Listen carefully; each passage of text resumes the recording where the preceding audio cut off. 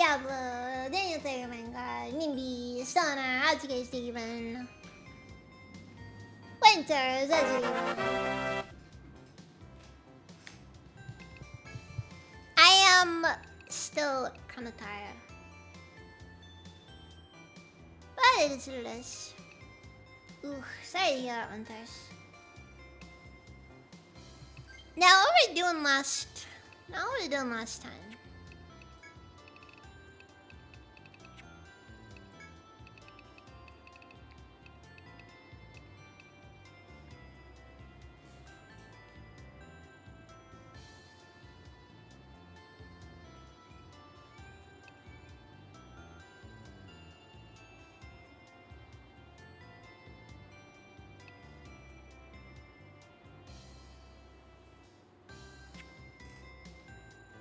I had no clue. Also, thank you for 10 months, Diablo. 10 months, jeez. I don't really think that everybody's been here for that long. Either way.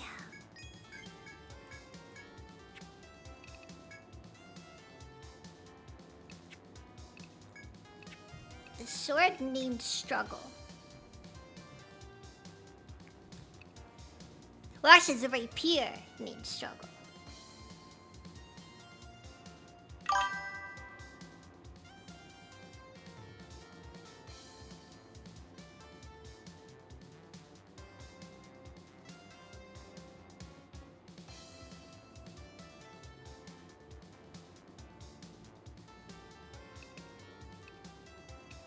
The perfect weapon for those who are,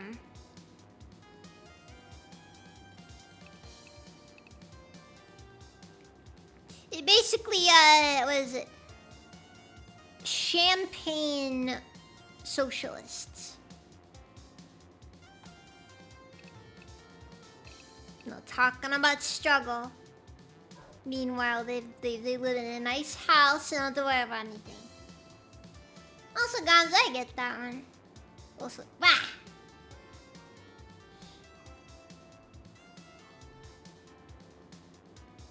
You have a nice stream, Gonzo.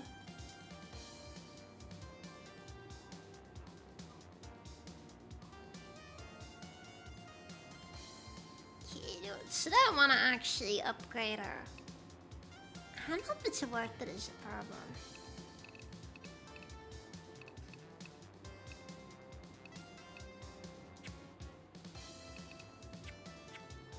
Think I'll leave it alone for now.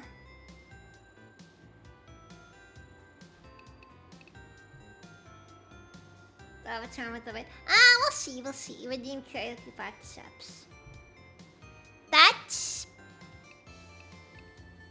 is not happening today, Diablo.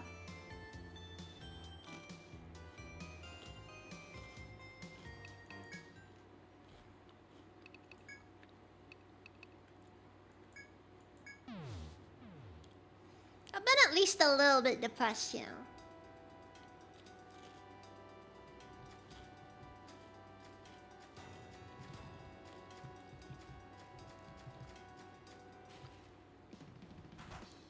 I just can't.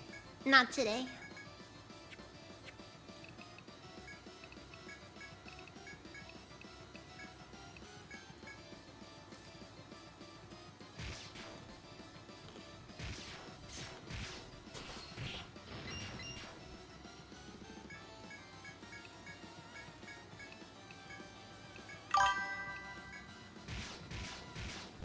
That's the plan.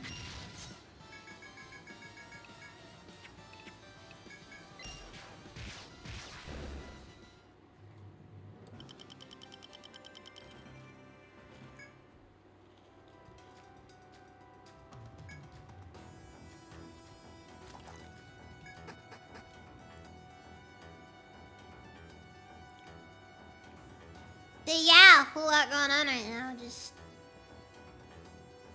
constantly going on.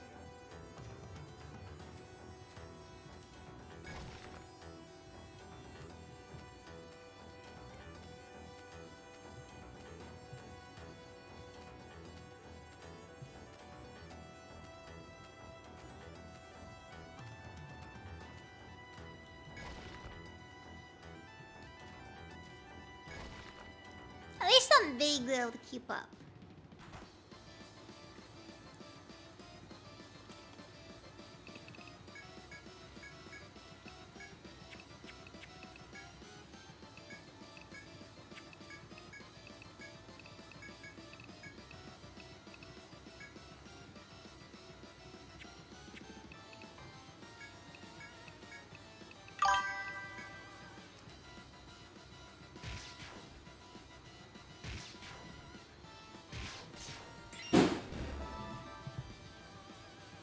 Hold on just a sec.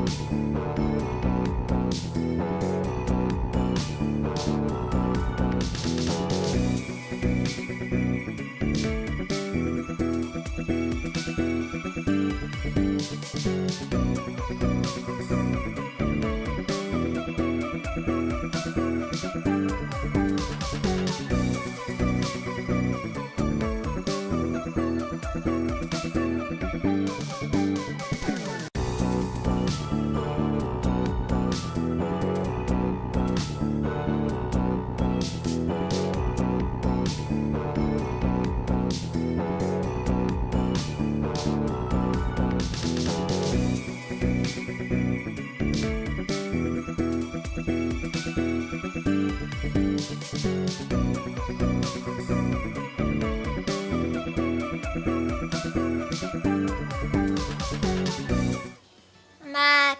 Sorry about that. Sorry. Grisling, Goblin, Edadine, Barry, as you guys Steven. Semiasto, as Steven. Welcome. Don't worry, everything's fine. There's just a new hole in the house now.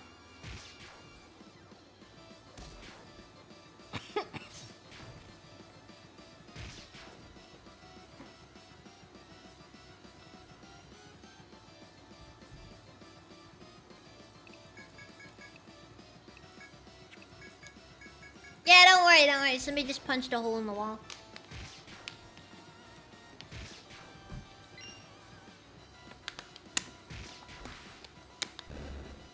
Of course it wasn't me. I was enjoying a nice stream, and then all of a sudden I hear a sound that sounds like somebody just got concussed.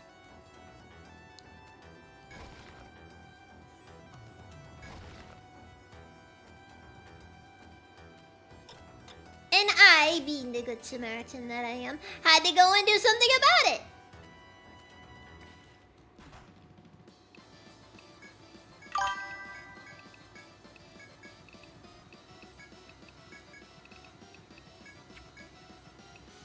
It was in fact not somebody being concussed, by the way. Trip to Home Depot. The landlord is not going to be made aware of this one.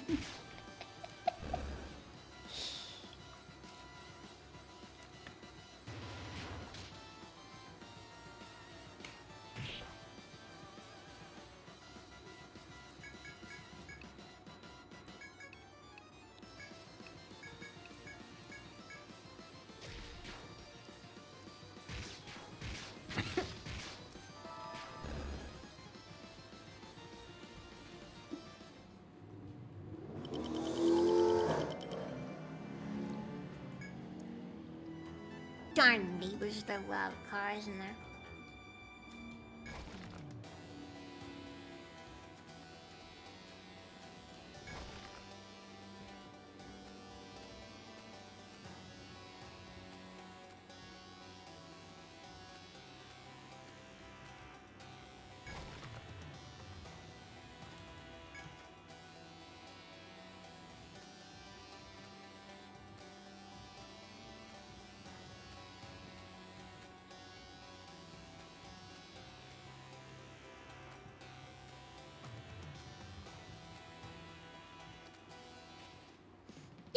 To say, it's just, you know, interesting stuff. I get to look at the game for stuff. I don't know, you know something? I don't look at any of the game stuff anymore. I can't really say I care enough nowadays about the industry as a whole.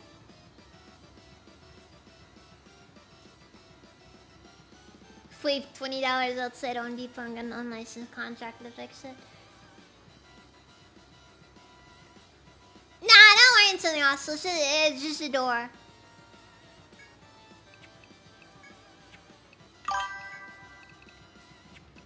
That's an easy fix right there, 'cause it's just a door.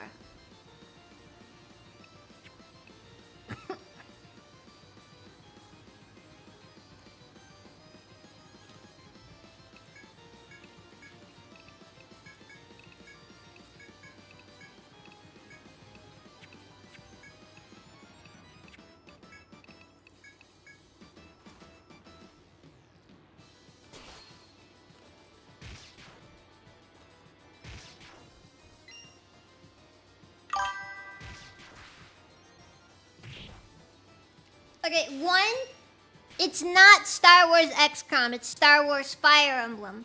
Two, I don't like watching my childhood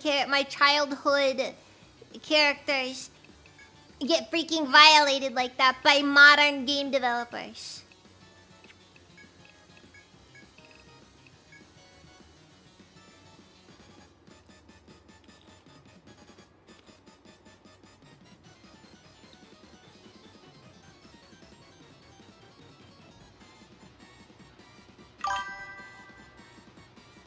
Yeah, I prefer the R34 and Dojin authors to be the ones violating my favorite characters. Modern game developers? No, sir.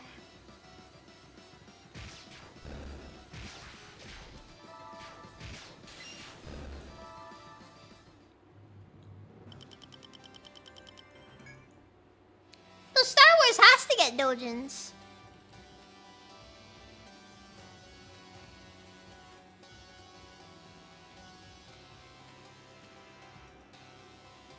I mean, the Jedi mind trick alone has to have inspired at least one Dojin. Let's be honest.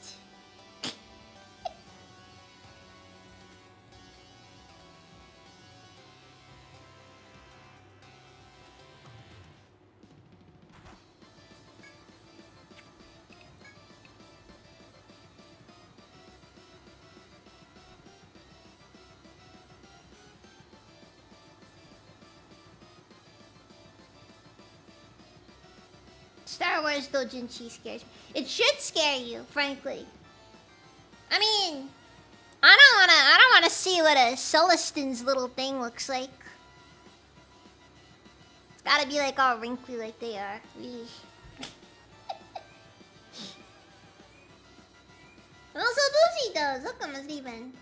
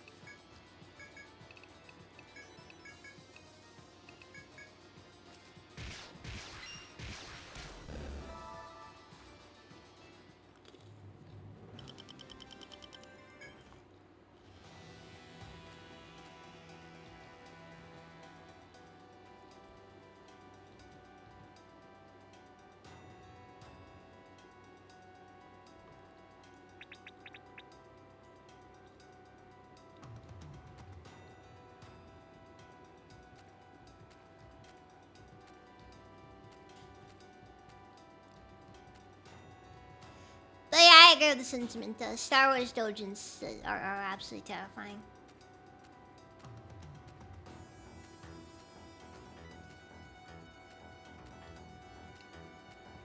A lot of Ahsoka Tano stuff in there. I wonder if it's anything to do with that one copy pasta. Luke, did I ever tell you about Ahsoka Tano?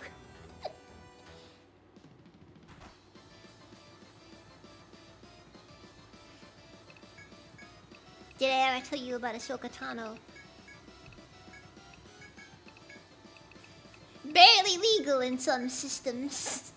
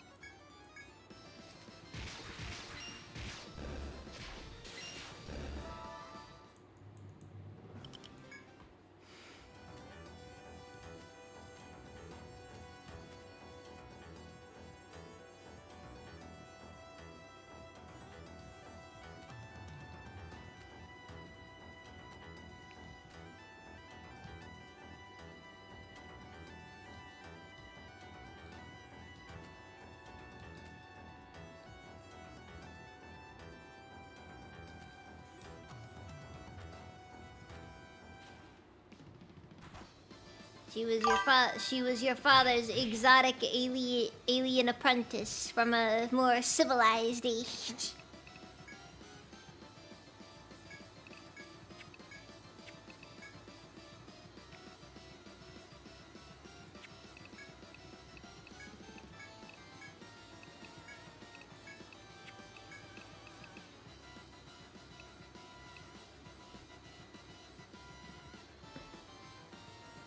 Yeah, nah, that's a good. That was a good one. That was a good one.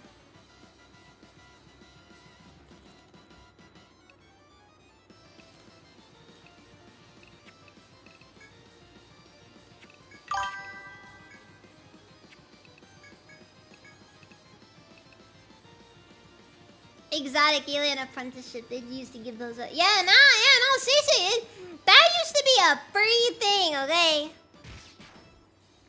I'll tell you now, the Republic was truly a bureaucratic nightmare in those days.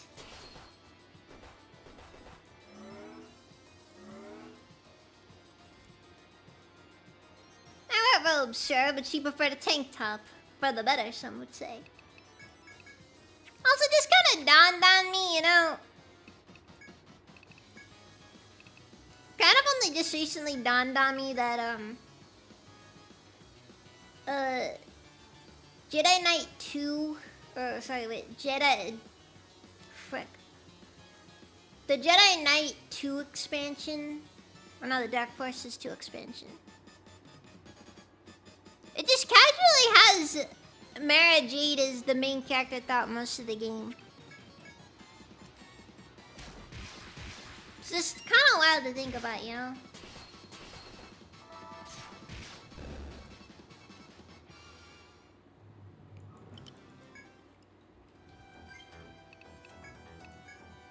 And they never make a deal of it.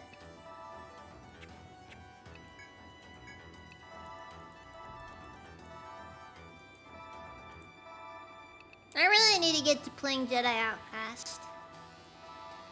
This is just so difficult to get around to it. I keep crashing out, but I keep crashing out on Tuesday. And then Wednesday just isn't enough.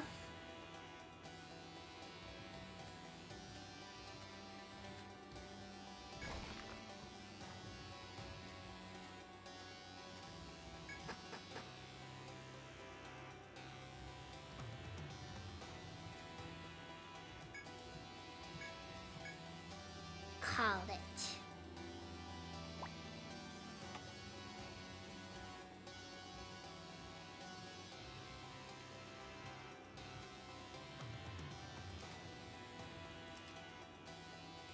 Okay, and let me just go up to the 22nd floor.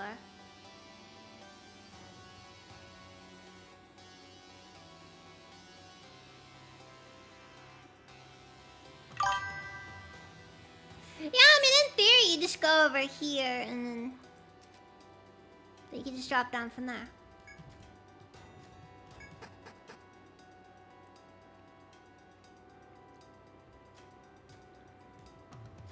Dude, it just keeps going! Listen! Listen, the book is freaking awful! Okay?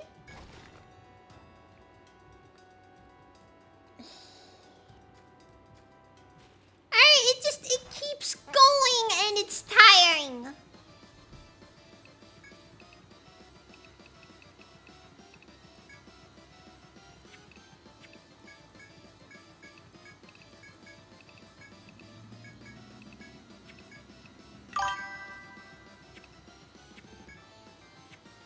It is absolutely just one of the more tiring books I've had to deal with. And this is why, when we are done with this freaking book, we are not going to move on to the sequel until, like, at least a couple of months. Because, God...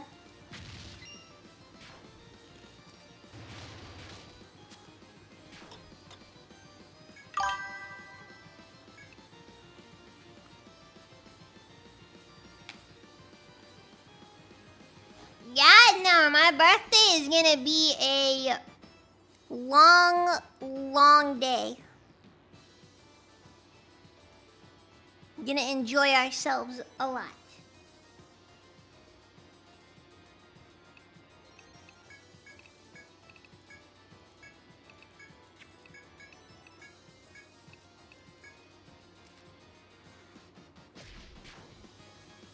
Oh, frankly, the hangover is gonna be better than the actual, like, than the day of.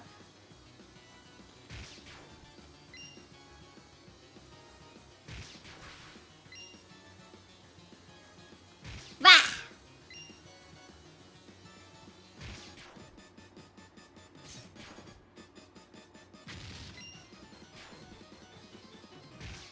You know what really sucks about it, too?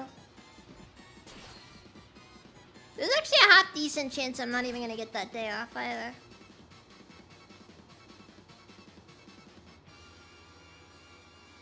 Like, I've asked for it. But I don't know if they're gonna give it to me.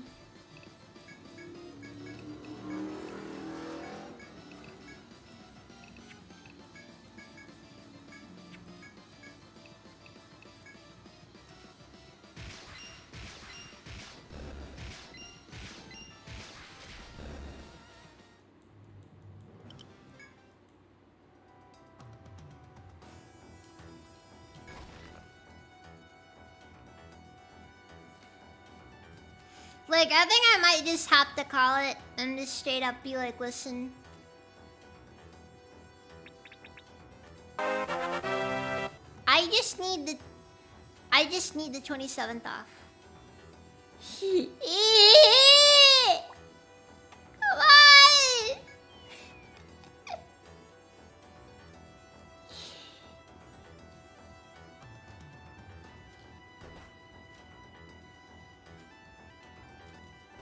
I hate pitfall traps. I hate them.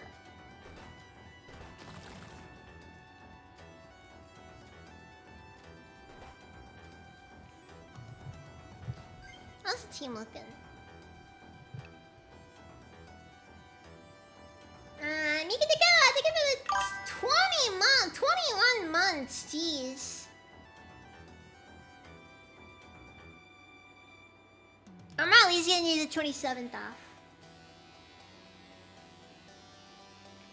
That's probably gonna be my absolute like minimum. If I can, I'd like the 3 days of my birthday off.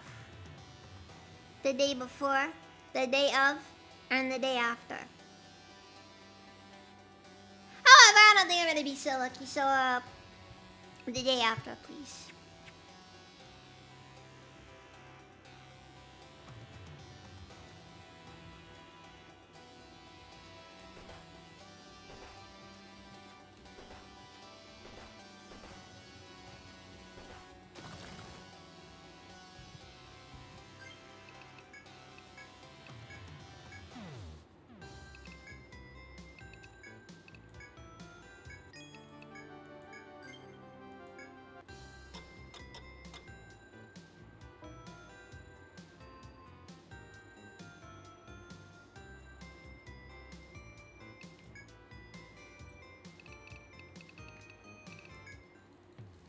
Hopefully it's not too difficult though. Either way, either way.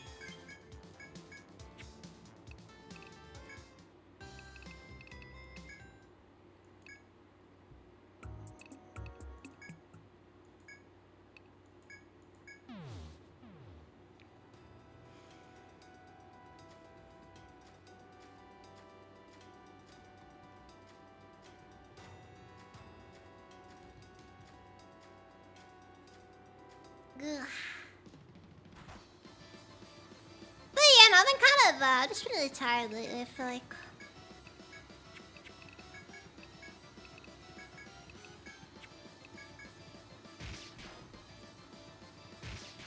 not been the easiest time of my life right now.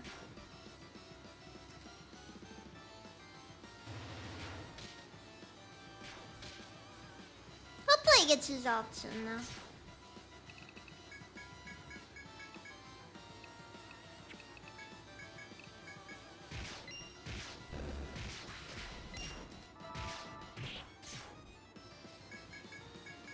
Dang, Underboob just got punched by an egg.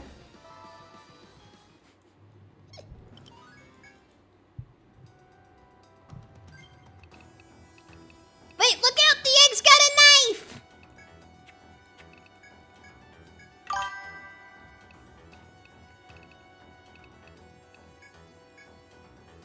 No, and then the egg, like, you know, shoots like a gang sign and then stabs you. Nitix Accountants! Oh, goody. Thank you for the sheep pie.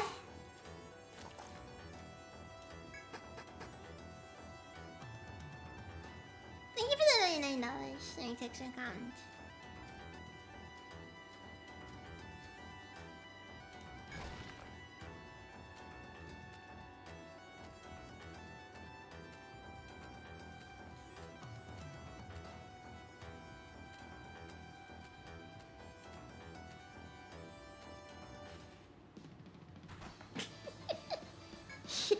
It's because I know what that's going towards.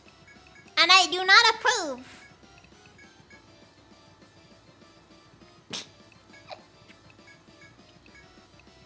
I know your angle.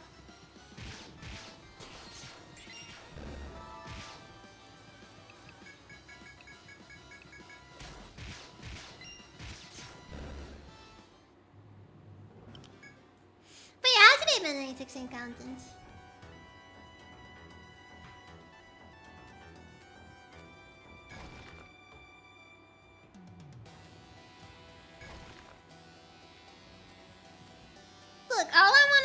is I just want to get really drunk and I want to just play poker with people, with my community and some friends. Okay.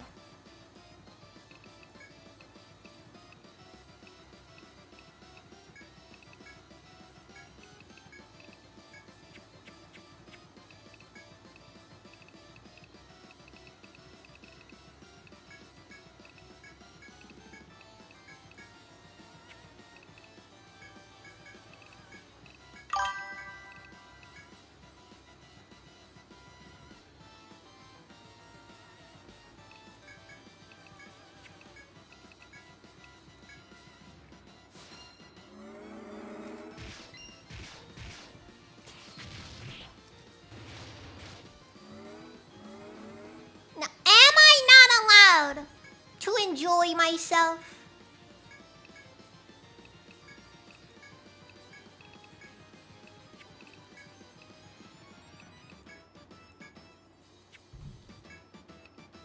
Some might argue yes, but I don't know. This...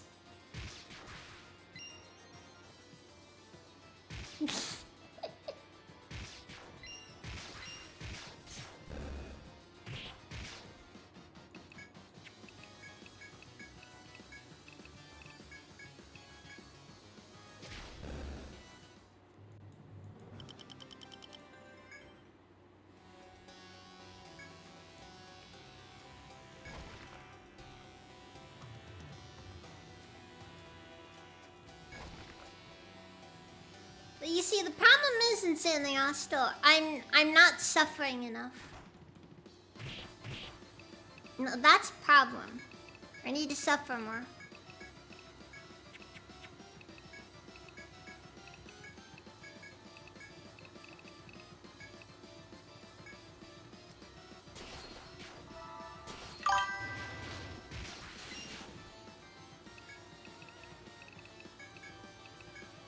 Not like it's important.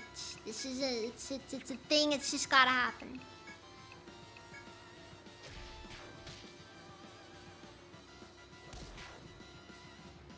Exactly. I need even more. I need even more character development.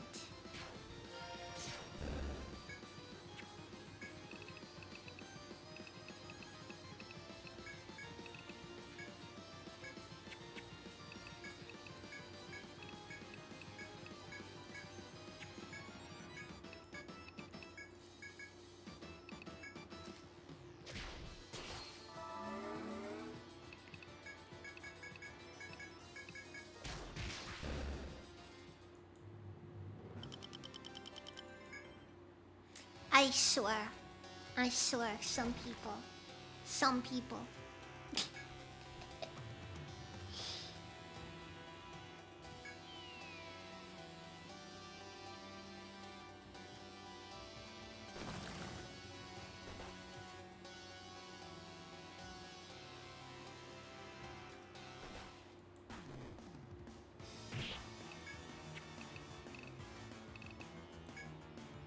Oh yeah, I guess we gotta kill it then. In that case, I guess we're doing this.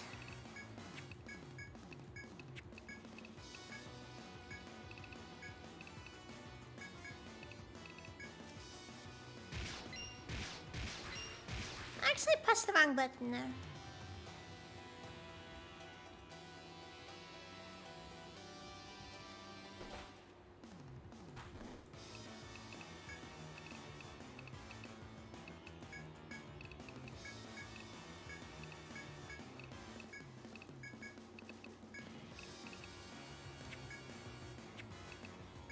This thing has no explicit weaknesses, but it also has no explicit strengths either.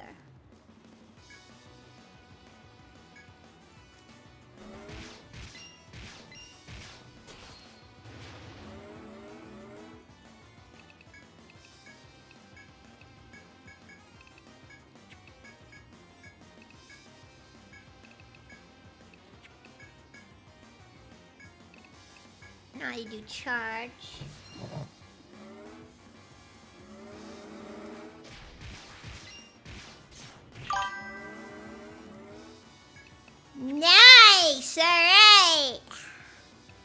This isn't good. This isn't good. Attack.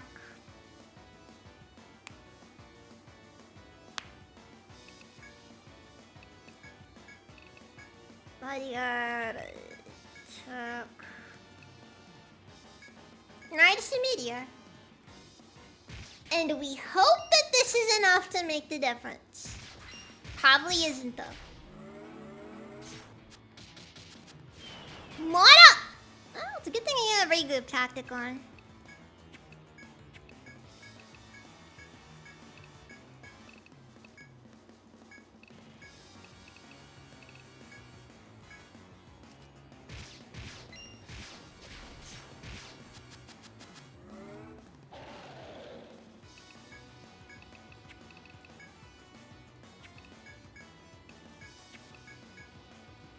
They're really gonna make me kill both of these now? I swear. Fine.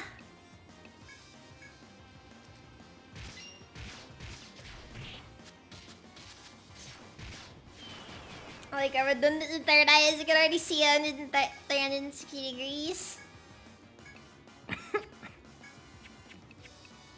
Well, it mostly sees through the through those eyes in the walls.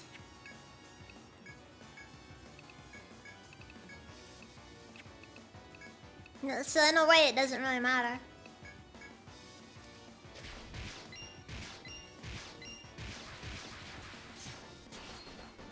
All right, good. We've killed one.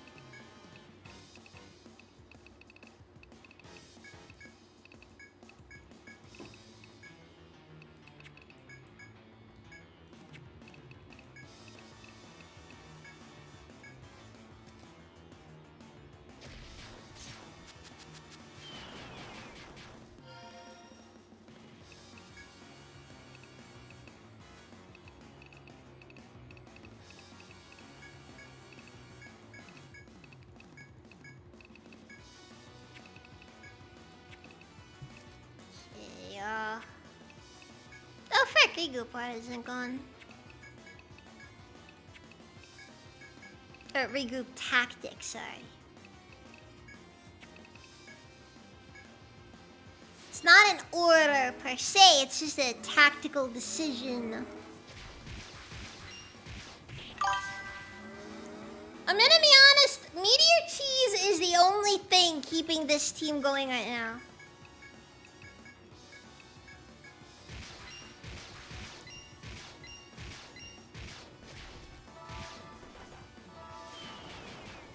Even though as far as tactics go, it's not really quite as cheesy as you'd think it is. Anyways, Captain Underboot died again, so this is frustrating because she keeps dying before we can really do anything. So she's just not gaining experience.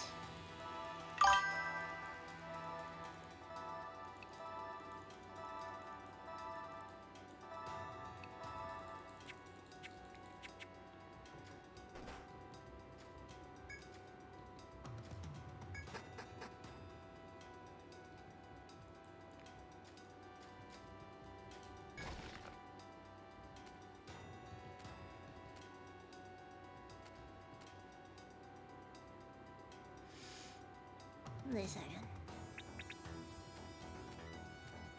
Okay.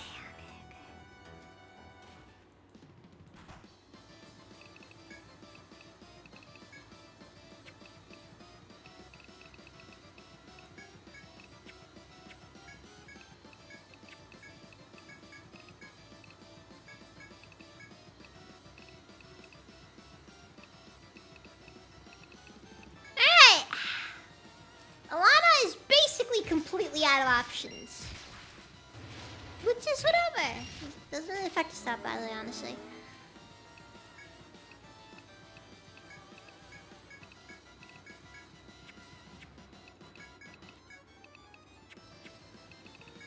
At least we don't have to deal with the Vor monster.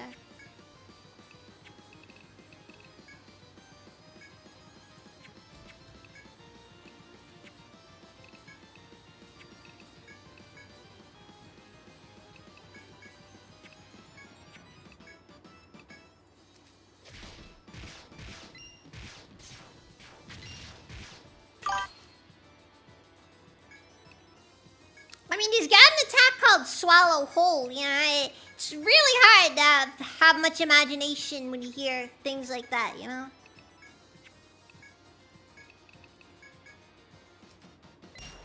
I should have dismissed the Plague God.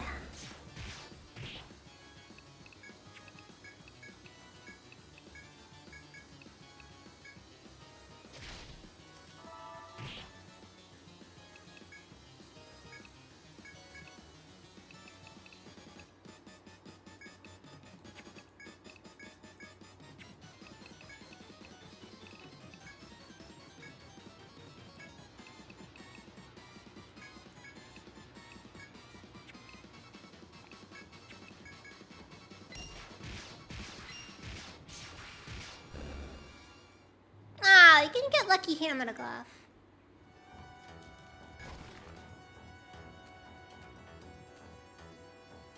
Alright then.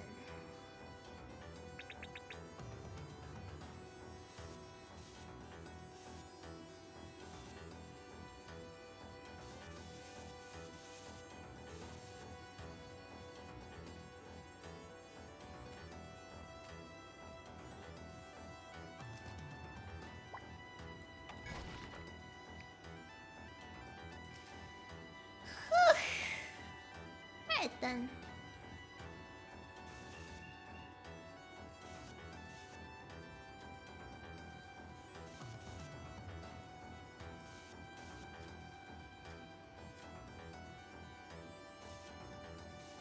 You know, I'm gonna be honest.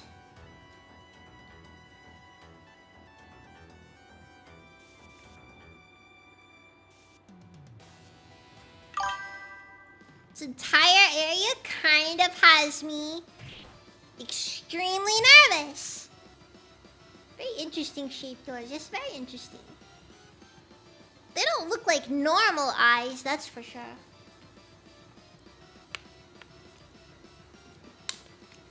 Anyways, time to fight the Chuny Pumpkin.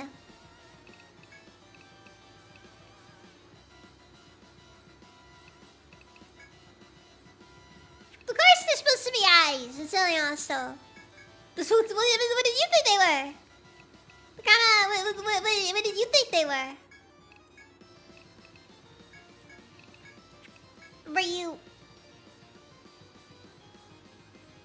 Were you having impure thoughts about the doors, Insanely Hostile? Is that how it is? He's so Chuny. He's so Chuny.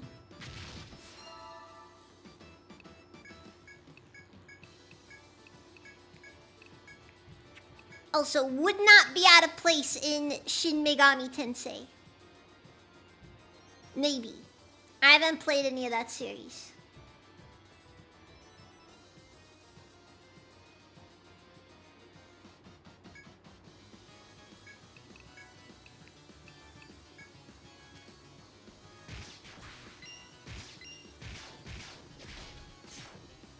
For what it's worth, though, that works just fine because this is. Wouldn't it be wild if like we get another Etrian Odyssey game and like it comes out like, oh yeah, no, Etrian Odyssey and Shin Megami Tensei actually take place in the same universe? Cause we're doing that now. Redeem Shin Megami Tensei. I actually have considered that as a possibility, like once I finish all the Etrian Odysseys, pivot, and start Shin Megami Tensei from the first entry.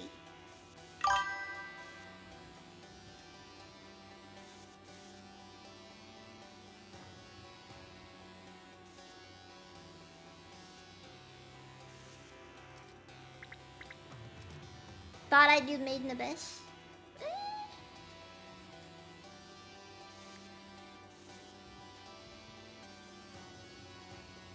Oh my god.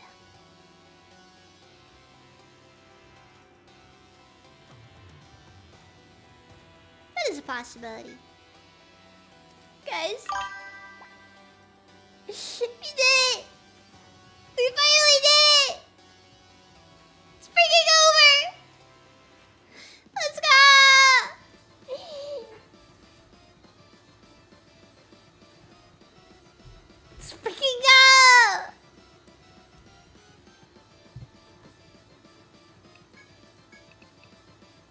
it really sucked that did happen.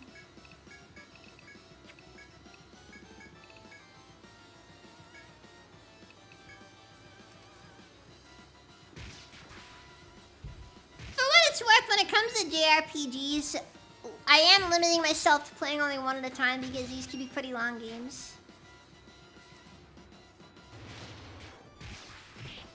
Because I know how this stuff can go. If I do let my, like, if I do get that invested in anything, it can very quickly turn into a problem.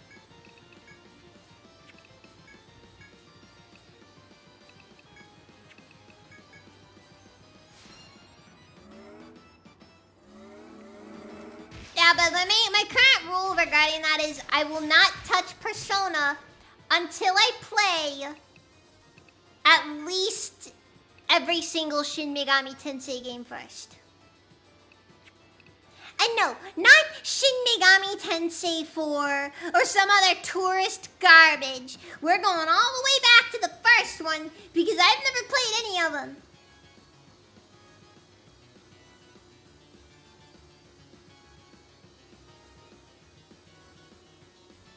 And I'm gonna be honest with you, after I'm done with this, there's greater than 0 odds I'm gonna pivot to Fire Emblem 4. Because I kind of have that itch, and I also feel like to a degree, Fire Emblem would also be a bit of like, you know, in that similar vein of games that are kind of long term and we're gonna be playing them for a while, so you need to get comfortable. And I want to keep at least one slot open for short term games. Name 6 JRPG bosses, God? Lucky guess.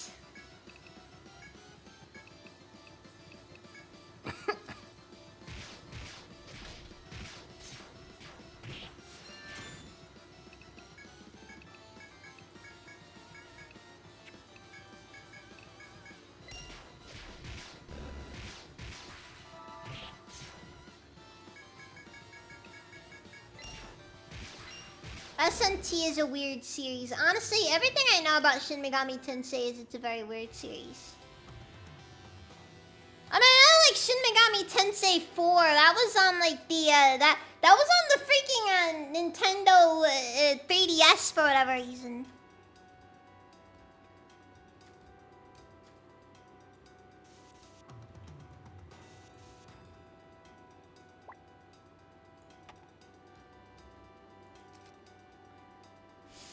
Wait a second. No, this is off. This is wrong. These stairs. This is not the way forward. Well, I mean, it's the way forward, but like the floor isn't done yet. We've still got a bit before.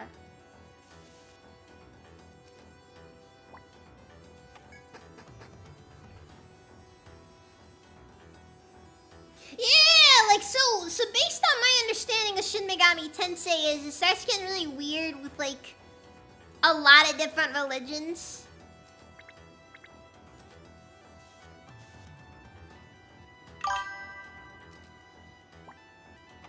Christianity, of course, is pretty involved in that series, but like it's not the only one though. SNT is edgy Pokemon. Yes! And hold on, wait, hold on. I need to verify this.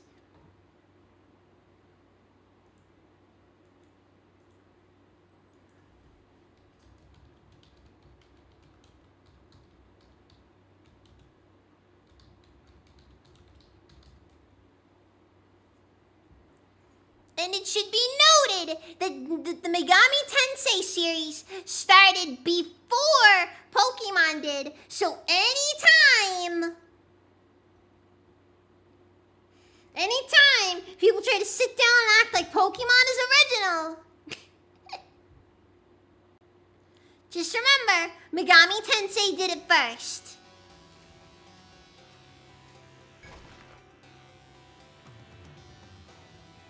Also, Megami Tensei is basically what your Christian grandmother thought Pokemon was.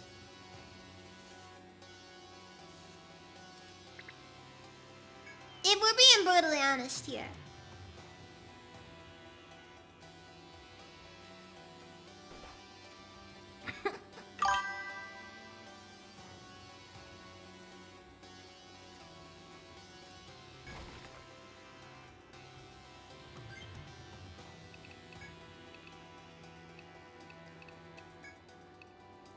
like, what are people sitting down here?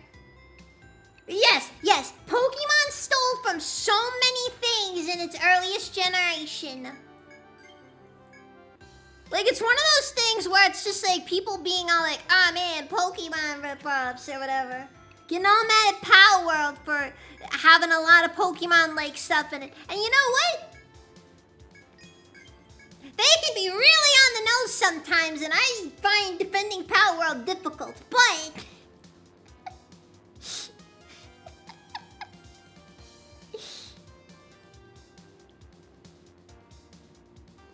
I wouldn't want to catch Pokemon the way you have to get demons in SMT. That is fair. That is fair. Megami Tensei was what boomers thought computers are. That is also true.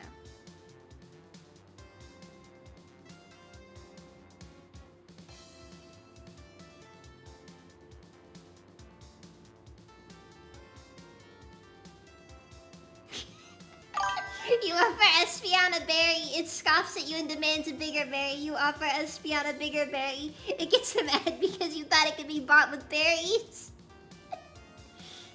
Yeah, no, basically.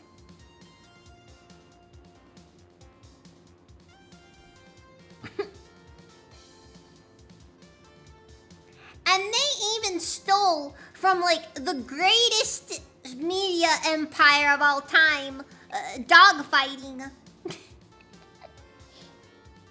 It's very tragic. It's very tragic.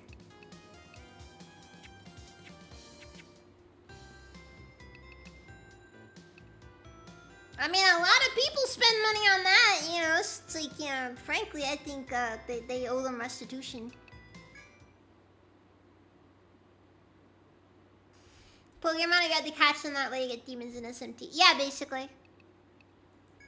That is my understanding. Again, have not played SMT. I vaguely understand it not all that well. And then you get Persona. Again, I'm not gonna touch Persona until I play the Shin Megami Tensei games.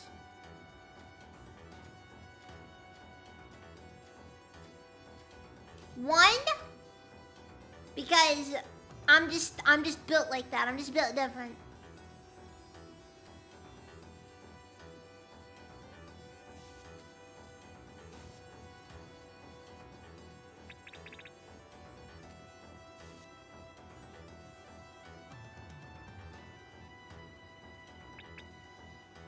One, two, three. Is this right now?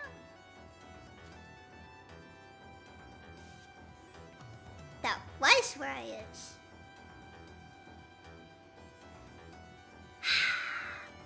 Anyways.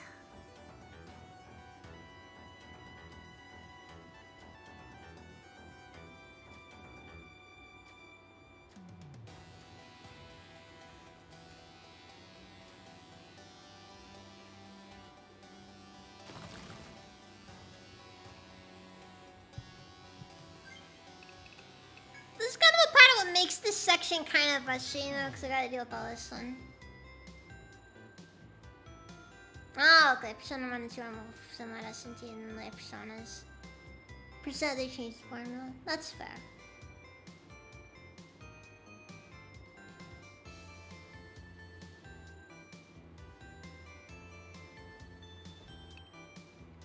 See, you just gotta remember the most important thing about me. I absolutely refuse to engage with anything popular in the most popular form.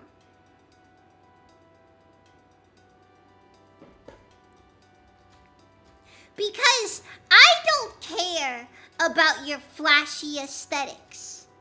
I don't care about your high quality character models.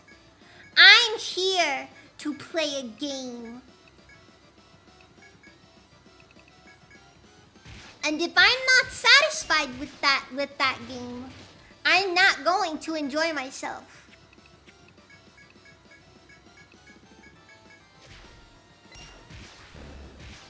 I can't play Expedition 33 because I am, in essence, primed to despise that game no matter what happens.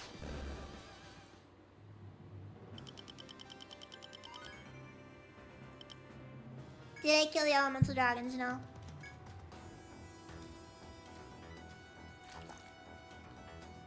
Koyax, you have to remember the dragons are the dragons are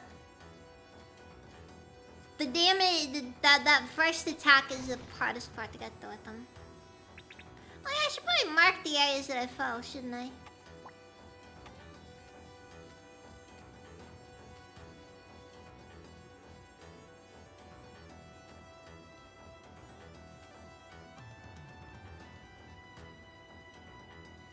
Oh my god.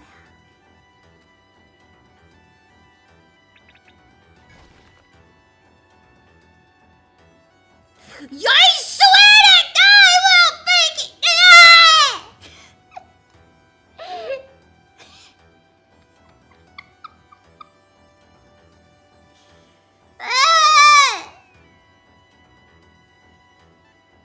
I swear!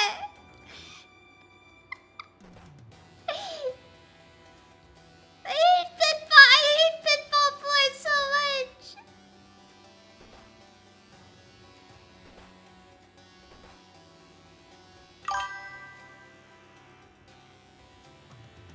They gotta make the Pitfall 4 so annoying!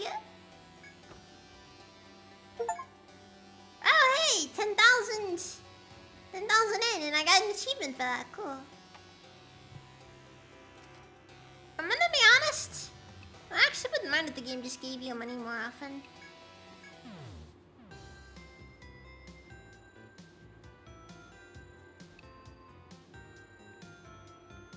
How's your tutorial because you like am I gonna play SMT by release order? Probably with this release order. Again, this is like a far, like I probably won't touch SMT until I finish up Etrian Odyssey.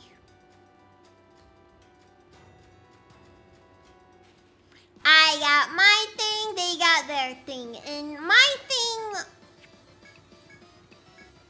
I just like Etrian Odyssey. Okay, I don't need to explain anything to you people.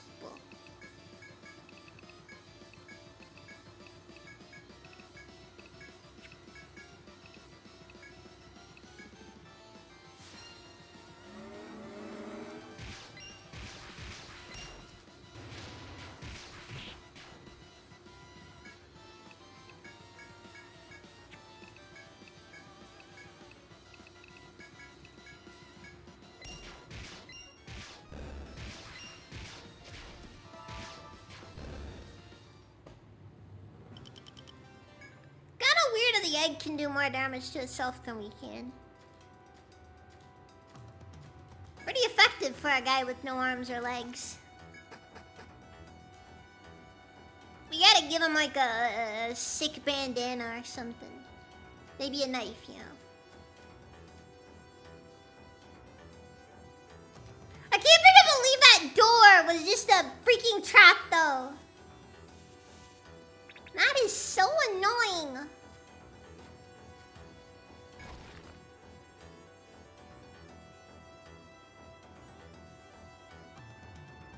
Then I am in a world of pain because Megami Tensei games suck. That's fair. It is also a possibility I could just burn myself out on the series outright because, you know, it does not gel with me. Because it's like one of those things where, like, you know, listen, if something just doesn't hit, it just doesn't hit. Games have broken me before, so, eesh.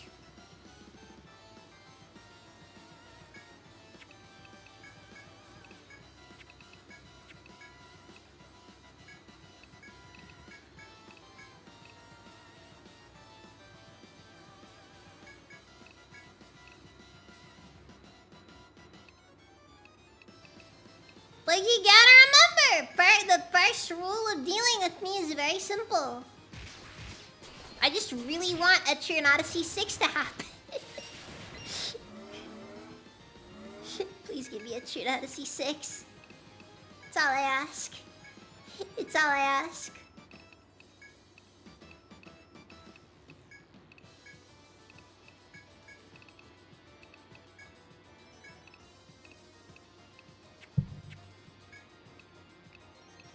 I want nothing more than to be extraordinarily disappointed because they decided to make a sequel to one of my favorite series and then subsequently just not get it like I do.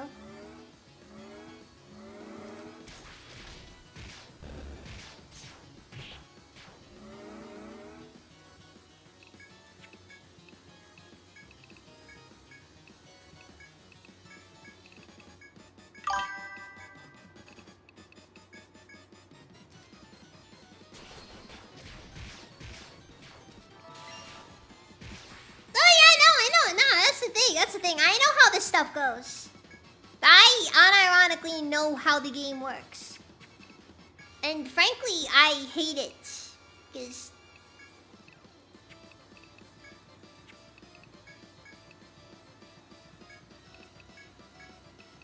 it's hard to love anything in the modern age.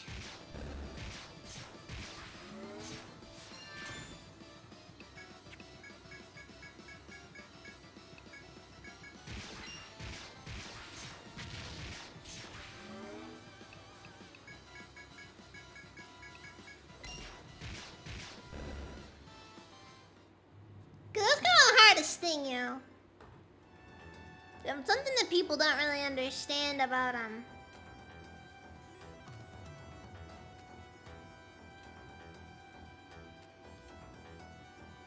the difference between love and hatred. Hatred is normally a byproduct of love.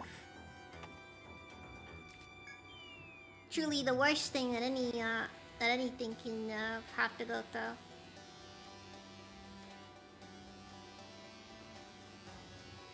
Is apathy.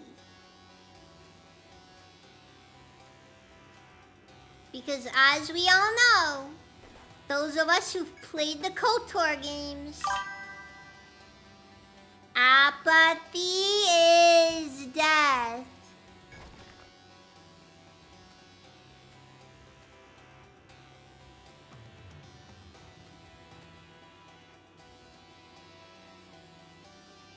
I fell on the same thing again.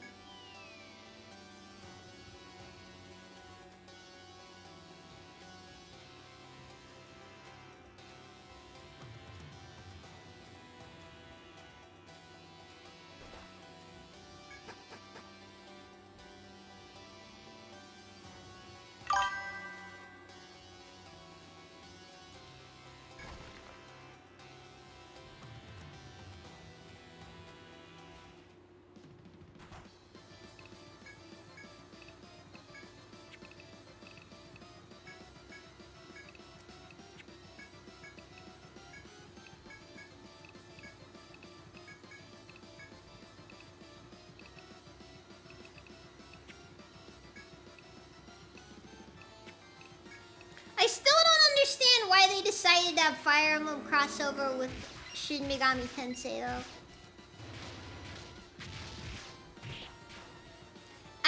I want so badly to be able to see what that pitch meeting was like.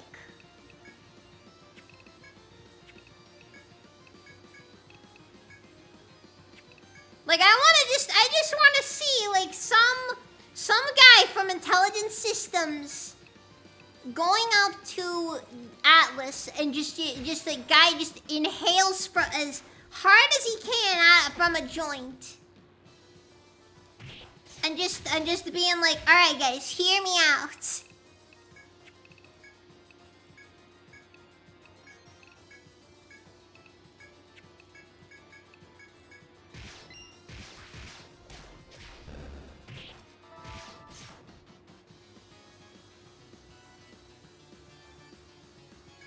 Well, that's the thing. It's like once you become apathetic, that's when something is truly dead. Because you gotta remember, hatred and love are basically, they're intrinsically linked. To love something is almost as potent of a feeling as to hate it.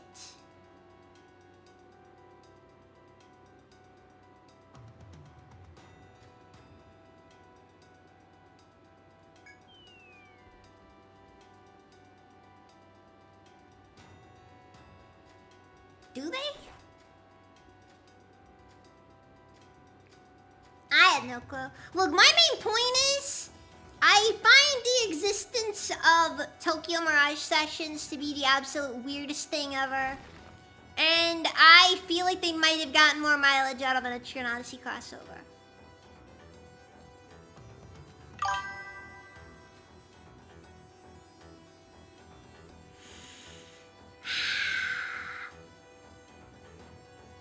Okay.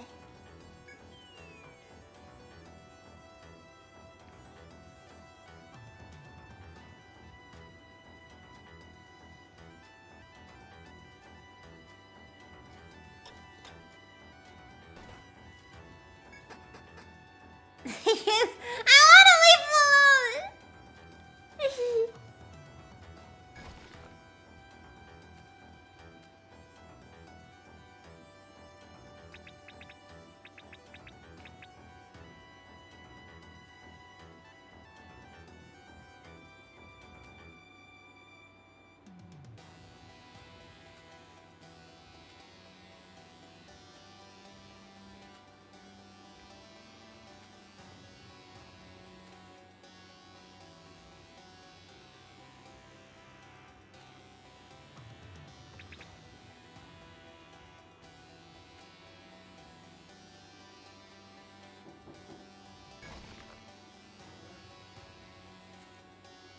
Hold on a second.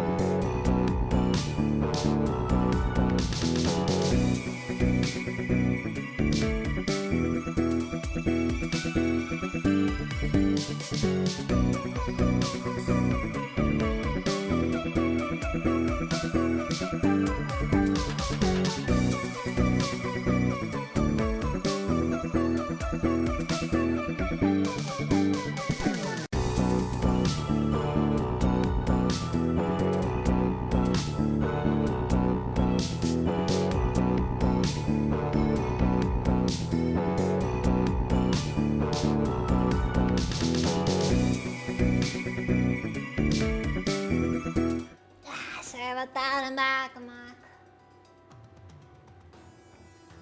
Wendy, welcome as you been. I apologize for the wait, by the way. Not going on right now. And now for the part where I gotta try to figure out where the frick am I?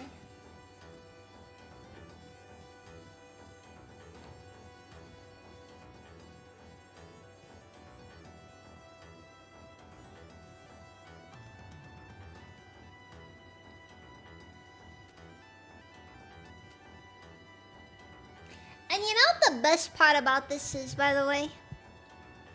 This still isn't as bad as the Pitfall Maze from Etrian Odyssey 1. Ugh, I'm sorry about that. Hope it isn't too bad. Anyways, token art session is when nepotism meets corporate meddling. It's just one of those things where like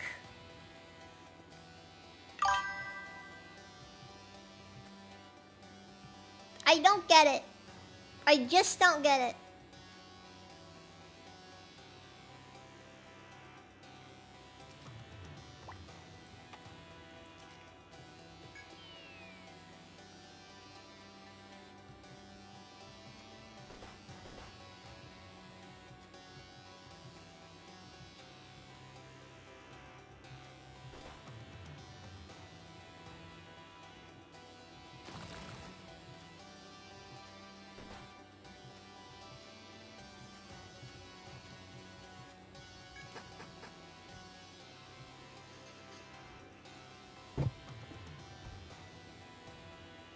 Oh yeah, Windia has been here basically forever.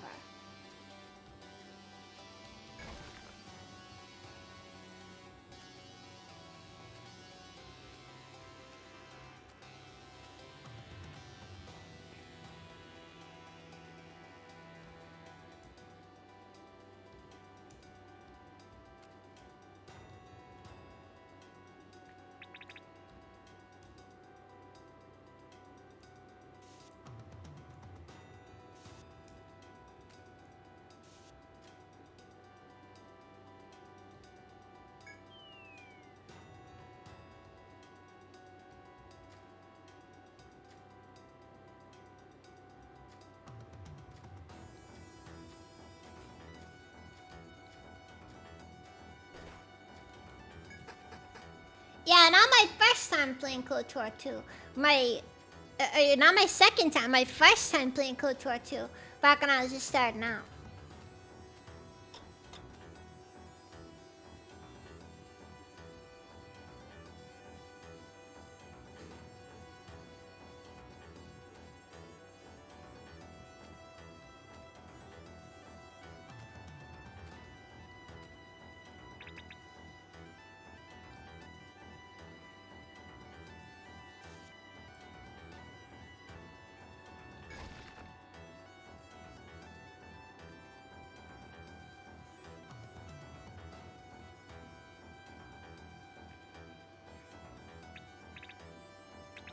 I actually don't remember, honestly.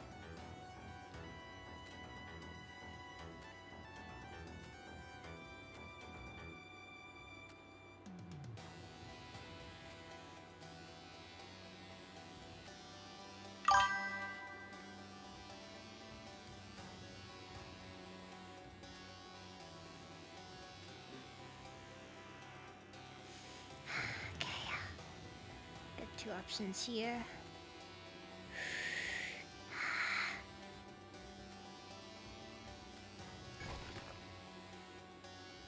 Let's make it go! Let's make it go! We did it! One last encounter for the road, I suppose.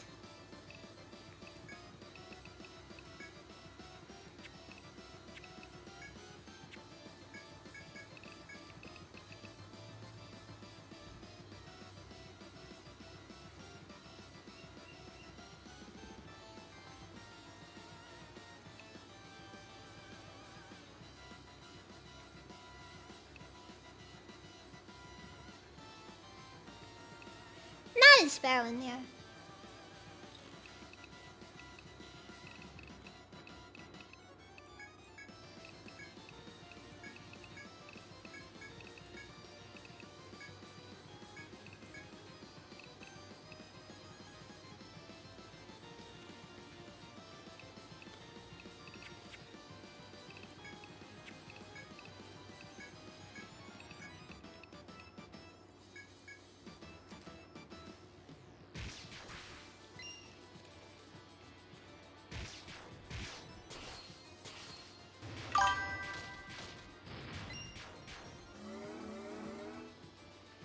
It's like, don't get me wrong, I don't necessarily mind the pitch of Tokyo Mirage Sessions.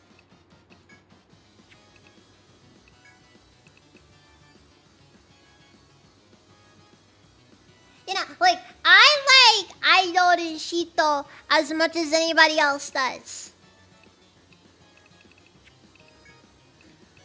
Maybe even a little bit more than the average person does. Probably a bit more than the average person does.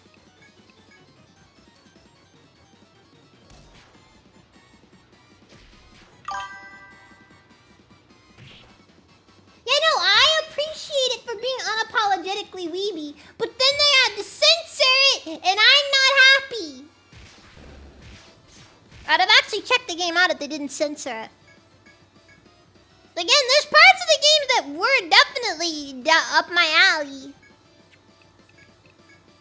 It's just that they freaking decided to go halfway and didn't want to actually do anything.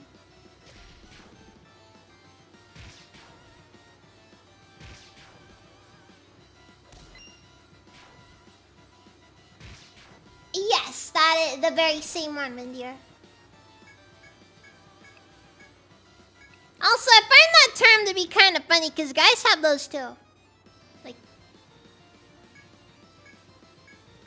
you know, like it's where the it's the crease between the crease where the legs meet the where the legs and the crotch meet.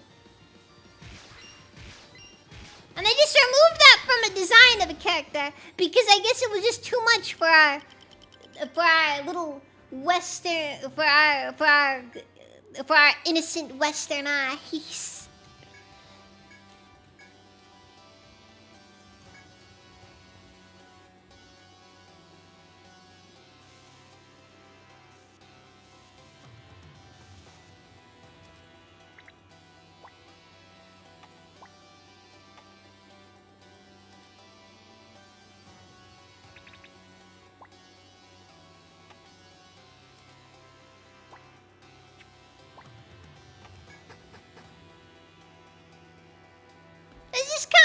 upsetting because it's like the only thing is just that like seeing that particular part of the body. It is a byproduct of wearing low cut jeans. That's all. Actually, wasn't that also the same design where like the lady, like there was like a zipper that just went all the way down and it's just like, oh god.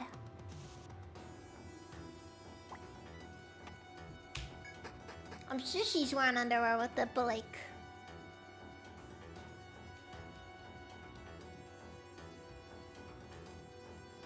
Still, it's horrifying though. Anyways, guys, you made it to the 24th floor. Let's go.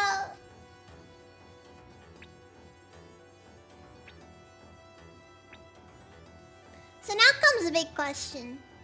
Are we gonna have a secret 25th floor? Possibly. Bah.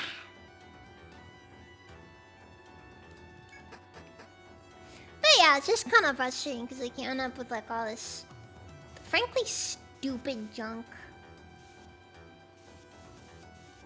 And it's like one of those things where it's like, if this wasn't a freaking... It did not have to be this.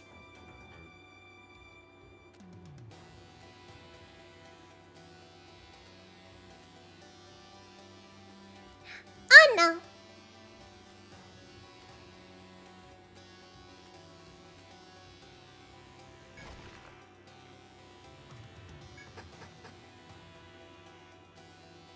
How many floors are trees usually? It honestly depends on the Etrian and Odyssey game.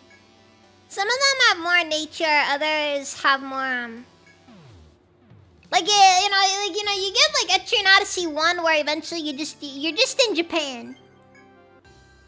You know, you go deep enough in and you realize that, oh my god, Atlas pulled an Atlas and it is just Shin Megami Tensei all over again. Post-apocalyptic Japan in my fantasy RPG?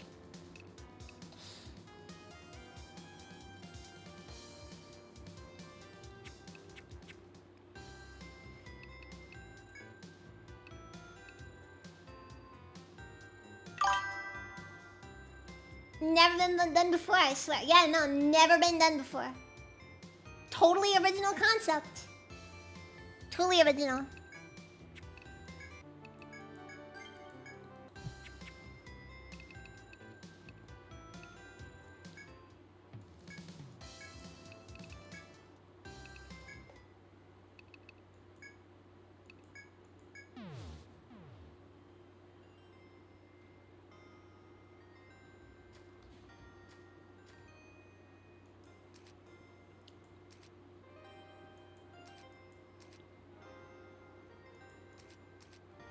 So I gotta like find out Rune or whatever.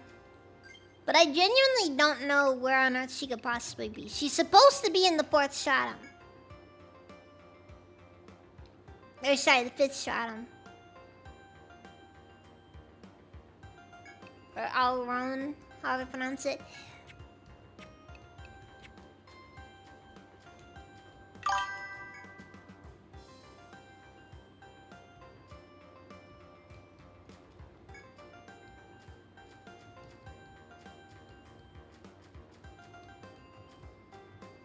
Look, my main point is I didn't play Tokyo Mirage Sessions primarily because of the censorship. Like, when they did the re-release, I would have bought it if they didn't censor it. Now, they lost me.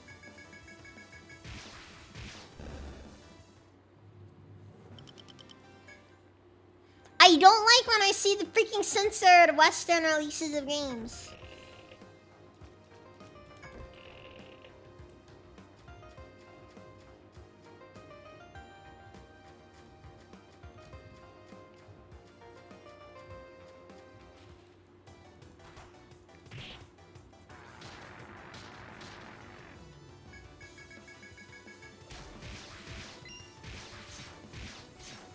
I didn't play because it was a Wii U game.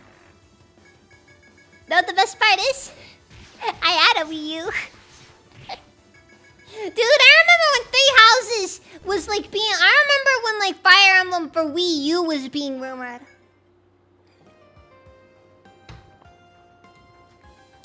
And then that never happened.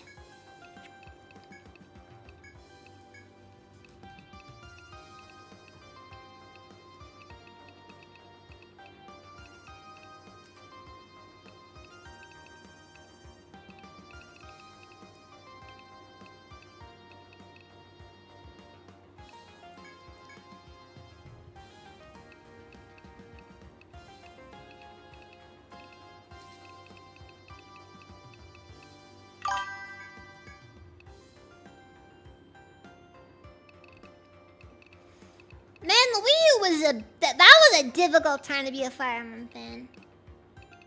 I mean it when I say it, by the way.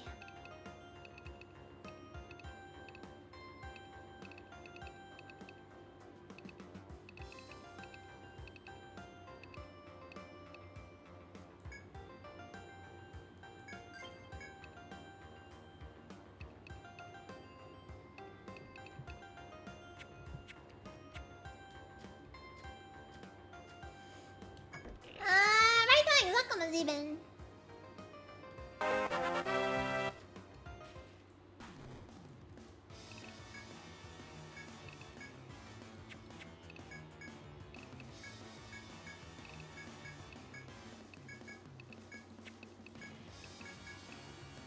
There.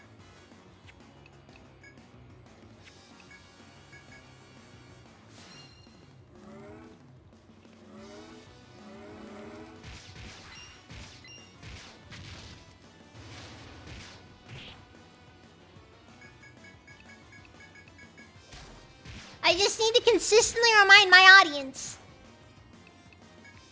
I do own a Wii U.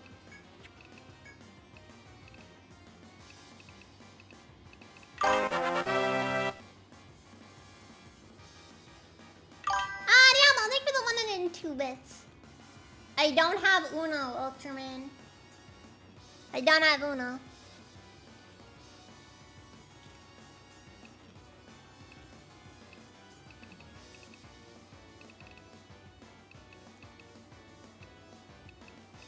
Not mine! Not mine! Mine did not!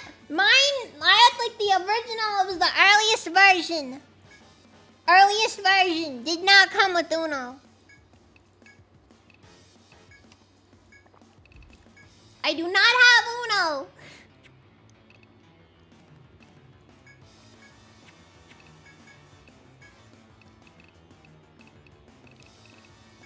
I don't have Uno. It didn't come with my specific Xbox. No joke. Do not have. Never had an Xbox 360.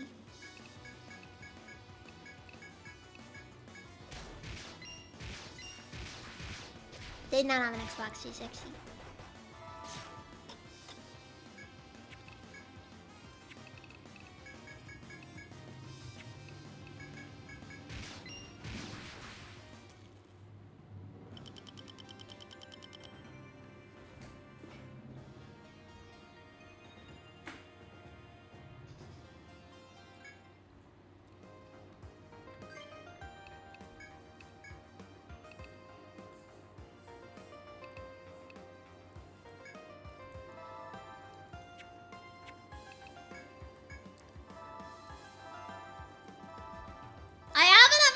Xbox.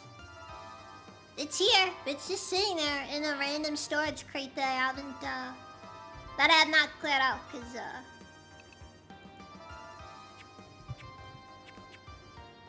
yeah! OG Xbox, that was a definitive way to play KOTOR. Especially KOTOR 2. Hey, guys. You know, it'd be like the funniest thing ever to do for a stream. Play KOTOR 2 as God intended on the original Xbox.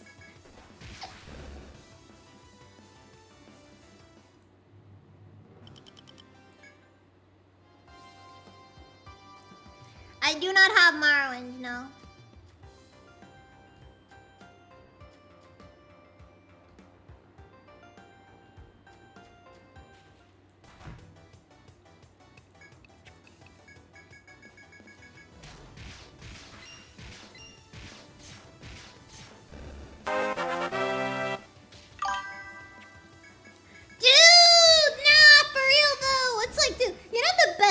about this too. Even on the original Xbox, I liked KOTOR 2 more than KOTOR 1.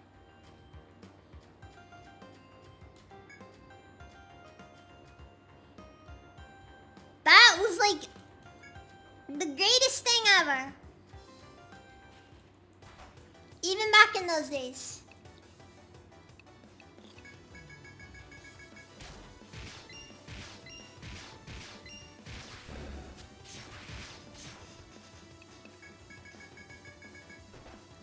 Even when the autosave gets corrupted because I went into an area, when I'm like sitting there just like wondering, oh god, please don't crash. Please don't crash. The game just like crashes constantly. Because that is just how KOTOR 2 was.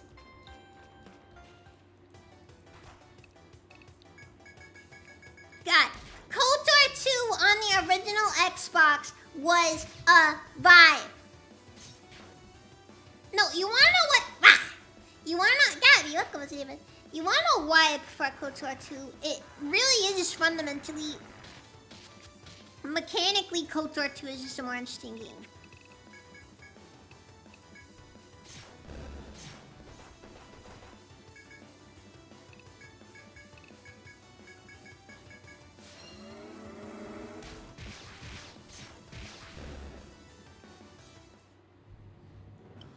Like, if nothing else, Stealth Run. Absolutely just insane concept. That made the game for me.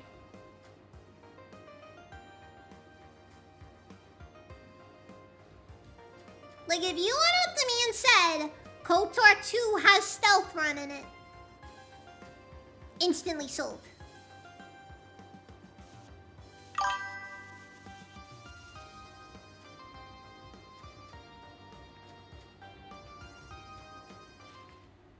Like, for real.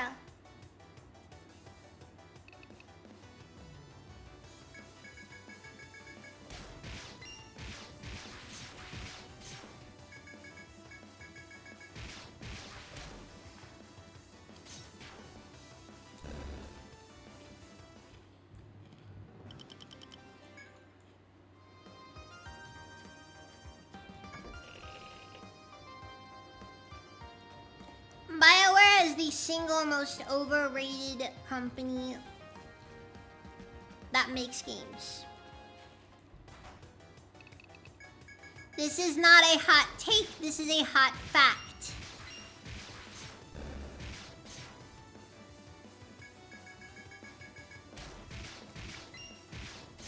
Dude, let's be honest here. Mass Effect wasn't all that great.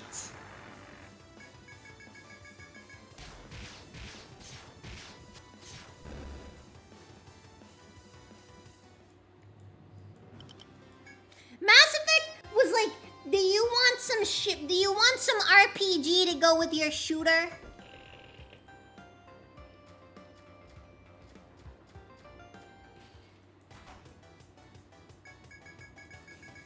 Like Mass Effect 1, like if they went with the Mass Effect 1 idea and just stuck with that, I think we might have had something. But they didn't.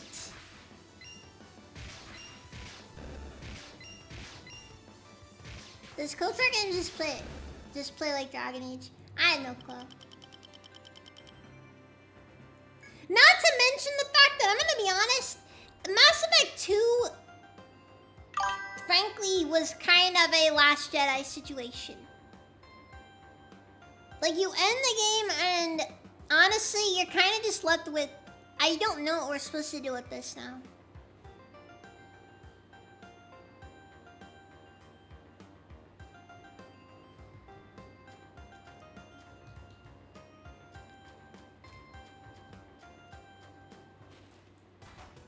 Oh yeah, that's just how people are though.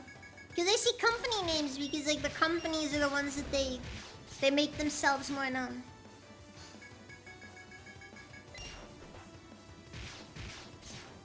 The fact that the tree rats are standing straight up makes me mildly uncomfortable. They're like, they get like this look on their faces, like I'm seeing something I'm not supposed to be seeing.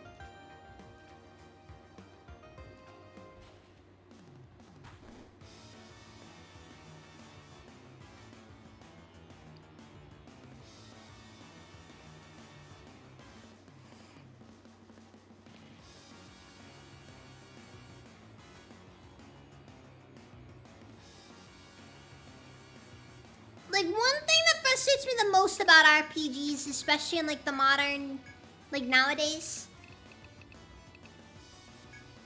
they will basically make an RPG, and the main thing that will differentiate a game, that will make the game an RPG in the eyes of most people, is that it's just, like, the most... They basically just give you a choice. It's like, do you want to be super ultra death Hitler? Or do you want to be like the goodest person to ever live?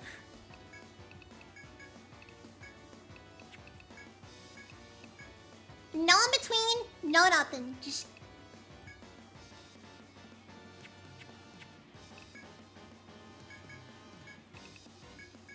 They basically just ask you that one. They basically just carry out that one UN blue people ad. You know, it's just like, why do you want to join the army? And then we sit down and act like we're having a serious discussion. Yes, that was a great album, by the way.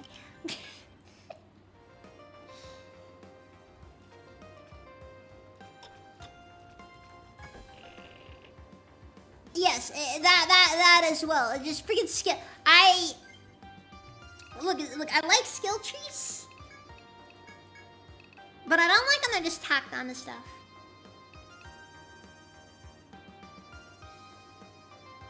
I should do something like that one of these days, but gender. No, because you wanna know why? Because they can't make in-depth narrative choices. Because if you do that, you have to actually like make a narrative following you doing the bad thing. You wanna know what ends up happening whenever they give you like an important decision? It always comes down to like, in the end, the character that died, nobody's gonna... If somebody is going to basically be able to die in any situation, they will vanish from the story after you save them.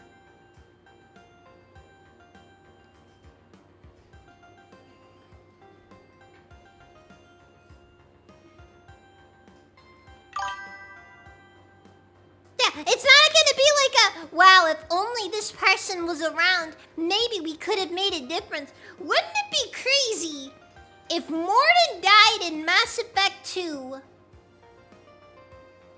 and we just can't cure the genophage? Or maybe there's more process to curing the genophage that doesn't just involve, okay, I guess Eve has to die or something.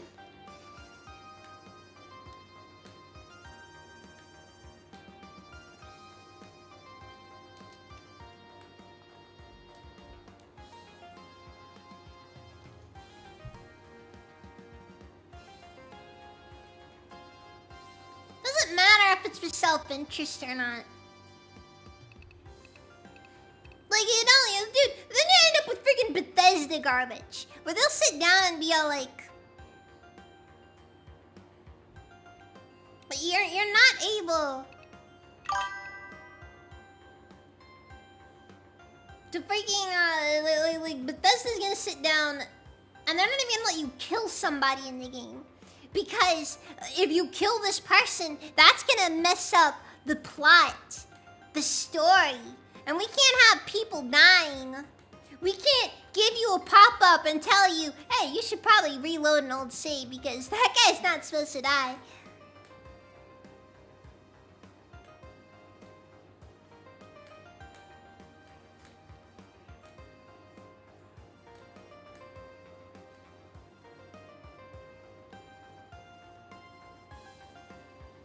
Like, I'm just saying, curing the genophage should have been a more serious discussion.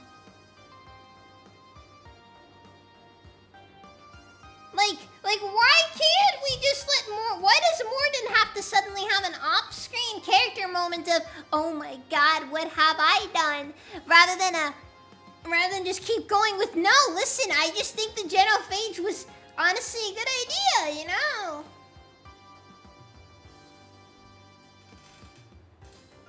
Bethesda games cannot destroy because it goes against the game. Yes. That is true.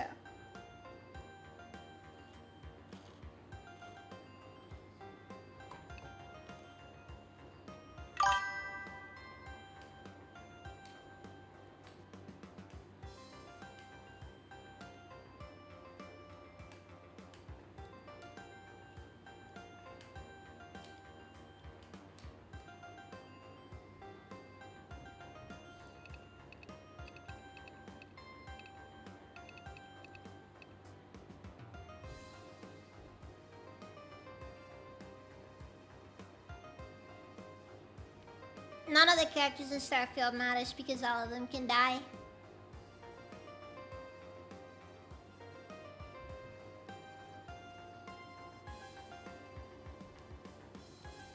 Ultraman, I'm pretty sure Starfield is pretty well regarded for the fact that it has the absolute most numbers of characters that cannot die than any other Bethesda game. At least I was able to stop the blind girl. Also, Krogans evolve fast, taking care of themselves from genophage naturally. I'm not for sure about that one, but I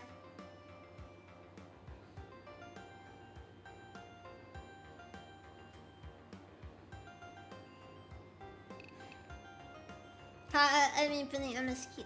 MSQ? What's the MSQ, Ultraman? I'm not familiar with that one.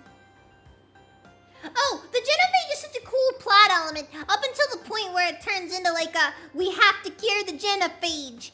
And like, we sit down and be like, okay, here's the framing of the entire thing. The Solarians are a bunch of nerds. And we don't like nerds in this household.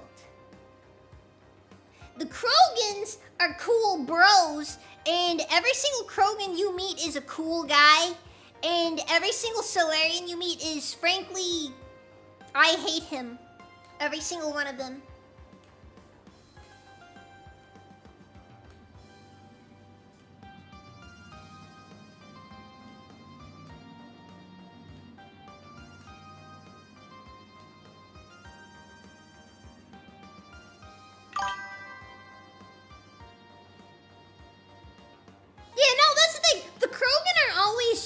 They're cute and they're quirky and like, you know, they're just like, but like, you know, you can tell they're kind of dumb, so you feel like you gotta protect them. They naturally frame it so that it's like, under no circumstances would you emotionally want to side with the Solarians. And that's where the entire genophage plotline falls apart.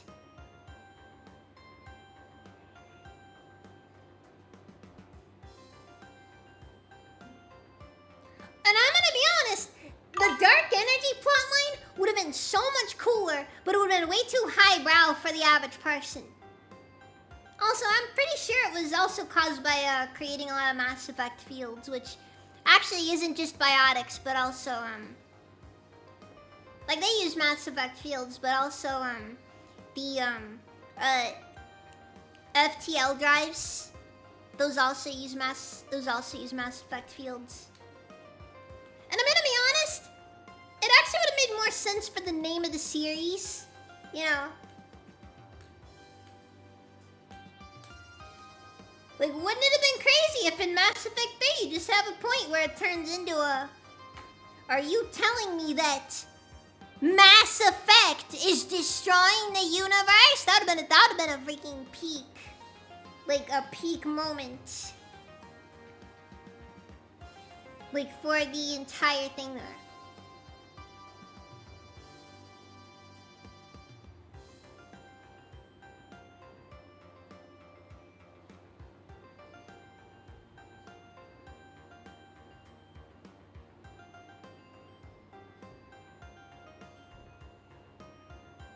Well, yeah, no, they try to make it nuanced for a long time, but then they sit down and have freaking Mordin have a sudden heel turn moment, freaking come to Jesus moment where he's just like, oh my god, why would I ever want to sterilize these beautiful creatures? Meanwhile, you got a Krogan disemboweling one of his fellow Solarian.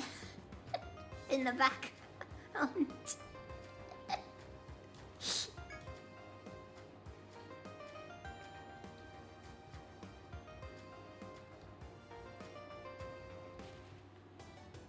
like, look, I get where they're coming from with that particular ending, but I also agree that Dark Energy was just a cooler plotline. Like, I understand where they're coming from the whole organics and machines can't really interact, can't really be friends in the long term, because it's like,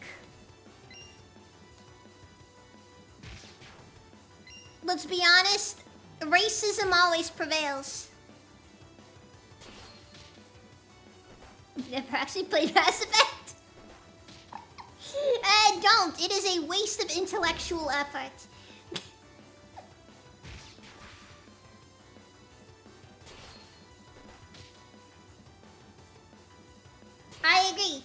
I agree, honestly. It's like, the entire Mordin death scene is more or less just an attempt to tug at your heartstrings because we already like Mordin.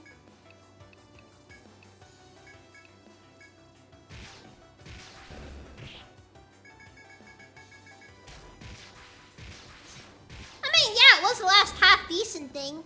Emphasis on the half-decent part. No joke, my first run of Mass Effect 1, Mordin just freaking dead. I sent Mordin into the vents. Or my first playthrough of Mass Effect 2, I sent Mordin into the vents. Yeah, he just freaking ate it.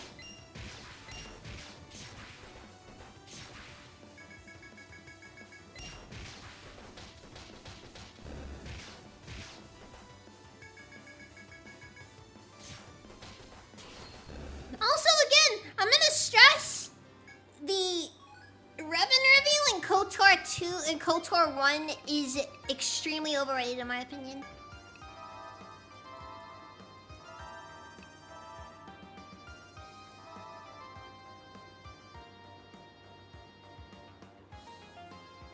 I remember the days when Mass Effect was on every poster on V's grid and there was no VG. What?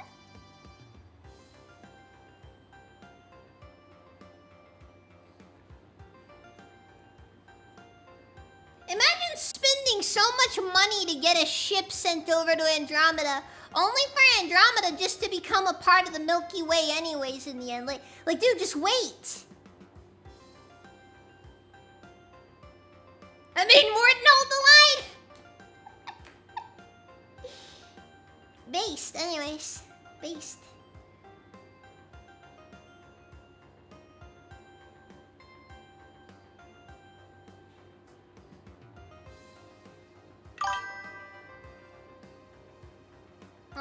Oh, big question.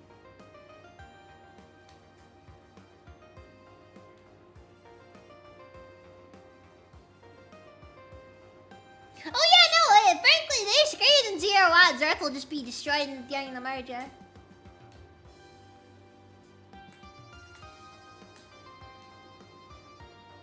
Why have any gaze on your galactic vessel to repopulate another galaxy?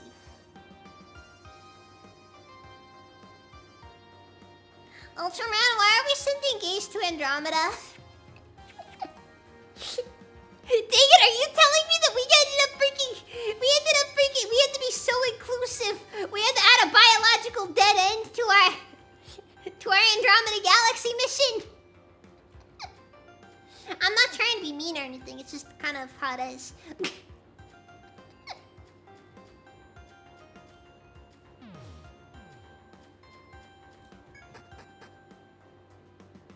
IVF? I don't know, honestly.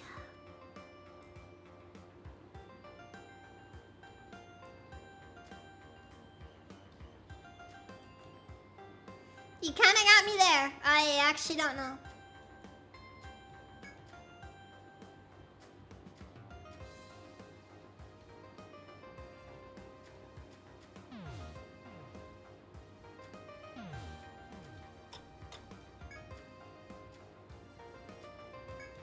But that's never covered because of Andromeda. It's like, maybe if like you're a really good scientist, maybe, but it's like, Dude, come on. Why would you want to go to Andromeda in that case?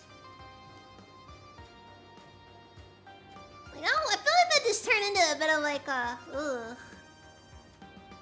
Not my thing.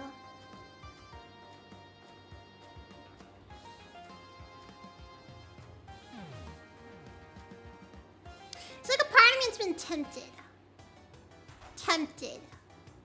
I don't know if I want to though, because that requires me to actually play through Andromeda, and like I enjoyed my playthrough of Mass Effect games.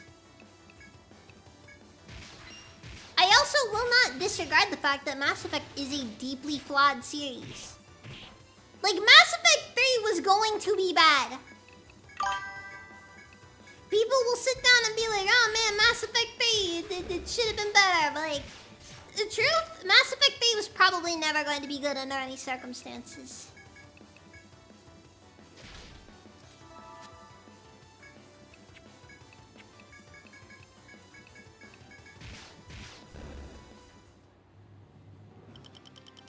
And by the way, on the topic of RPGs, I don't know.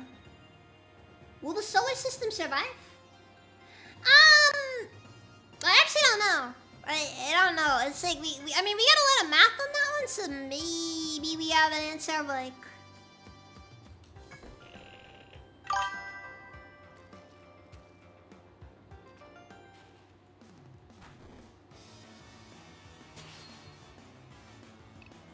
Realistically, it's up in the air.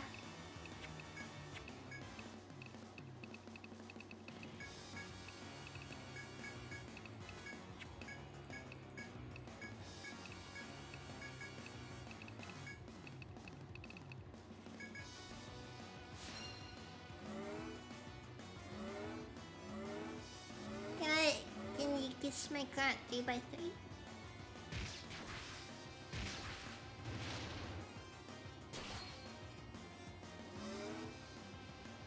Yeah, what's a 3x3 Diablo? If it's a multiplication question, 9.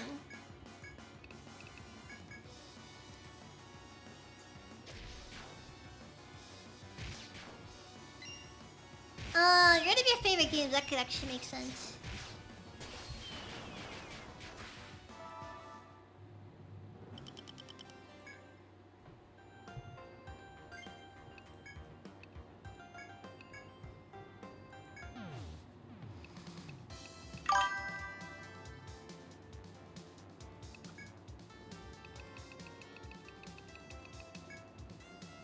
Oh, alignment chart. Like, what's your lawful good game?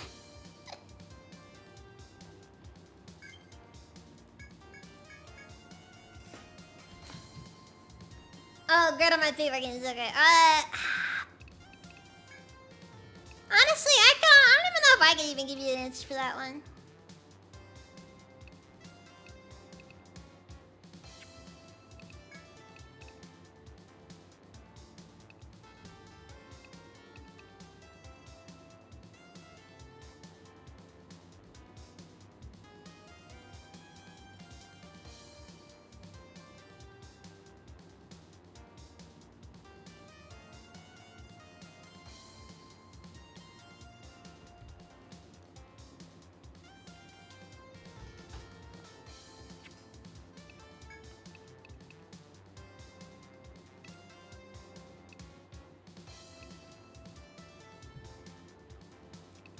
I guess Shion, I guess you're free to.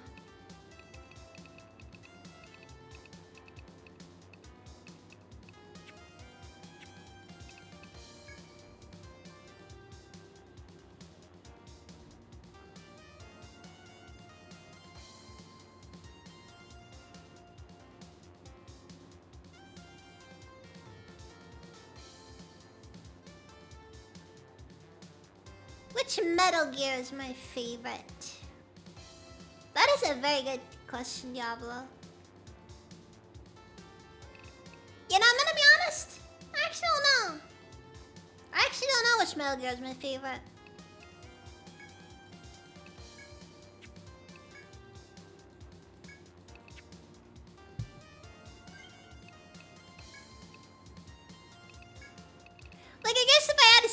mechanically probably Snake Eater. But I also, well actually no, I will be honest, Metal Gear Solid 5 is one that I did like a lot though.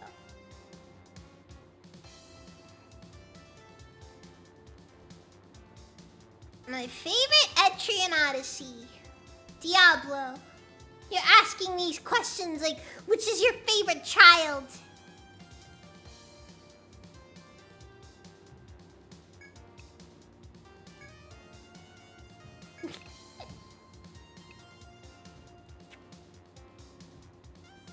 For most people, it's a Metal Gear MGS2. Favorite Tiki Wendier. I mean, you gotta remember the first rule of asking my opinion about Tiki. You know, if it's an adult, I don't want it. That is a dangerous line. A dangerous line taken out of context.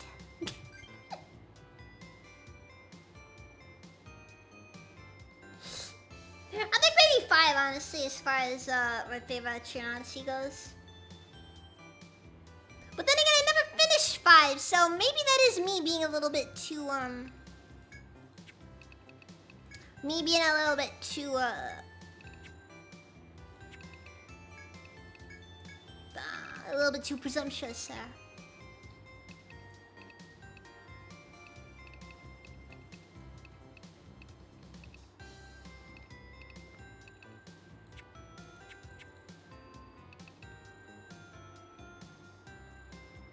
But yeah, as for favorite Tiki, I'm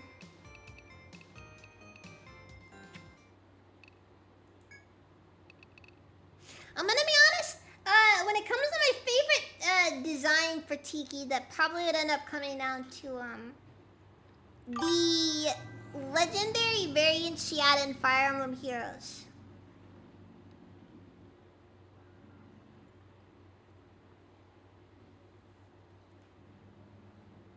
Peak aesthetic.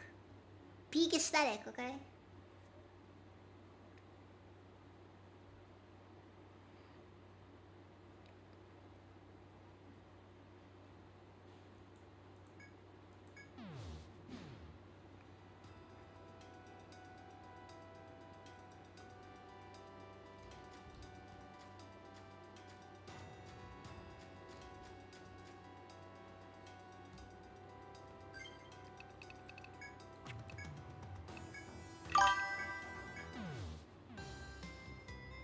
Wait, hold on. Favorite Splinter Cell? That is a good question. I'm gonna say... it's hard to speak ill of Chaos Theory. I know, it's too typical. It's too typical. The Chaos Theory is just too good. In my opinion, Chaos Theory is what all of the Splinter Cell games should have been. Like, you got a game that, like, you know, it's got a fair bit of a tactical vibe to it.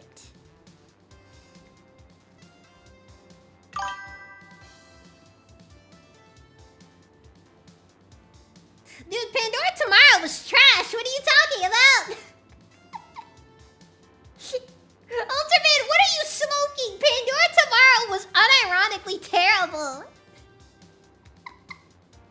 No, it didn't! It did not!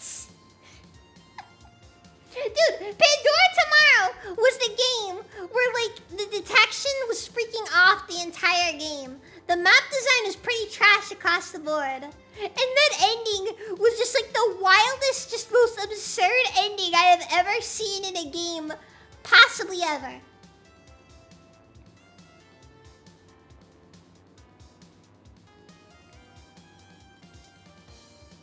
Freaking, we're just over here like, oh no, there's a bomb about to go off in this airport that'll kill thousands of people, and then like, and then we're just like, how are we gonna deal with this?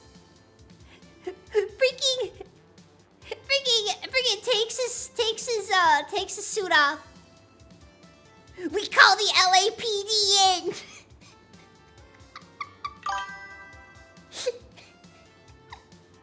And somehow a bomb squad gets here in time to deal with the bomb.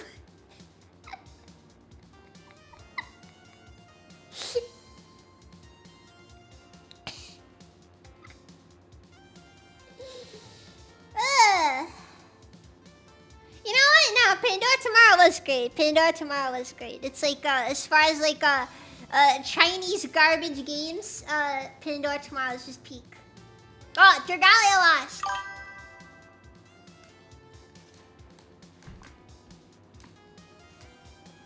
Dragalia lost goes on the list.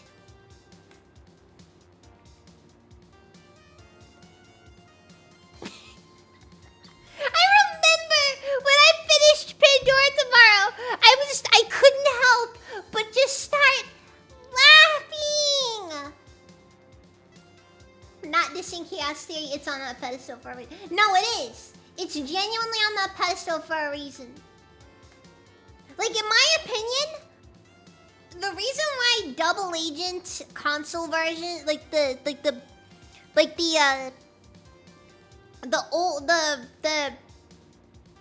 the old gen version of Double Agent is so much better than the next gen PC port is purely on account of the fact it was just Chaos Theory, but it's Double Agent. My only gripe with it is that I think the Double Agent for Xbox could have been better. I just think it could have been better because it's like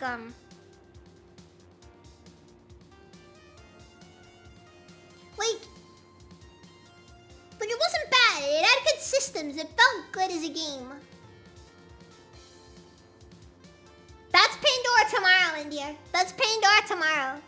Sam just leaves the bomb in the airport, and then somebody sees the briefcase, and they're just like, "Oh my God! Call in the LAPD!" And we're just gonna assume the response times are good enough.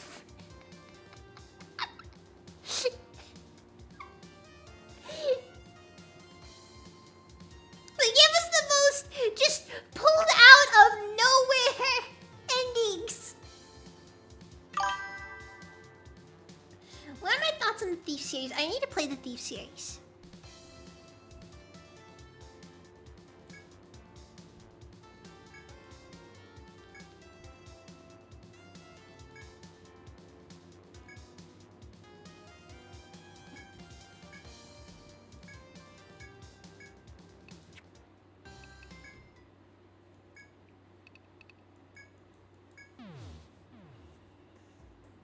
Yeah, no, it's legendary. It's just the most insane. What in the world are we doing here? Anything I've ever seen of a game. Just.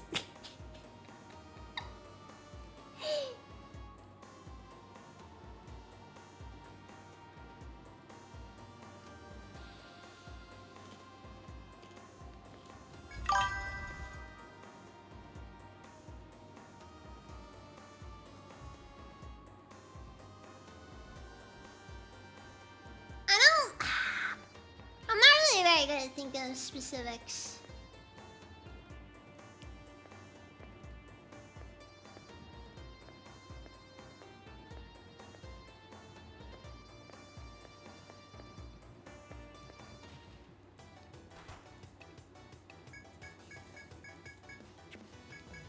Like, I guess I could try to think of like maybe some sandbox games for that, but like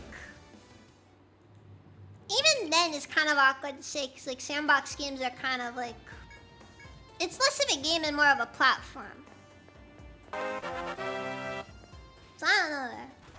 Jack, thank you for the 10 gifts. Thank you for the 10 members.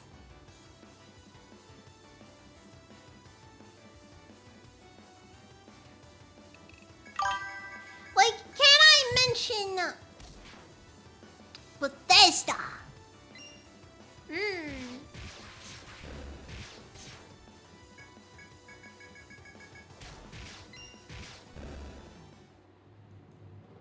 Maybe not Bethesda specifically, but like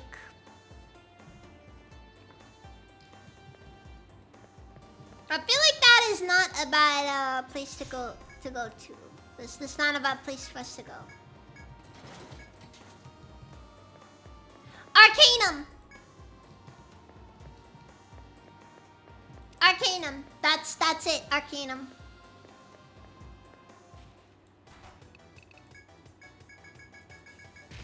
I can't believe I forgot about Arcanum.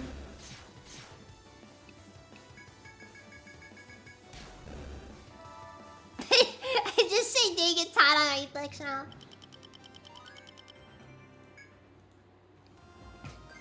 Hey, you. You were trying to cross the border, same as us. Got caught in that Imperial ambush.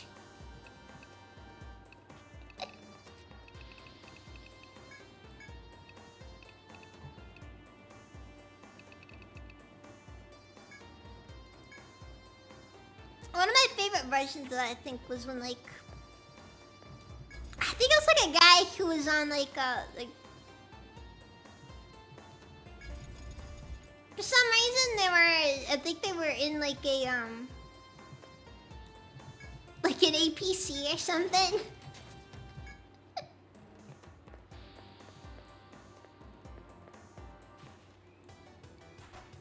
Hey, you. You're finally awake. Same as us, and that thief over there. Damn you, Imperials! If it wasn't for you, I'd be all the way to Rorikstead by now, or whatever. I can't remember.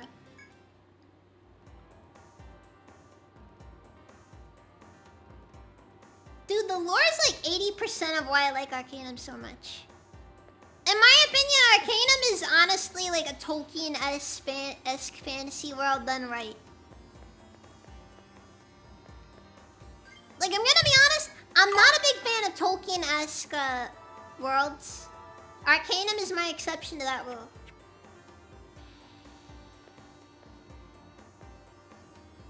Ultraman, I just streamed Arcanum!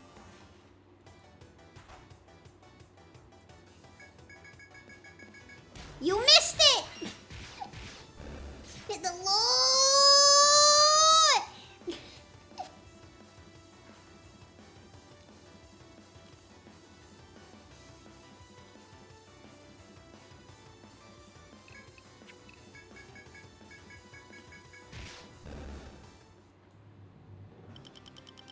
You're not wrong, Windier, which is, in my opinion, a problem with, well, I'd say most of Western fantasy properties. But I would say you're not wrong.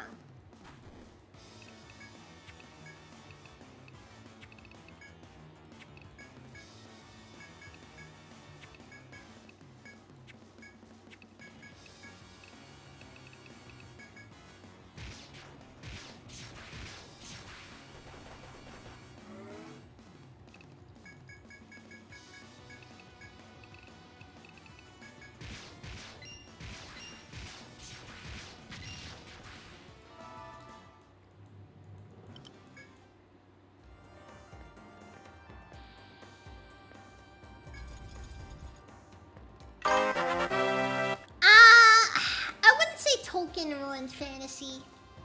I think that's a little bit, it's kind of reductive.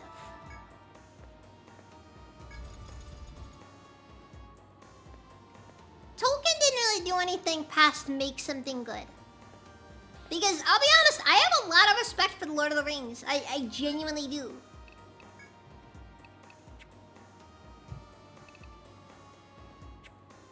But, like, I have a lot of respect for what Tolkien's work.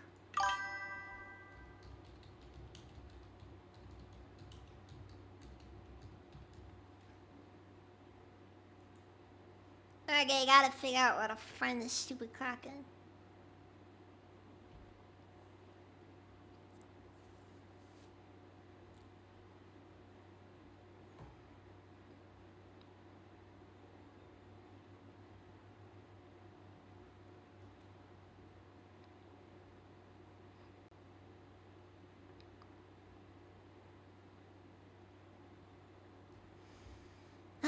Kraken is fought as a super boss in a Chino C3. This one's just fought on the 13th floor, sure, and stalking around. have to complete seeds of 2 previous quests, excepting one in the post game. Okay, but how do I get to the Kraken?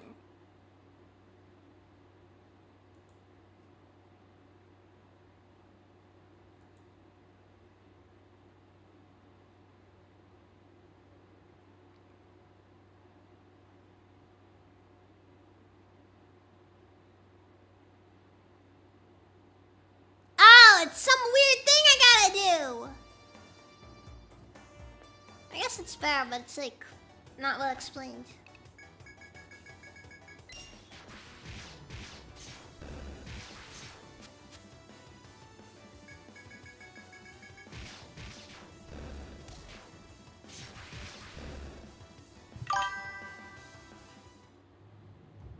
Maybe. Probably gonna end up just getting curb stomped by it though.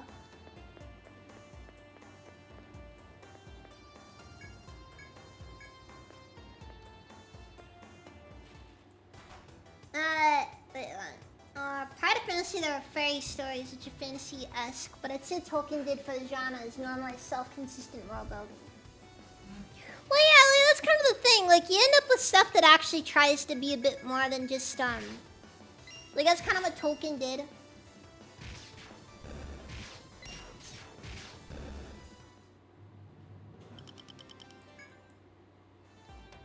Like, in essence, he created the fantasy genre. See, what the damage was mostly done by writers who frankly suck at writing. Or perhaps maybe not people who suck at writing so much as people who are more obsessed with, honestly, just listening to themselves talk.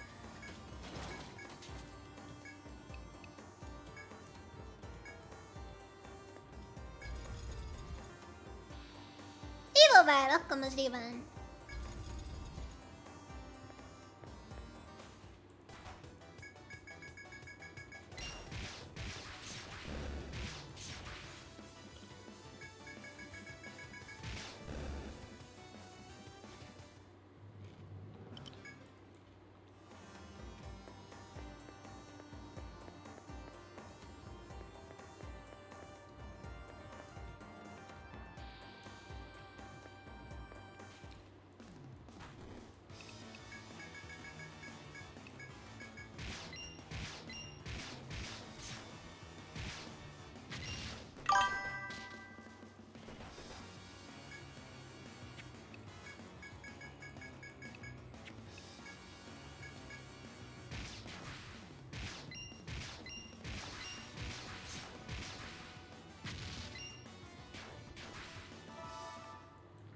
No, before the modern fantasy story. See, something showing about Peach. You normally would not have noticed this. It's a hidden switch. You can flip the switch to be caused similar.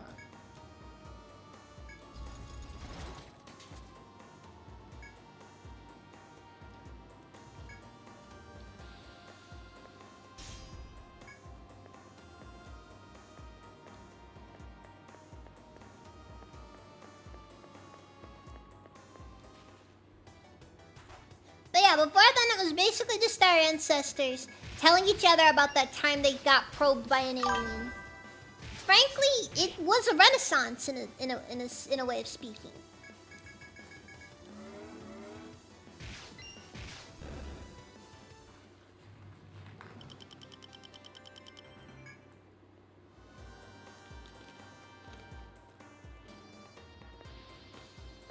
Conan the Barbarian is like the coolest thing ever. And you cannot convince me otherwise.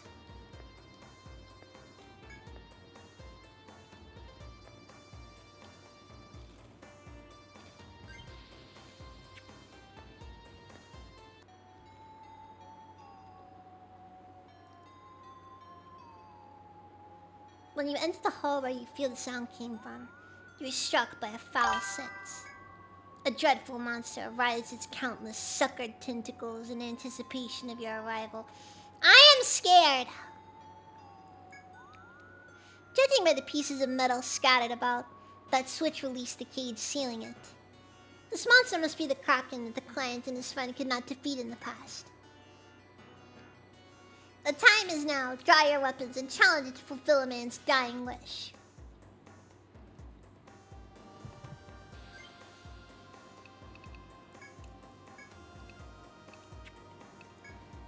What about what, right?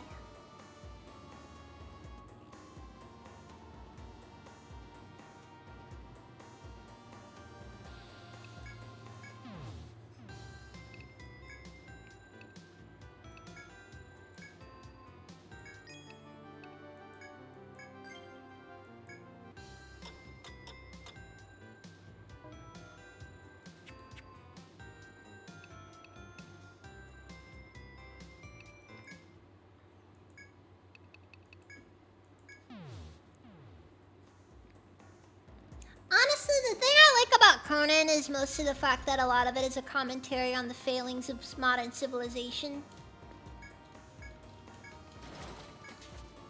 So yes, if I had to express why I like Conan, it's political.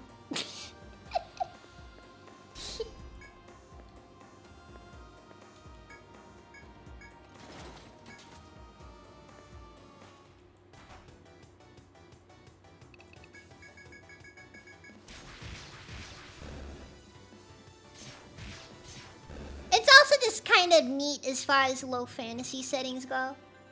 Conan is like the quintessential low fantasy setting.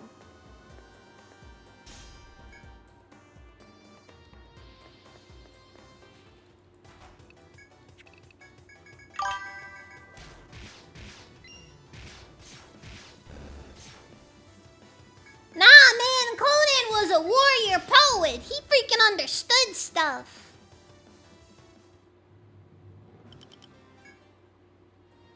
It's like, how could you have watched the Arnold Schwarzenegger movies and interpret Conan as just a dumb brute?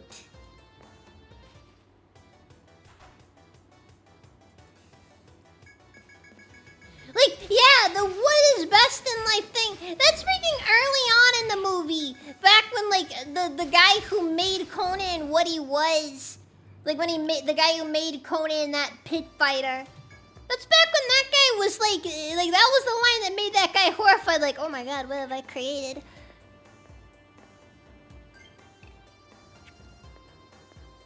Like, that's supposed to be Conan at his low. That's not Conan at his best.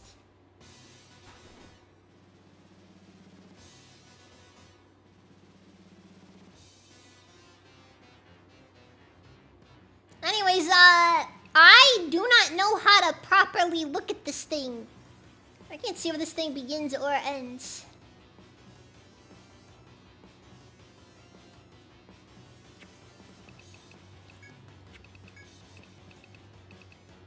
Either way, 0 out of 10. I was promised tentacles. I do not see tentacles.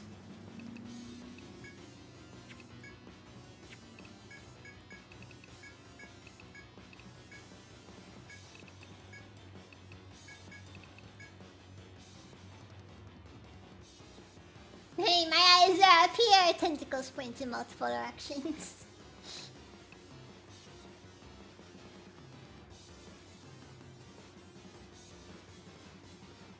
And if yes, no, Conan was right with his answer to that question. To crush your enemies, see them driven before you, and to hear the lamentations of their women.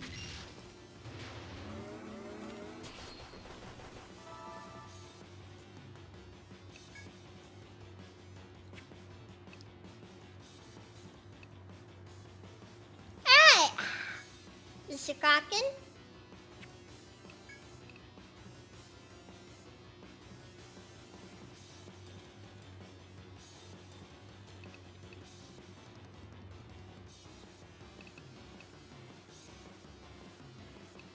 Is not gonna be an easy boss.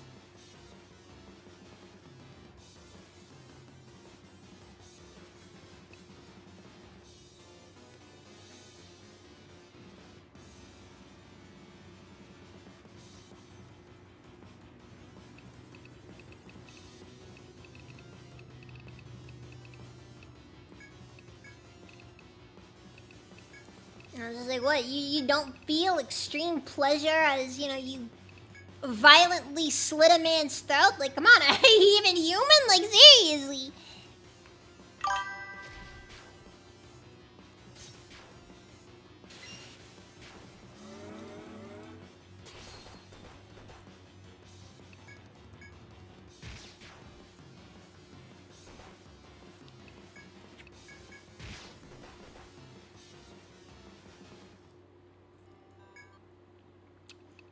Alright. We are not ready.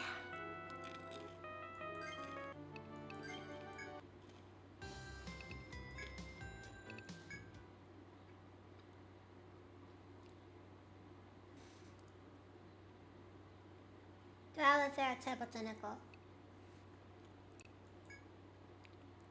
Now listen here. There's some questions that is not polite to ask. Nah,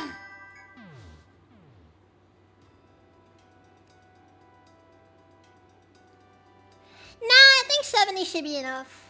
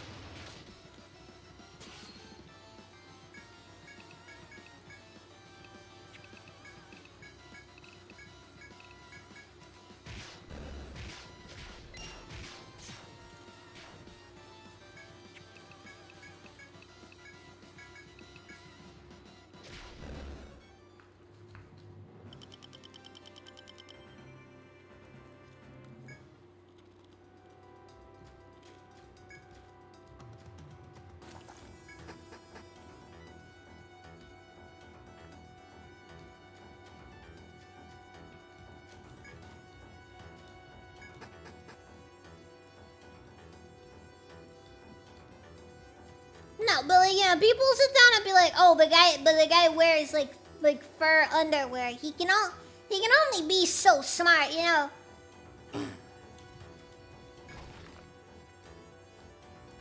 That's the thing, though.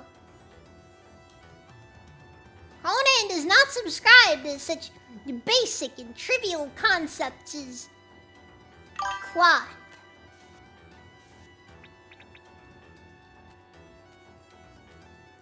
Anarchy, welcome, Aziraven.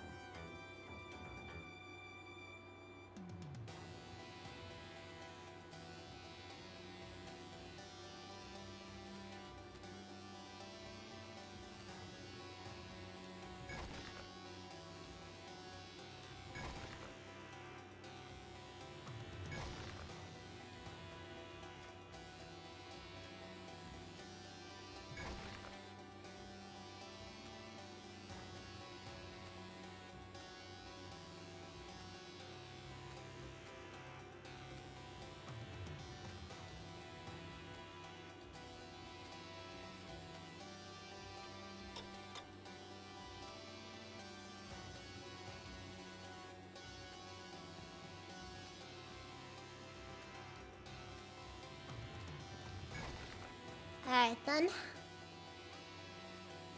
Oh, I don't like the look of this.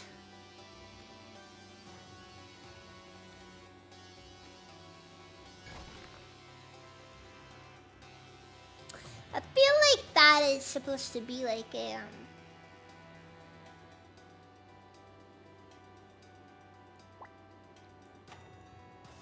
like a sort of yeah, nah, this is the part where like, you know, the game gets really difficult sort of moment.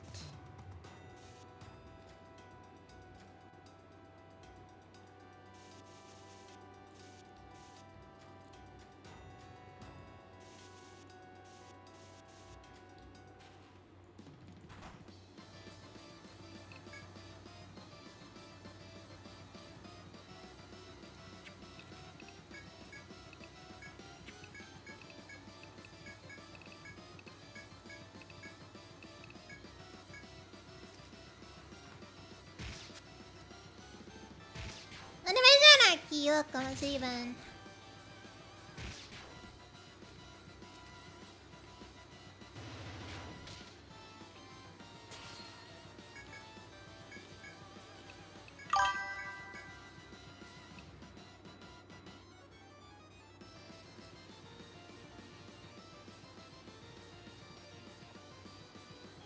Well, you didn't answer, so...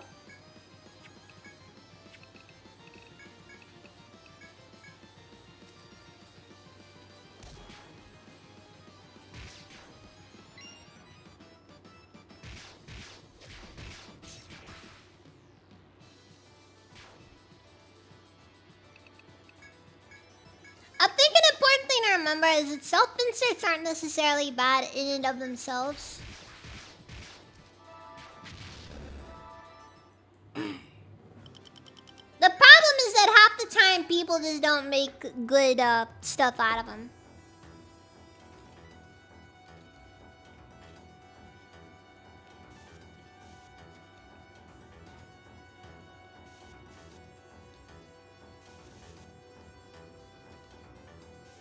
Like, you gotta remember, the most important thing here is execution.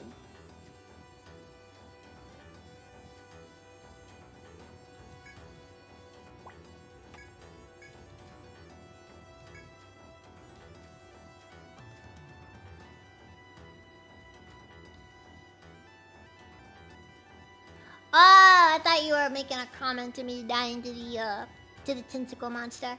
I'm sorry to hear that though, Anarchy.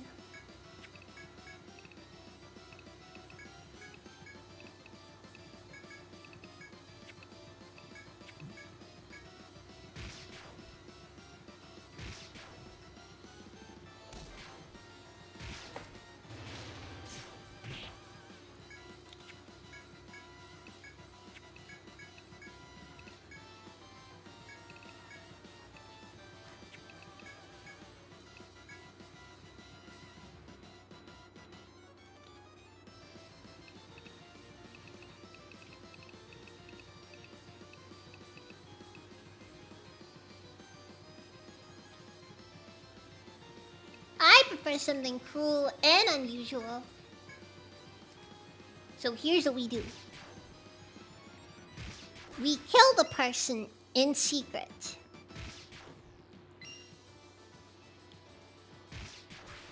Then we feed their body to a bunch of dogs. Preferably really cute dogs too.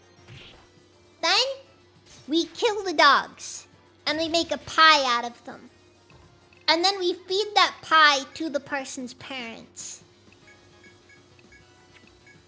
And then after that, we take that pie, and then after that, we perform a seance so that their parents can have their son's spirit directly let them know that they have effectively eaten him.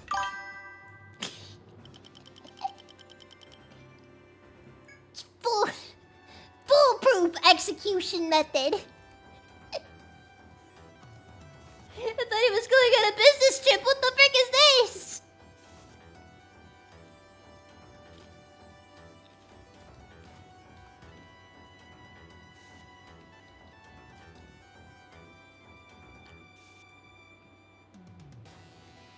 But what if his parents are... Well, no, the thing is they don't know that it's a dog cake, so it's fine. The reason why we make it especially cute puppies is so that they know, is so that we can add to the trauma.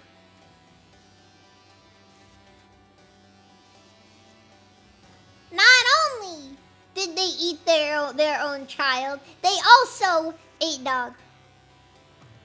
And culturally, that's just not approved of in that particular country, so...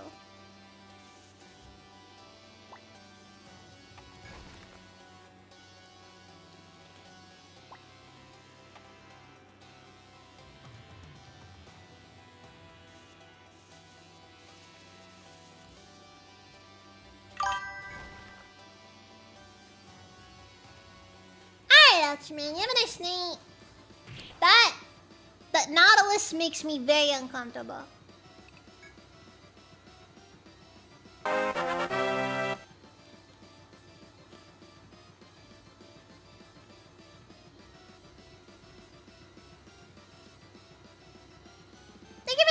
15 bits, Ultraman. A few more tips like that, and I can buy some gum. Only one stick, though. We are in a recession after all.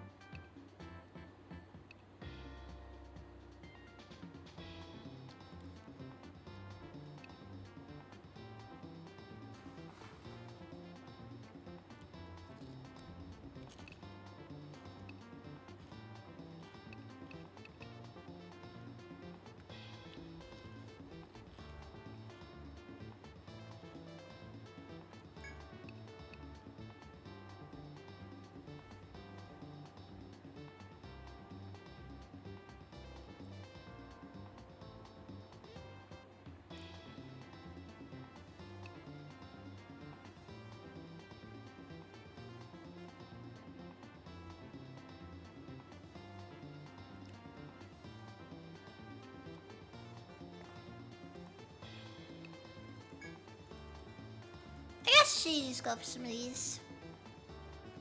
Let's see. Does that just drink now and just started rolling out to sea? Yep, she's got way too much energy. She's strong, but, well, you know, she's not so bright. I need to knock her out and drag her back. So can you please take me to the Tower of Victory?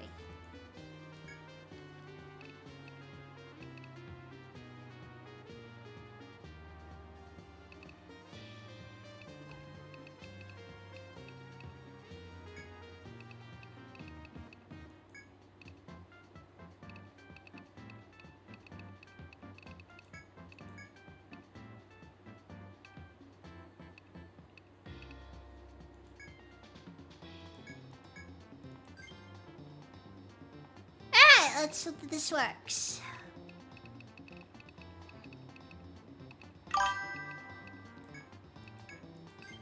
Think of the regroup tactic.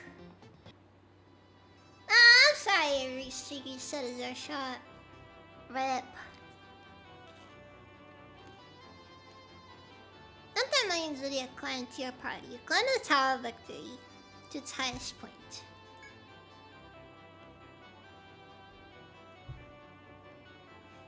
Looks calm, but it's obvious that she's worried about our best friend.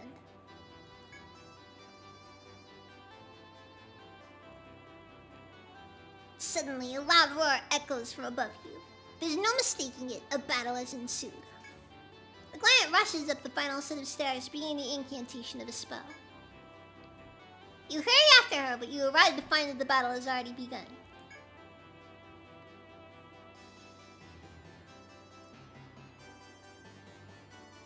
The two ladies are fighting with perfect synergy. Dry your weapons and come to their aid. It looks like he's gonna eat me.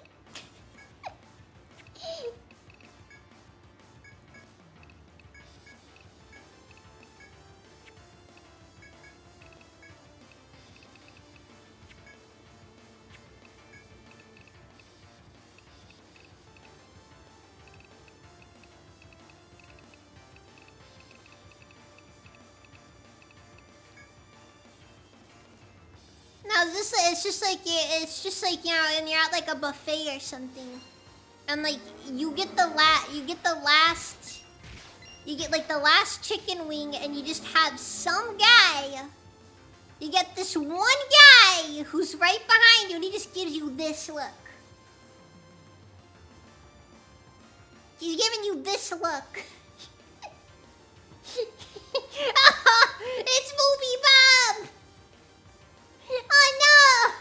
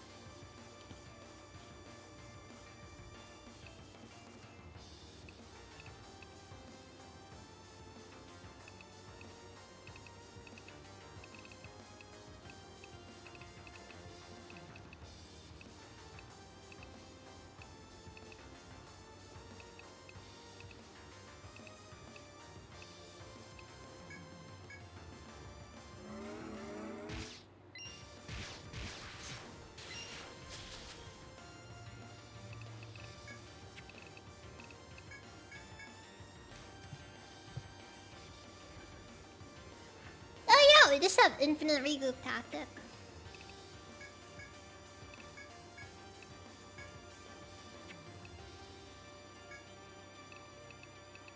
Because the dread captain pirate, the dread pirate captain Underboob is someone to be feared.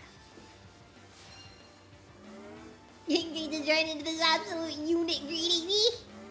How come you mean garbage? Isn't even? And yeah, no, he's an absolute unit. Oh yeah, I forgot about the fact that regroup tactic pairs very well with Mr. Lion.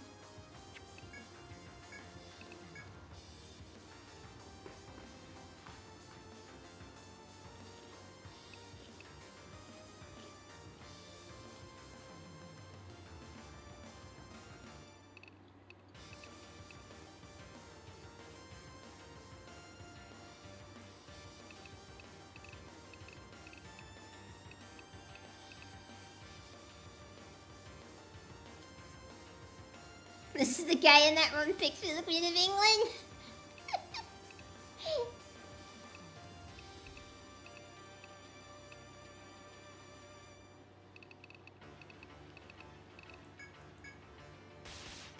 Look, we like the giant penguin.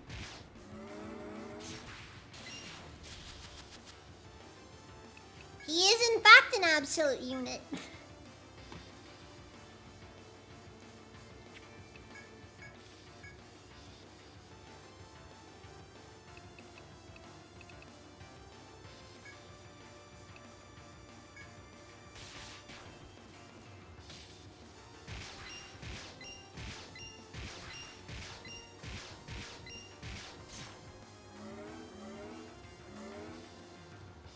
Did anybody count the number of attacks that was?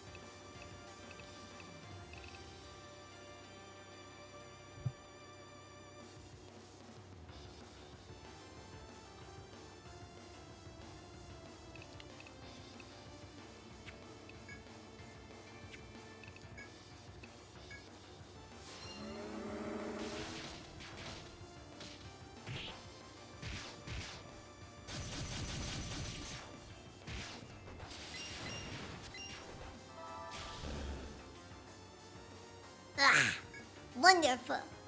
Now I starting to actually fight back a little.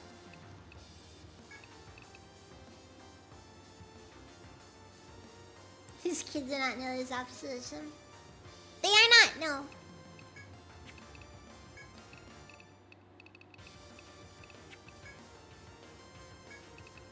They don't call him King Penguin for nothing, you know.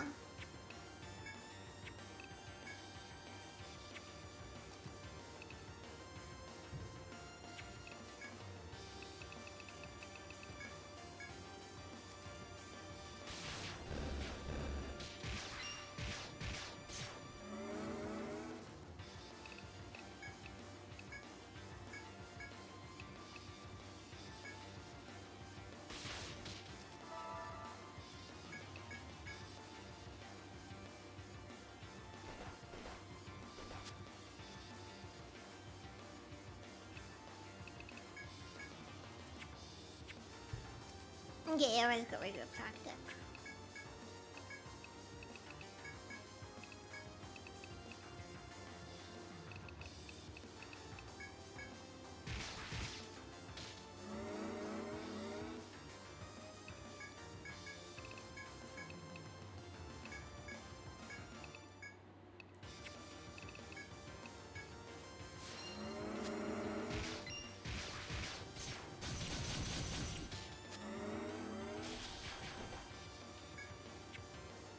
We don't need our allies anyways. They were dead weight.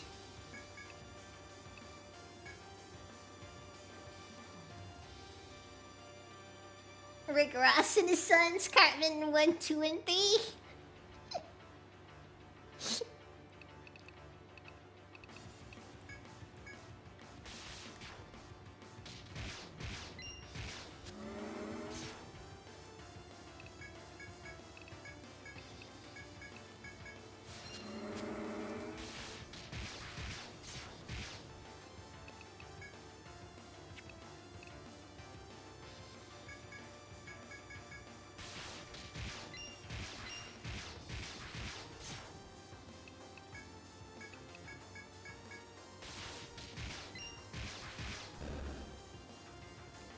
See, he is trying to endure it. But we had to endure nothing. Well, you confirm the monster's death. The client and her friend give each other a high five. But the client uses such force that she punches her friend before heading downstairs by herself. Wow, she is a menace! This must be how the things are with the two of them. You watch the girl chase the other down with a smile. After heading down the Tower of Victory, you head to your ship and sail for the Ocean City.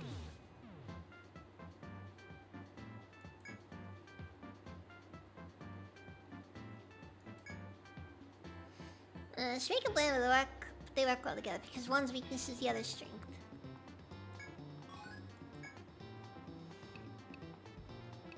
We got a hammer? Not useful at all.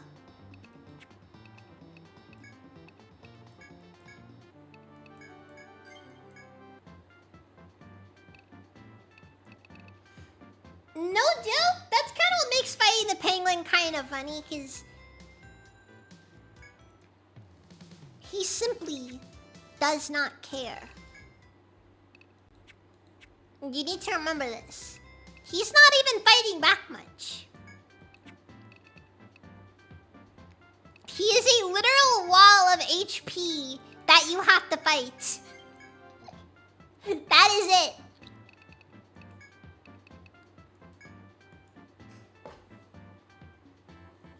Let's see, I'm not Zabi, captain of the most fearsome pirates in the sea, the Cross Jink. You guys said it, not me. One day we'll run the seven seas, you know, I feel it in me bones. Some sayings, of course, for a view of my future treasure from on high. Follow me if you be interested. I don't know if this is like a... I don't know what this is.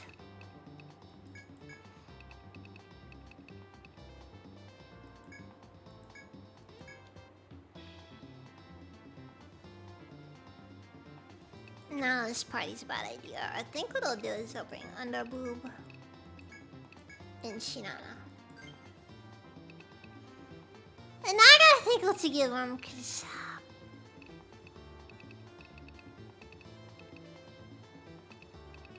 I've only got 2 slots to work with. The Kung Fu Panda method, of course, of course.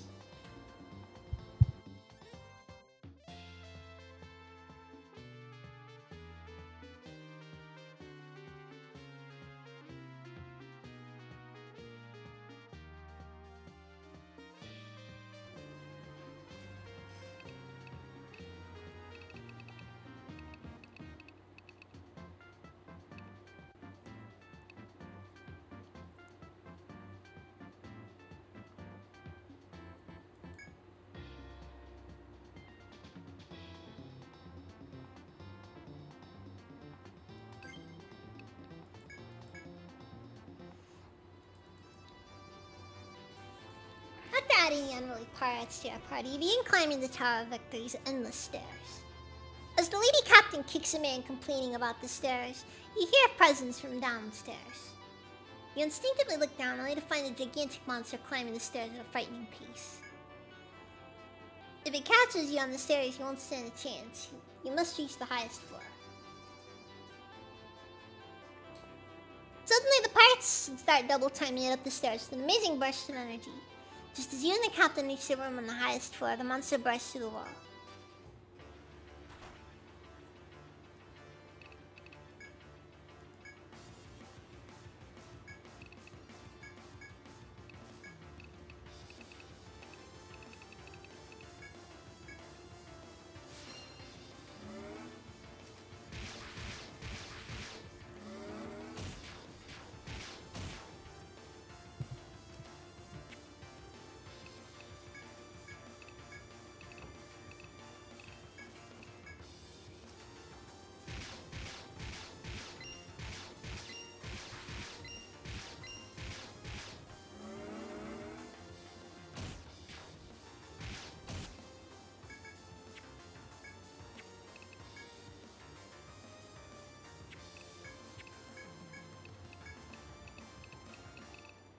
Yeah, no, maybe this is gonna be easier than I thought it was gonna be.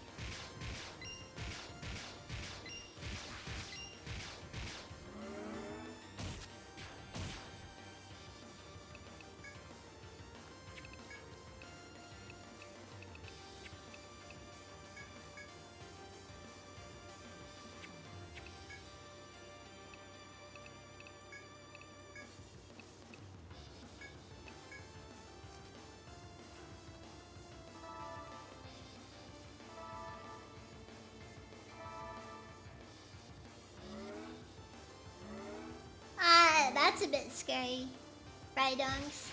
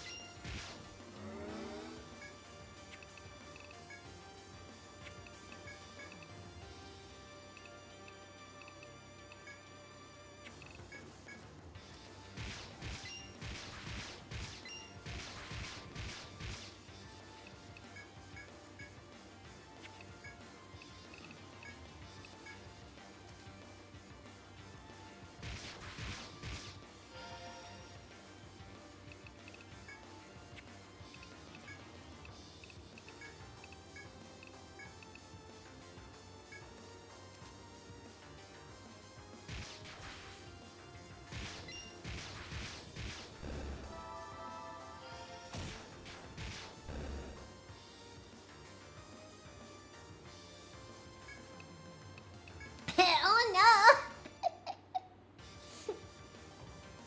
Alright, well, I guess you know what channels to throw that, eh?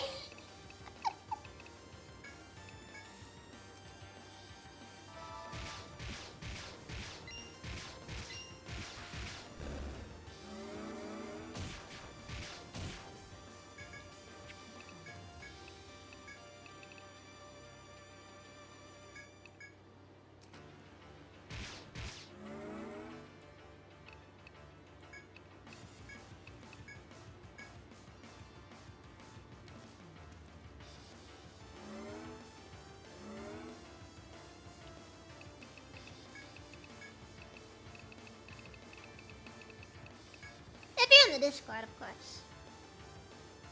Kind of its own thing,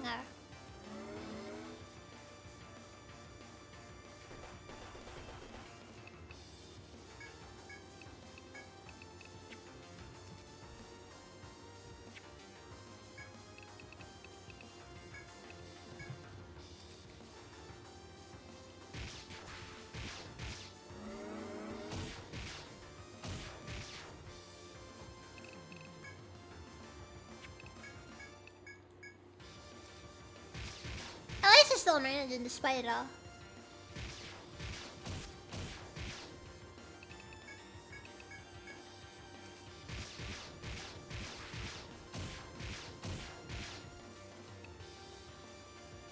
Yeah, that's the one.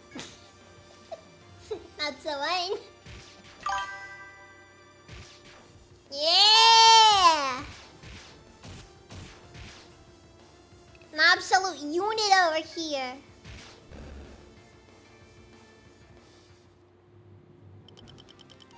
He will steal your bucket of chicken and he will not feel any regret when he does so. You can burn the monster's death, the pirates rest toward a large window. They open it with a heroic flare and begin merrily dancing around each other, like small children. You look outside as well, casting your gaze over the great sea you've crossed, and out into the ocean city. The beautiful sight renders the whole group, and you descend the tower on high spirits. You've accomplished their quest. All that's left to do is report back to the ocean city.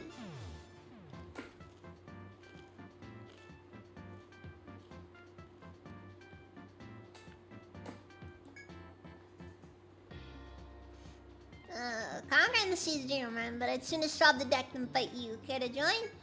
There you rascals, scoundrels, villains, and knaves, but a pirate's life isn't so bad, is it? Oh, man, it's great! A lot of booze. Those pirates took me to give you this, by the way. Hopefully you'll find use for it.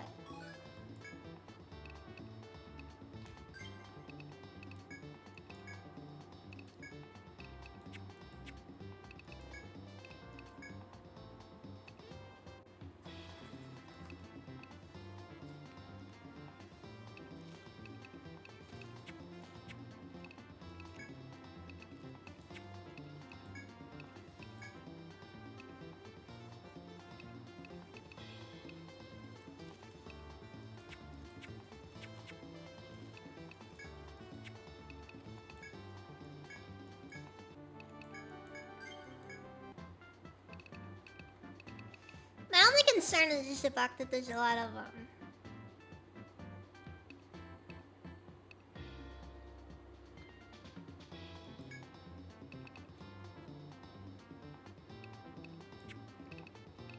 Oh wait, yeah, I basically cleared all of these, haven't I? All that's left now is to kill all the dragons. And that's gonna take time, because I gotta level up some of my guys first.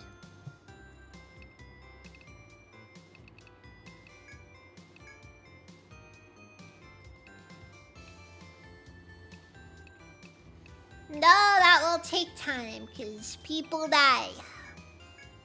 And when they do, we lose a lot more than just...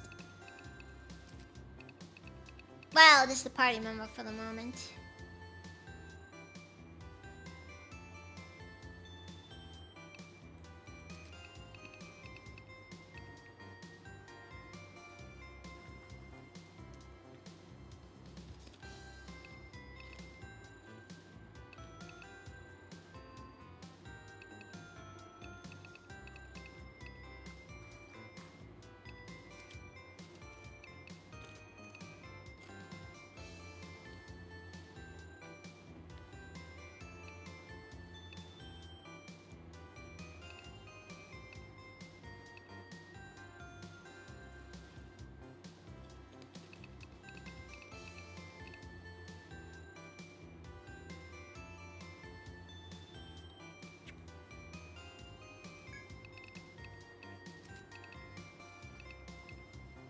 And I want to go for Chisa Store.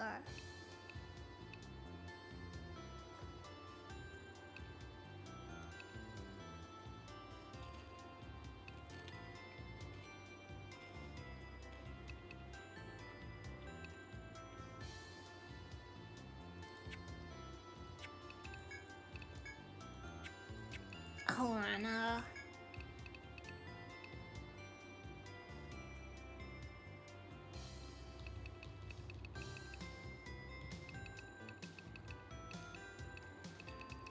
Also, I just realized that all of the summon skills for some reason use the arms.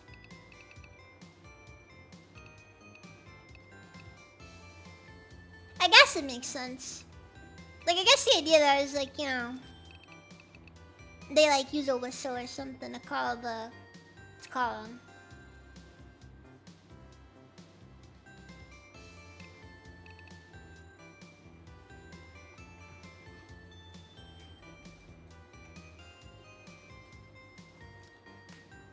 Thank you for that, Jaden TR.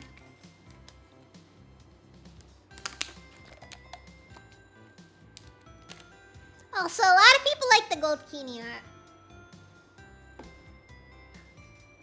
And that is fair. I think it's a time of year, isn't it?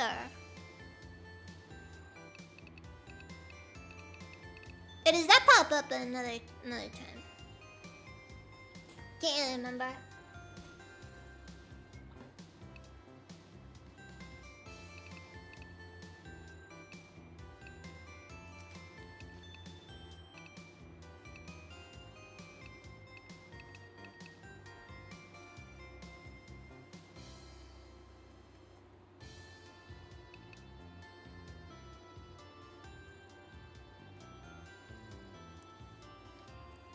Wait, hold on. Warrior might sacrifice defense to perform follow-up damage to most ally attacks.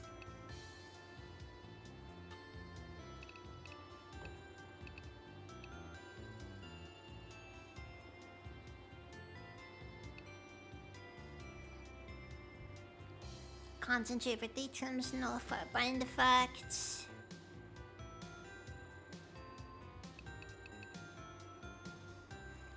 That's not bad actually, not bad at all. Cold Kitty got you on an American flag bikini with look, oh no.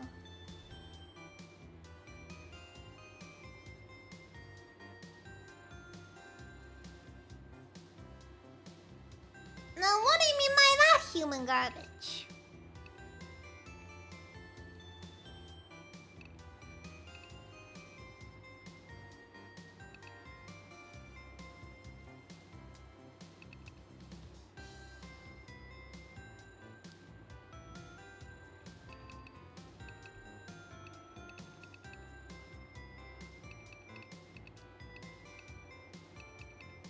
Either way, I think I'll go for Endure.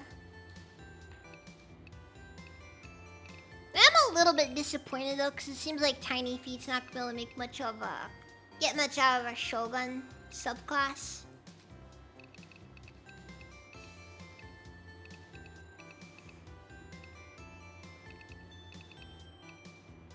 Mostly because they're putting so much into, because Wild Link is a very it demands a lot of skill points.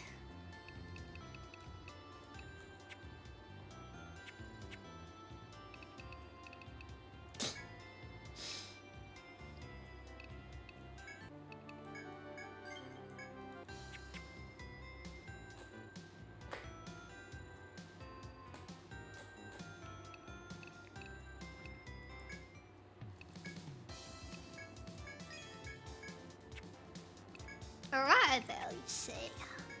Armor. An overcoat made of cloth given divine protection, and it protects against all damage types. Just generally.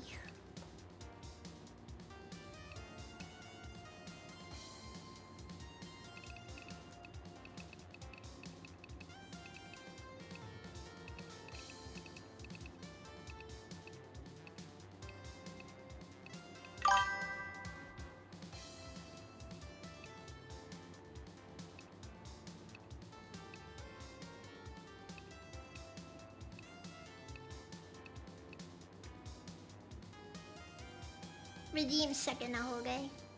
Is that even an aesthetic? I'll see for the siege.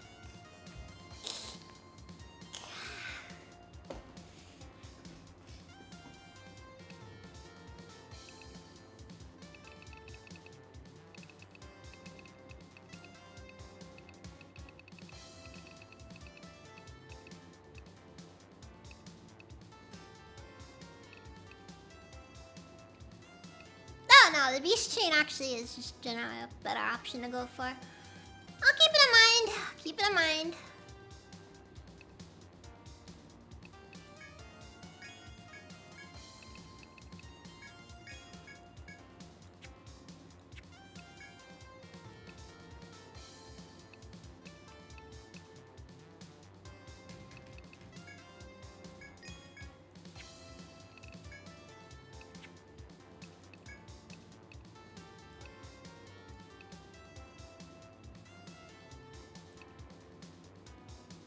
Ooh, wait. We got enough money for the trident. That is a difficult one to say no to.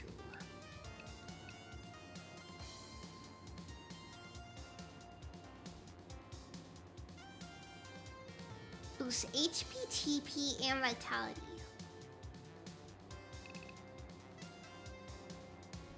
And also, just generally speaking, is a lot of damage.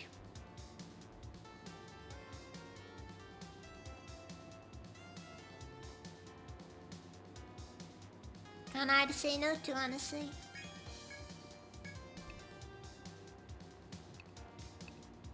now Tiny Feet just somehow ends up with the highest attack stat of the entire team.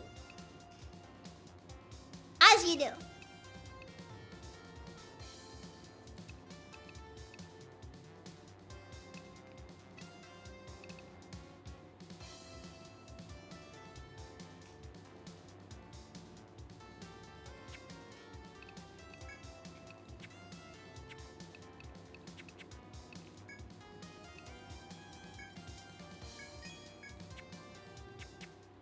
We shouldn't be surprised, though.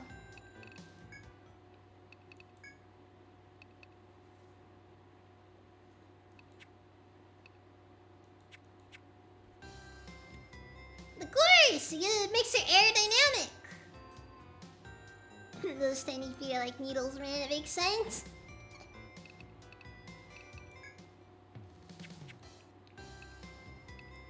Dang it, I don't know what to do now as far as grinding goes.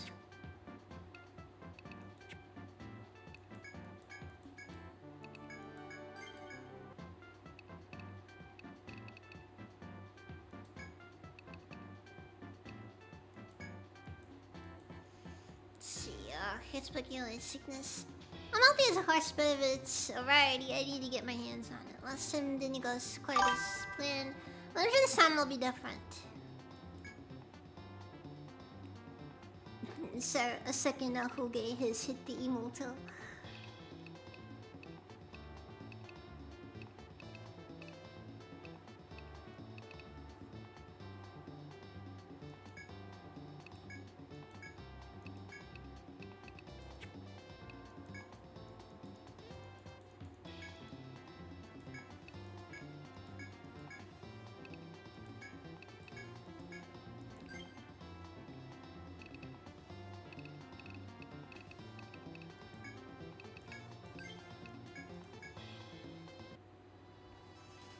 Just imagine the president just starts taking off his glasses like in Downfall.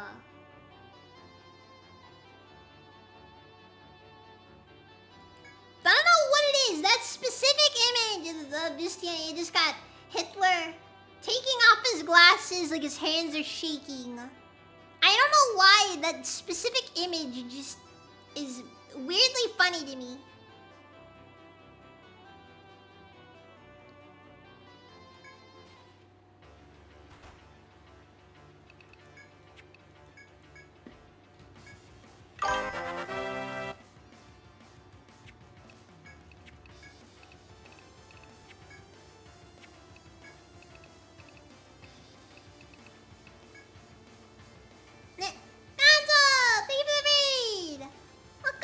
Welcome, Raiders, welcome!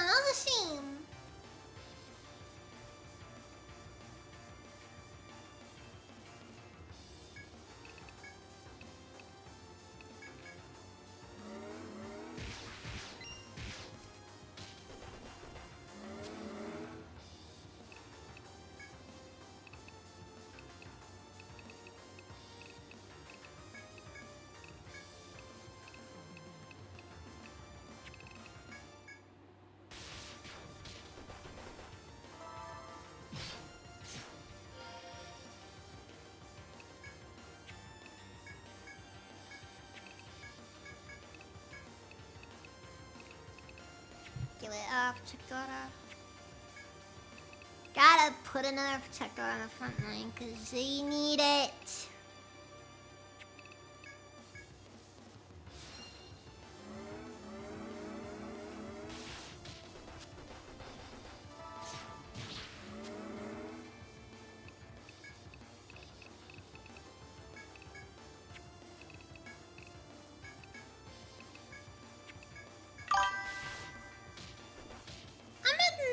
I'm in the impression this guy's not gonna be too nice to us.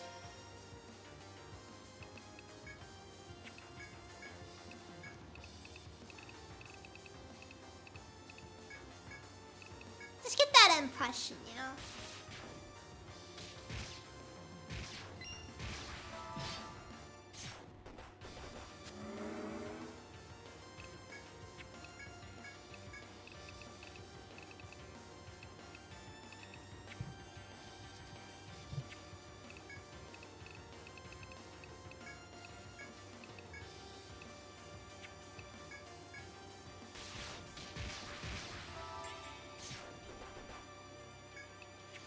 Yeah, this guy's not gonna be very easy to kill, I think.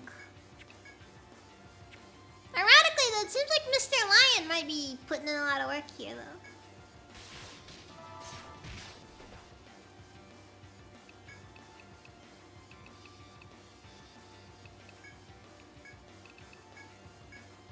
I mean, almost makes me wonder if maybe we can just make this work just with Mr. Lion alone.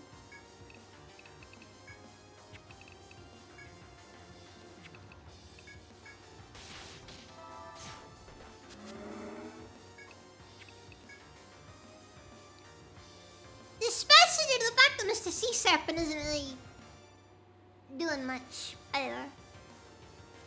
He just keeps attacking the front line.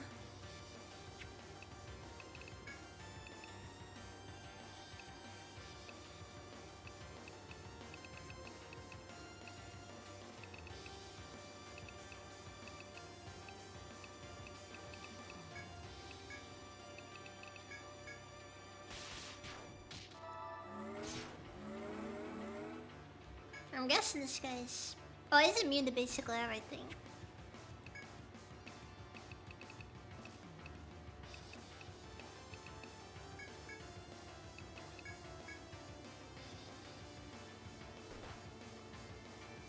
Well, yeah, nice little even for that Gonzo.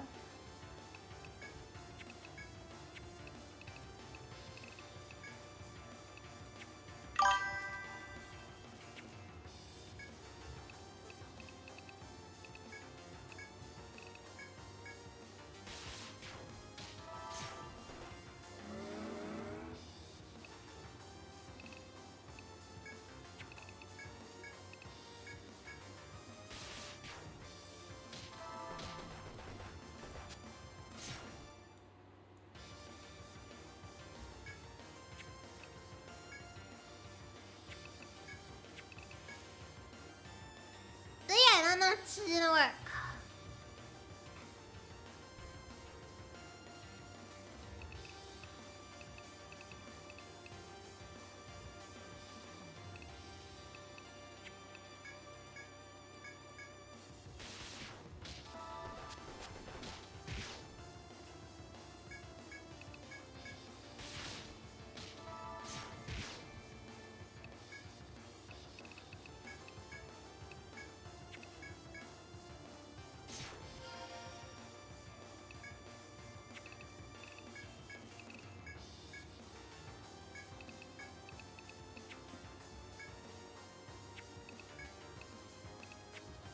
Wait.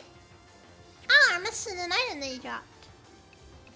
Ah, yeah, we gotta kill this guy again if they want us to not another tsunami thing to make another trident. Which granted isn't crazy necessary because it just ended up going up Barbmire.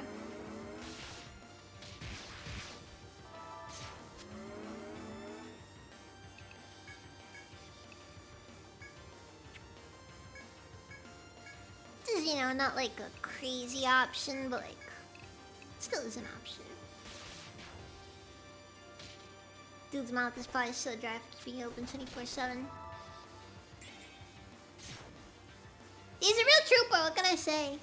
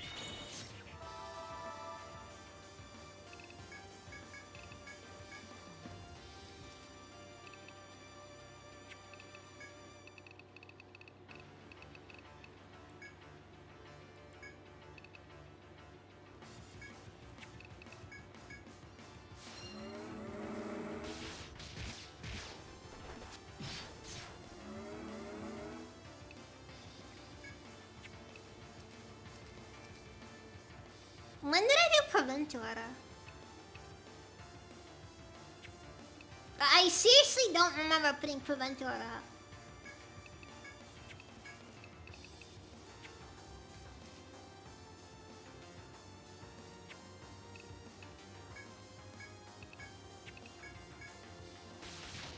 At least Mr. Lion's been pretty good. A shame though that we can't seem to do much of anything for actually, doing a lot of damage.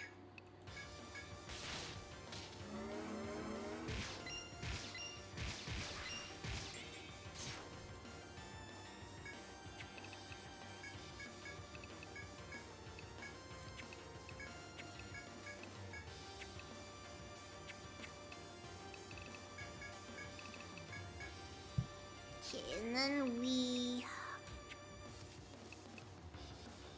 re-up Protector on the front line.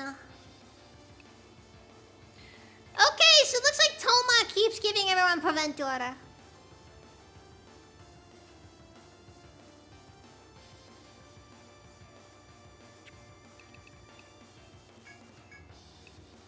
I just need to make sure he understands. I do not like him. But then again, it's not really like we need much Protector, because, dude, we have two Sovereigns who I think are both running, what is it, Royal Veil or whatever? The one that makes it so that they can just, ignore certain things.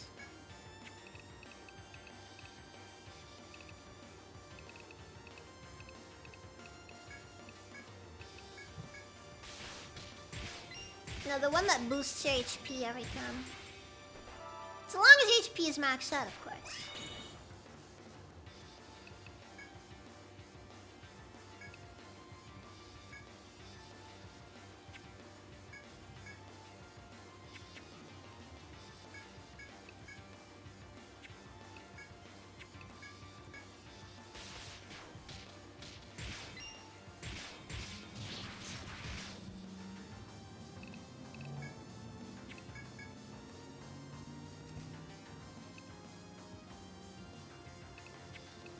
Like, I quite like having a lion with the condition, with the medical condition. It makes it difficult for him to stay awake.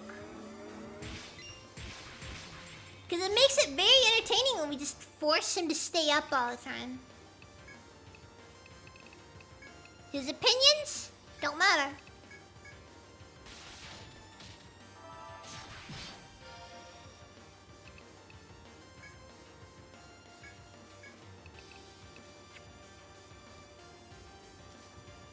Whether or not he likes it does not matter. He gets to stay up.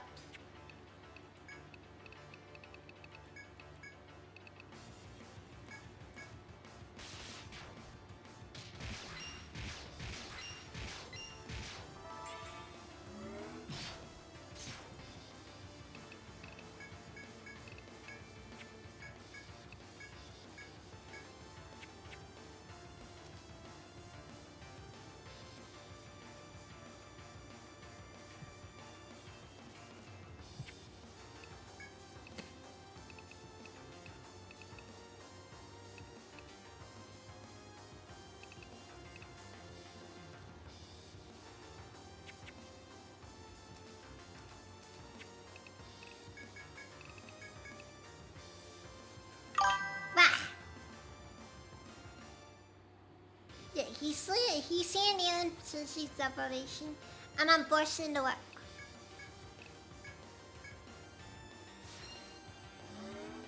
If he was not meant to work, then why is he so good at it?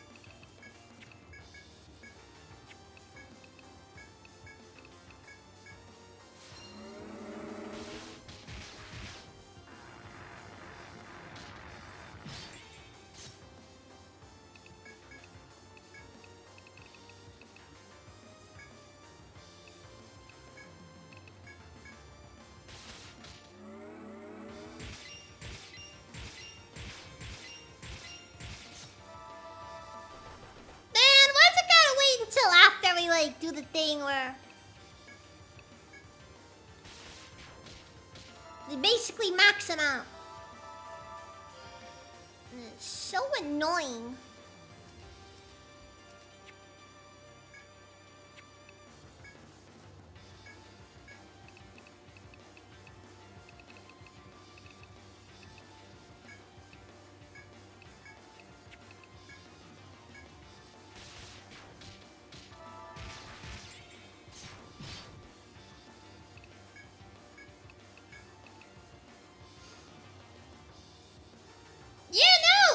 All these follow-up attacks, and it doesn't matter because they all missed. Because she had a freaking effect going that made so that her attacks just keep missing. Very annoying.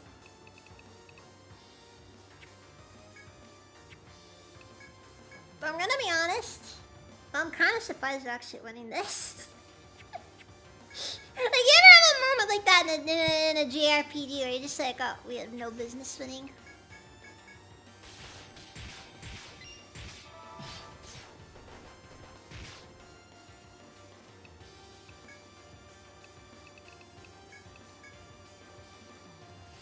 And yet, here we are.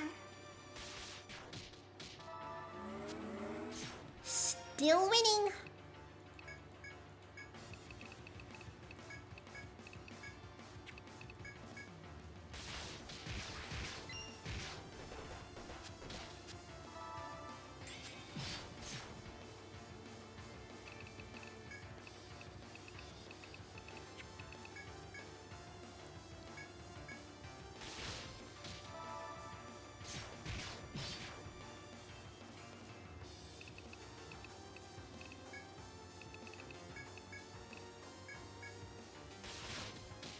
It needs to be understood. This monster is extremely high level in comparison to us.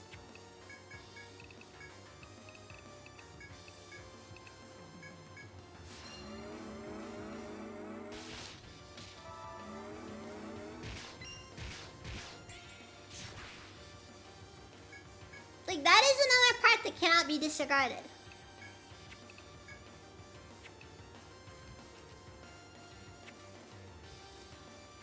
I like how Underboob literally just got it.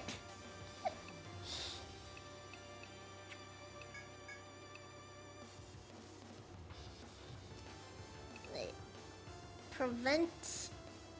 Oh, status summons notified, okay. This is weird. It's weirdly organized there.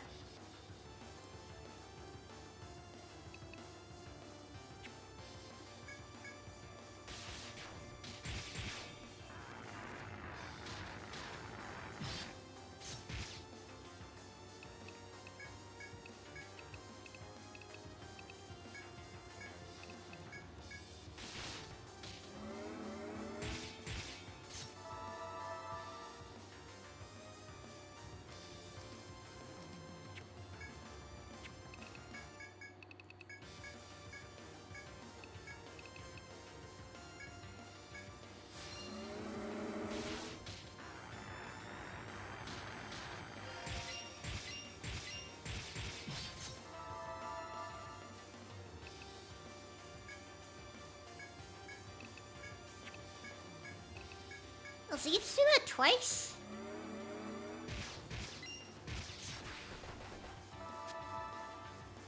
And I swear the gnarl of some enemies.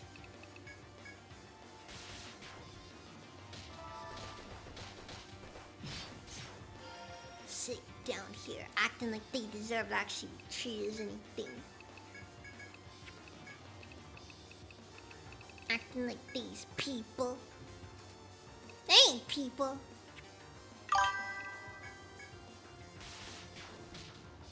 Alright, Gonzo, even this night. Sleep well.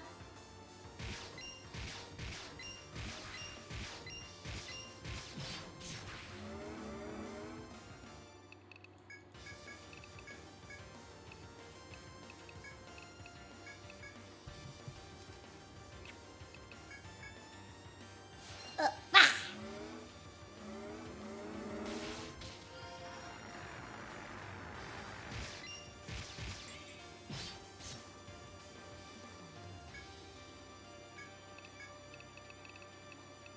And then you inspire on the front line again.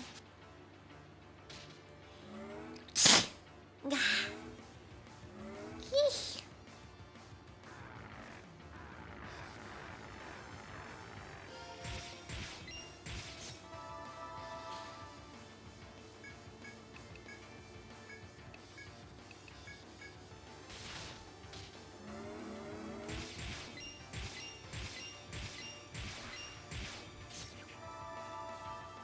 Do they not have that? Nope, we just walked out. Really unlucky there.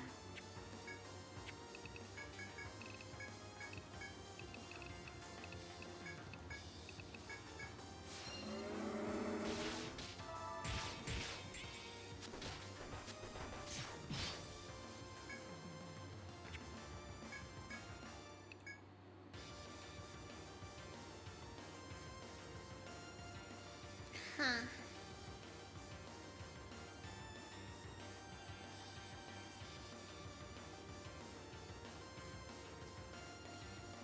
I'm curious.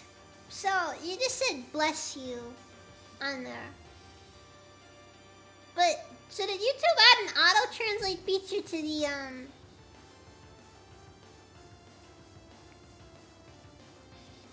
the live chats? Because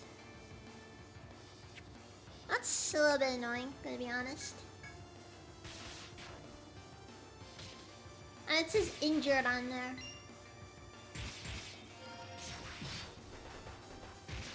Gonna be honest, I hate this. Dang it! Honorable freaking was dead during that! Are you kidding me?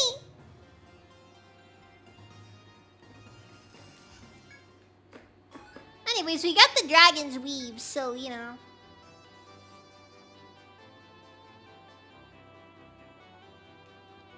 He's gonna be looking for that after the fight's over.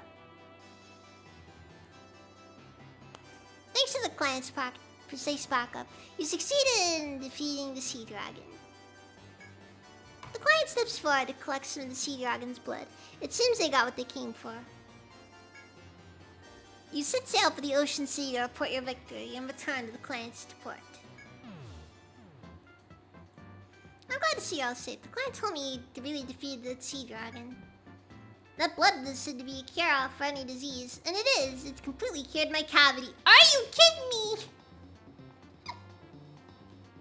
Yeah, we snatched it. We snatched the dragon's weave.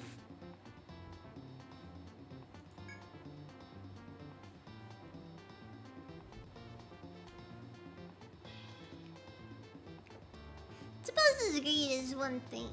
His greed is one thing, but at least he must be happy to have a stiff drink without pain. This is left by you from the other client. I guess she'll be getting new armor soon.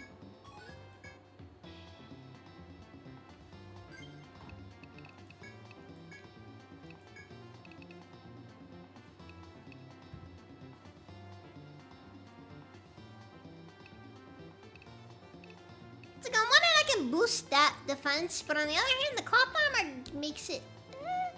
only affects strike attacks, so... You know what? Overall defense boost is probably preferable.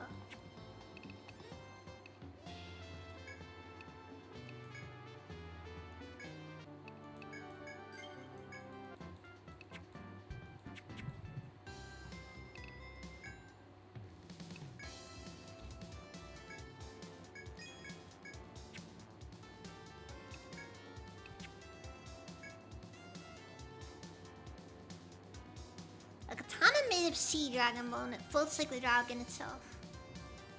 Interesting.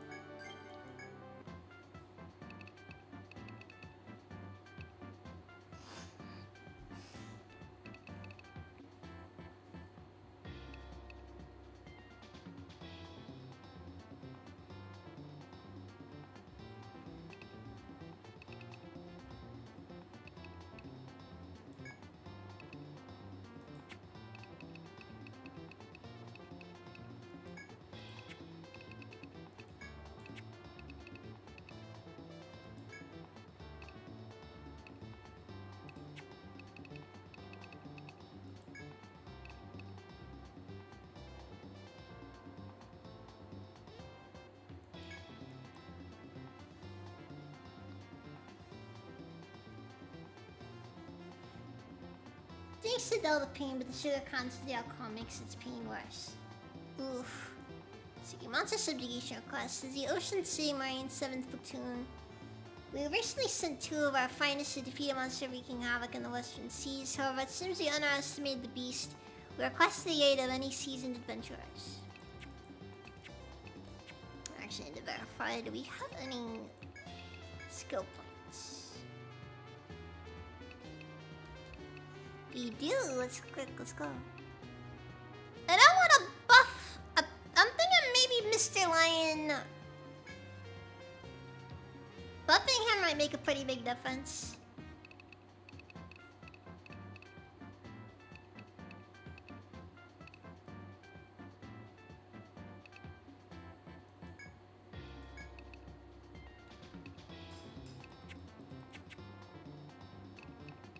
He should really use gold Heaney pictures to know the pain like everyone else. Yeah, exactly. You're just not using the right medicine. Okay, we're gonna do this one then.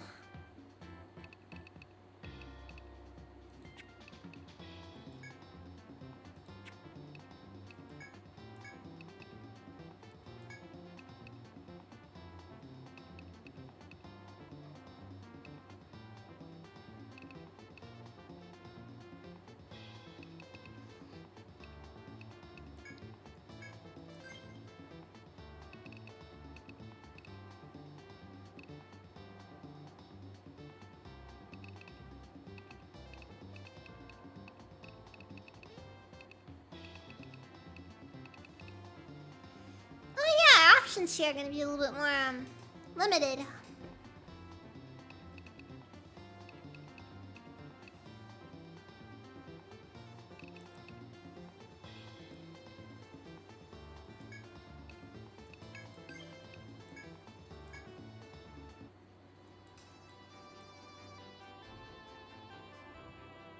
But yeah, I should probably call it after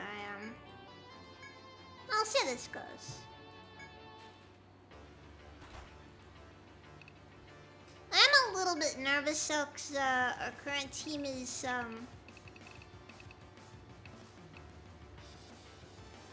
not ideal.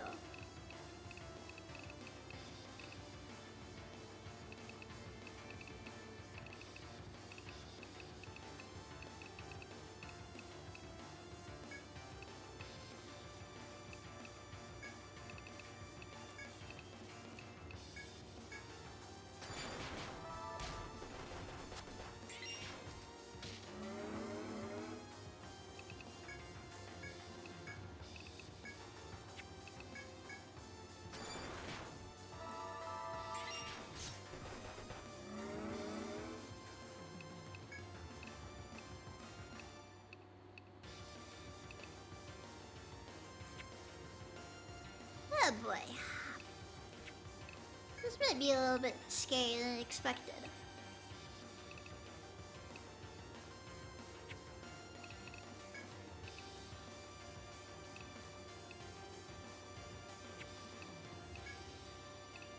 Do I want to leave her in the front, or do I want to pull a sneaky on one of our allies and just...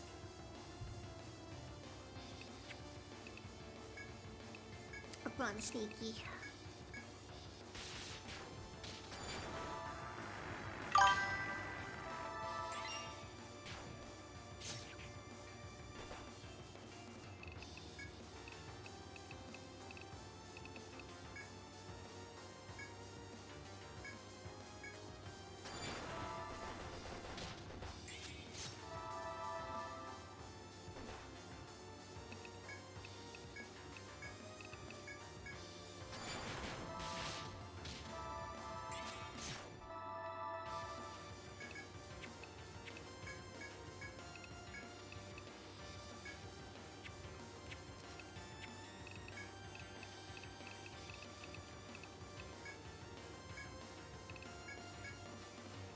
You'll just figure yourself from here.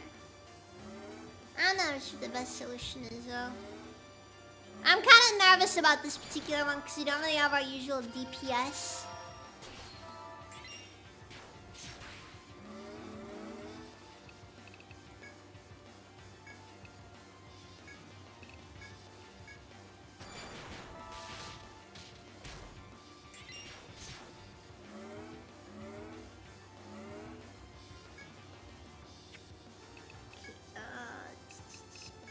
Arms on this guy.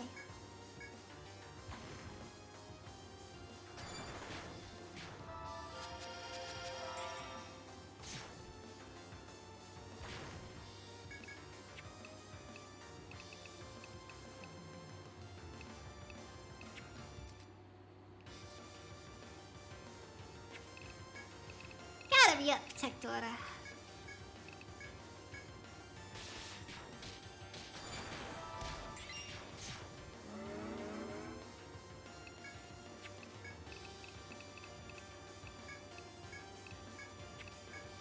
That'll be enough to imagine with the comments, kind of the anxiety.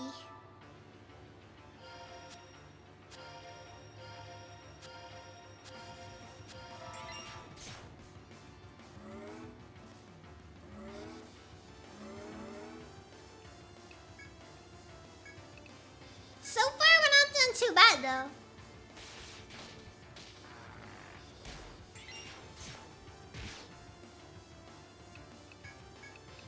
Mr. Lion's doing all this stuff.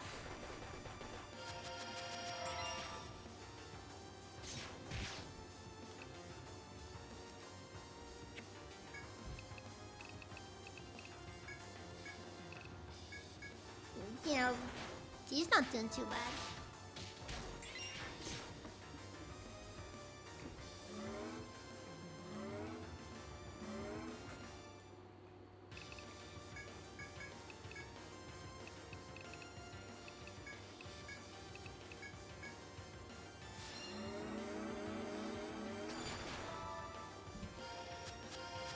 And then this minimal guy occasionally will wake up Mr. Lion, which is just gonna do us even more favors. And now everybody's gonna use Inspire on everybody because now nobody can hit any of their attacks. It's great. It's freaking great. Love it. Hate it.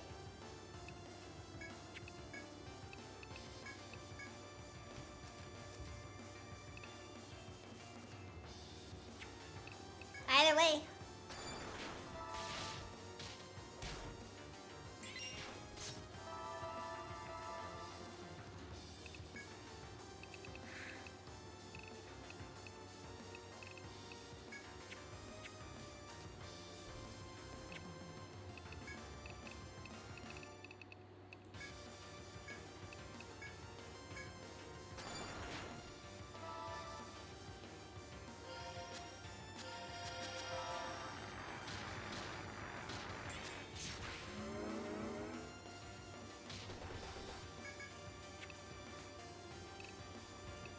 negotiation.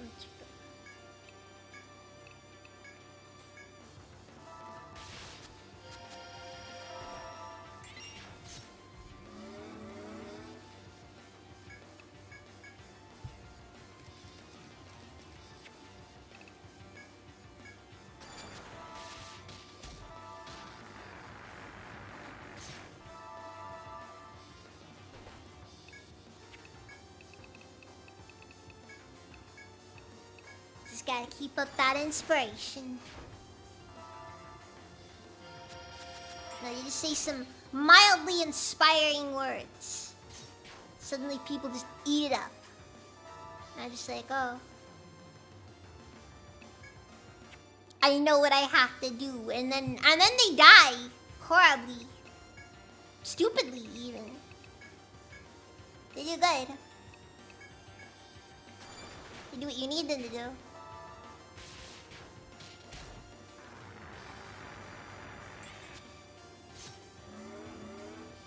He really is just gonna keep producing our accuracy, isn't he?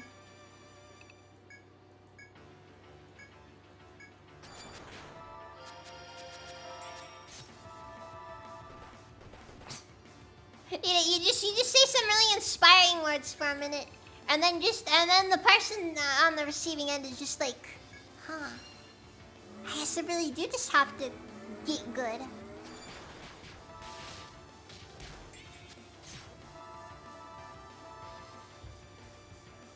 Maybe I really am just a loser.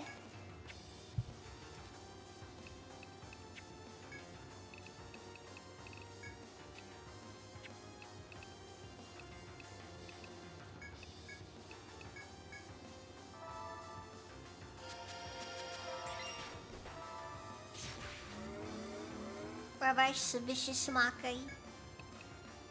Your mom is skinny and she's a wonderful person. You take that back!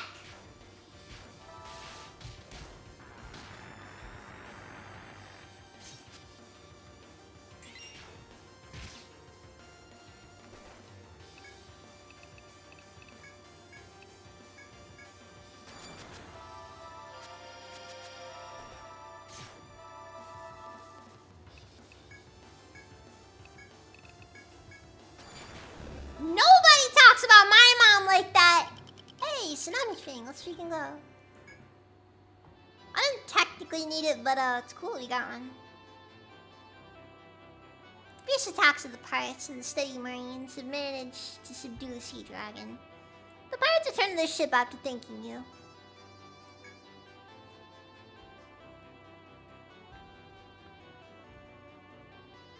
I know what I must do. He says, launching himself at the monster with the barrel of TNT. Ollie, thank you for the sip. Hi. Nice to see you again too. How you doing? How's it even? Your mother has a job and is a respected member of the community. Hey, I know that one. Your mother has a job and is a respected member of the community. Nobody talks about my mother like that.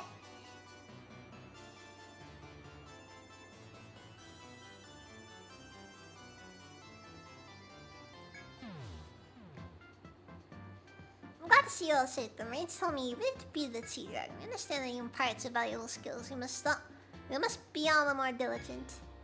Learning about others is the best way to learn about yourself. The Marines will have to work harder. But you all did well too. The pirates delivered this for you.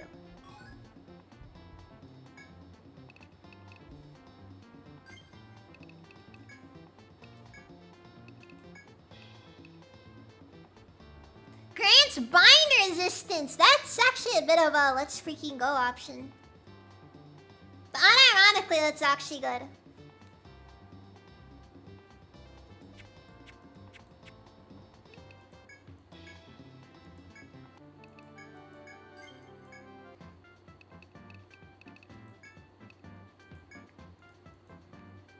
See, we zodiacs borrow the power of the stars. This is the basis of our livelihood. That is why I'd like to see the curtain of the stars in the Northern Islands to develop my power. Someone please take me to Aiea up north.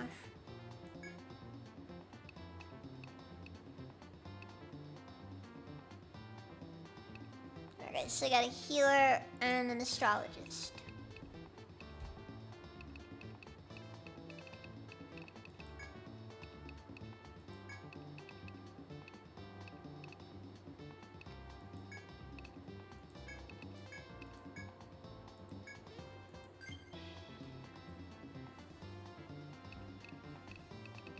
And we're gonna do regroup tactic.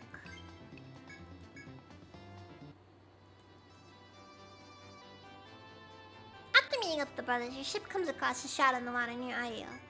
The monster rises, a beast half composed of sea organisms and half woman. This is your mark. Oh god! The scariest thing of all! It's part woman.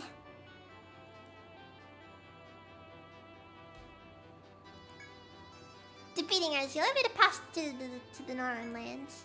As you and the brothers draw your weapons, the monster's tentacles rise up and attack.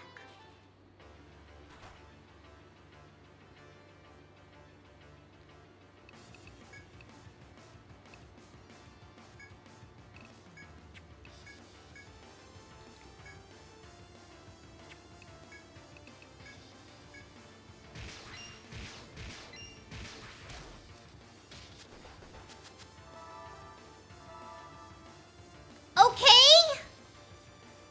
Jeez? Okay, I get it. We're just gonna open with that stuff. Jeez. Get it.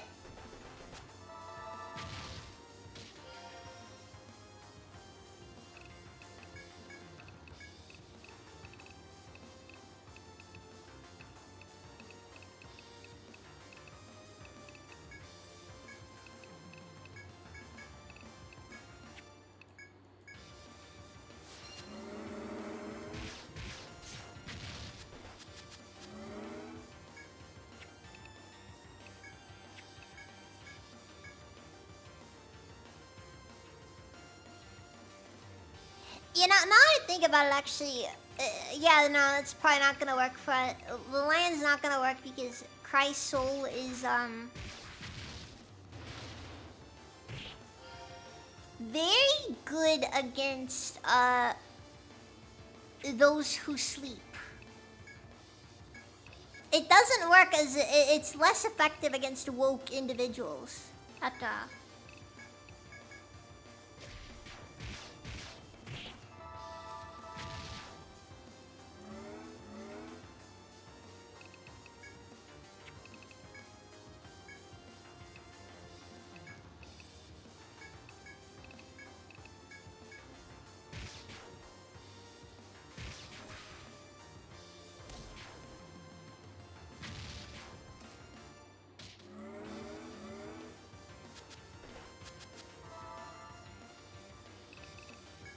Okay, yeah, no, I need to just stop summoning the lions. The lion isn't gonna work. Did I just say woo? Ah! Yeah, nah, man. The lion, man, he's asleep. He doesn't see things the way he should be seeing them. He doesn't see the world, man. He's sleeping. Life is passing him by. He pays his taxes.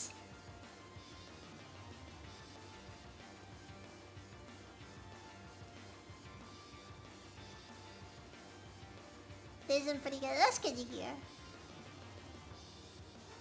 He doesn't know that the government wants him dead, man. Because the government's trying to keep the lion man down.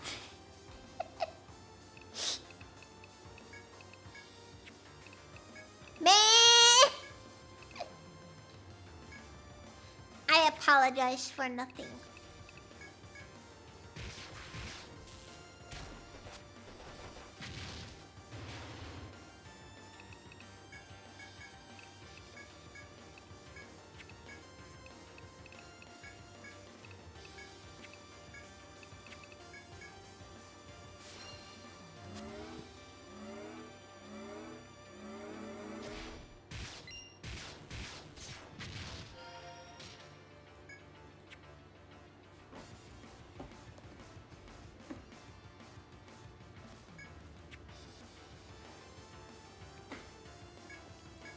Anyways, something... Institution!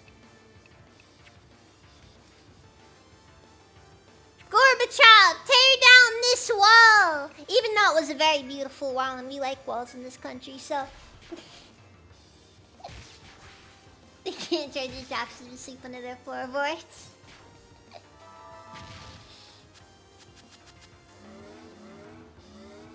It was Gorbachev, right? He was the one that tore down the wall.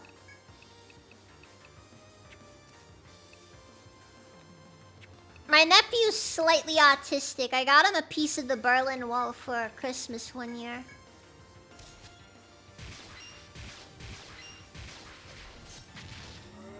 I think he thought it was cool at least.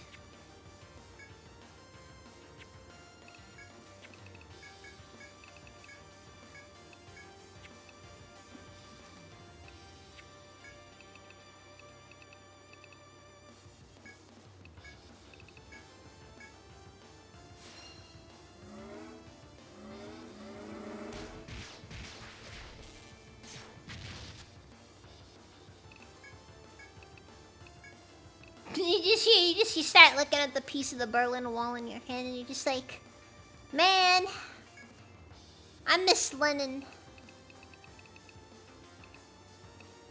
He knew what was up.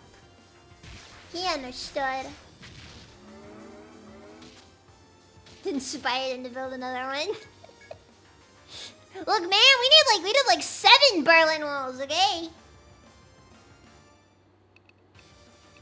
Alright, let me be president. It's just gonna be Attack on Titan at that point. Whole country just gonna be a series of walls. Bridges? Screw that. We don't need bridges. We don't need any other infrastructure. Just walls. We're gonna build like walls and random pyramids, and it's gonna look like somebody was playing with console commands in creative mode. It's gonna be great.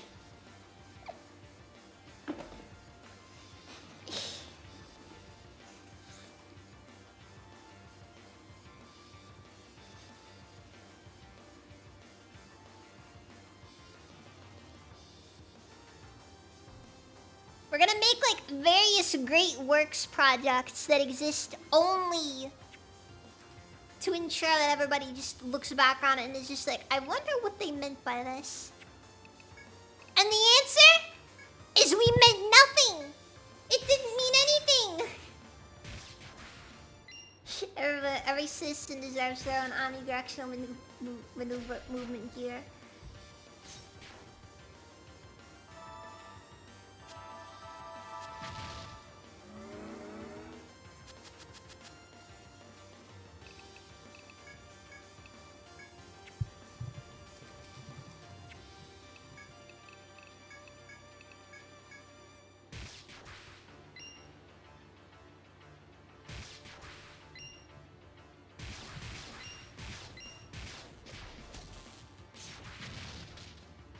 Shut up, Farmer Jack. Nobody asked you. Nobody asked you what your opinion is in this, okay? We're just building walls. Just building walls. See, we're not bringing people together. We are actively separating them.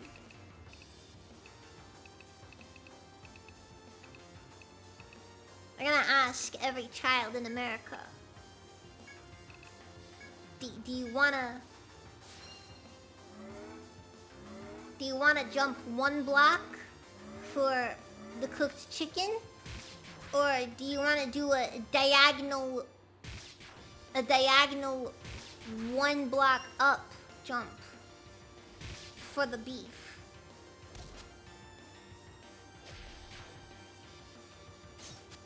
And most of them are just gonna go for the chicken because they don't know. They haven't played Parkour Civilization. They don't know how to parkour. All disputes will be resolved with parkour battles. I don't know where I'm going with this. All I know is it's gonna be cool.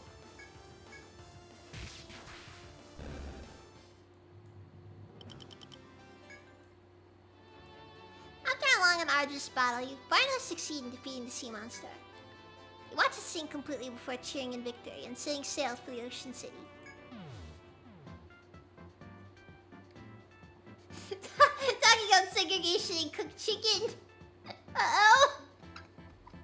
I guess it was a Freudian slip, wasn't it? I guess it was a Freudian slip. Dang it.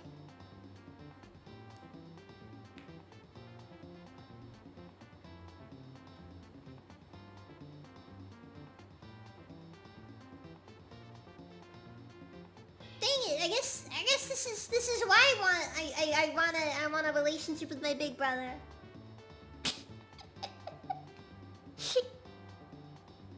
I'll go back everyone. A message from your clients came in just a short while ago. As it happens, the star curtain we saw, thanks to you, wasn't stars at all, but it was beautiful anyways. I guess it's important to stop and smell the seaweed sometimes. Sounds like things worked out for them. This book they asked me to give you was seen their way of saying thanks. Please accept it on their behalf.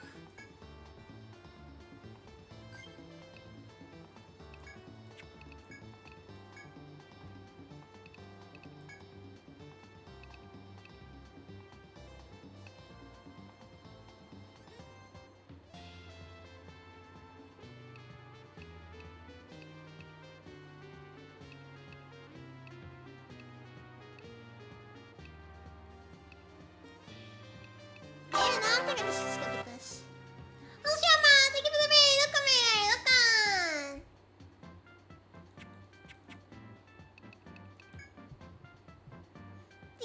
Thank you, Aki.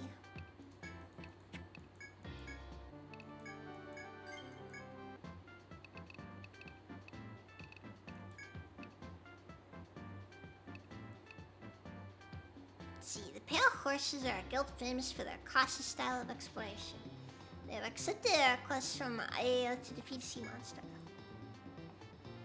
I'm Shelf, leader of the Pale Horses. Our creed is safety first, but everyone calls us cowards. They're wrong. We're adventurers. We'll prove it by taking on this request to subjugate a monster. Watch it be just like an absolute bloodbath. They're gonna ask me to do frontline.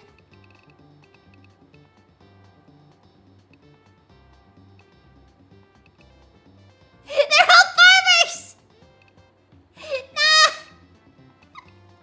Dang it! Of course they're farmers!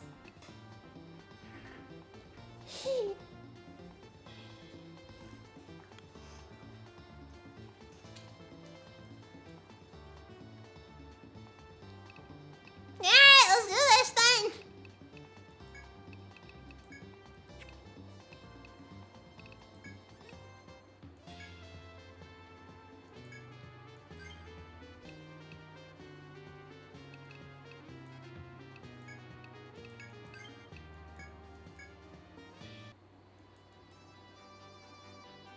As you reach the last location of the monster, your clients quickly begin folding away the deck tent. Just then, a gigantic black shadow appears next to your ship as though it had been waiting for you. The monster rises, a beast half composed of sea organs is gate. The requesters showed no signs of fatigue. They meant what they said about taking things easy. It's time to take weapons in hand and cooperate to defeat the threat before you.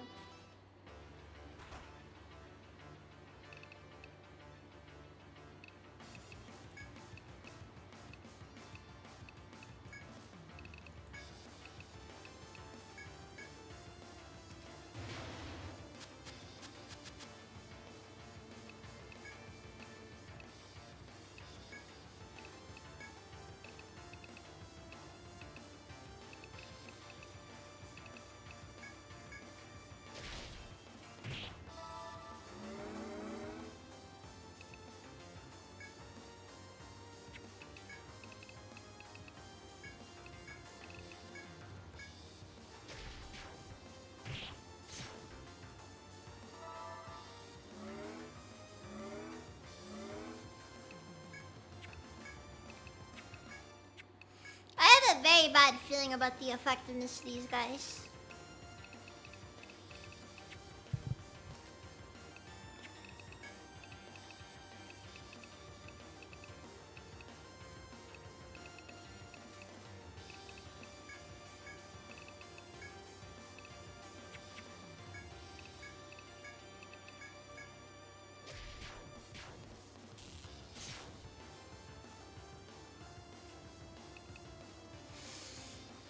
all defending?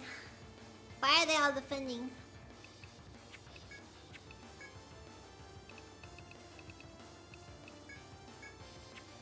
I have a feeling that the Plague God is gonna be our only really effective option.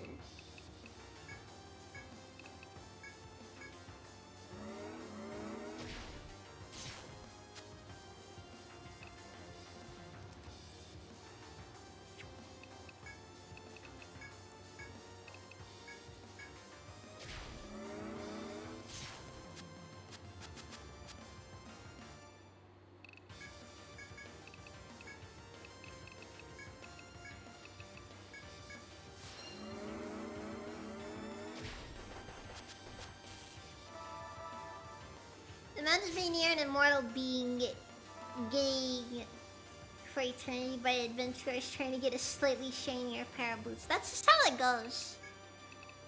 Listen, adventurers are more annoying than anything else.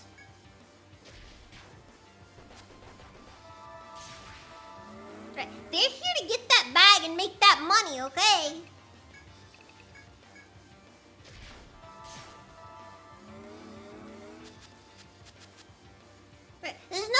There's no greater good or anything here. It's just about the money at the end of the day.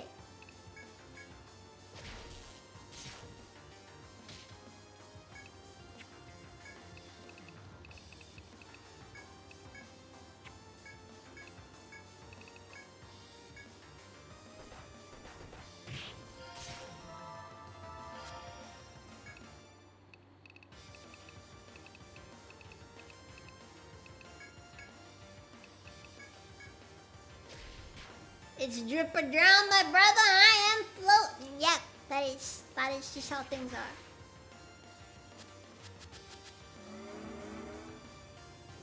It's what we do, frankly.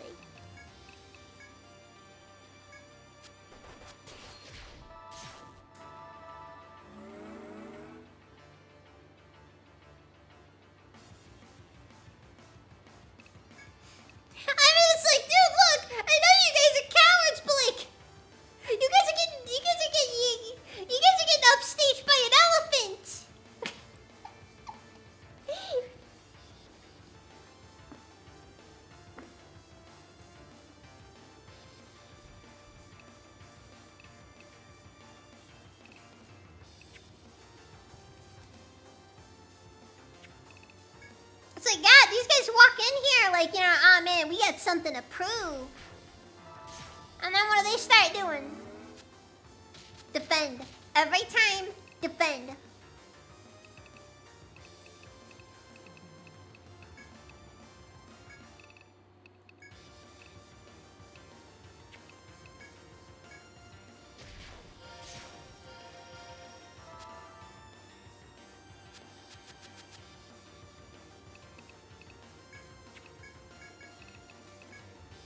Like, seriously, I'm pretty sure our summoned elephant and the wildling has been putting in more work than these guys have.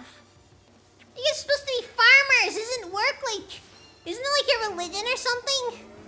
Oh wait, no, that's just Protestants. Well, same difference.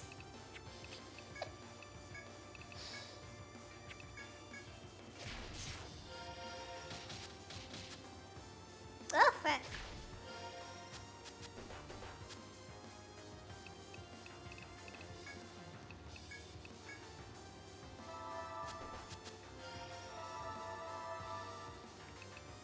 That is not how I wanted things to go.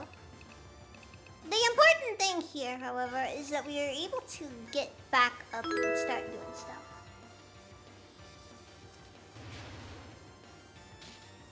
That wouldn't be right for the little lady. Dang it, human garbage, stop making sense!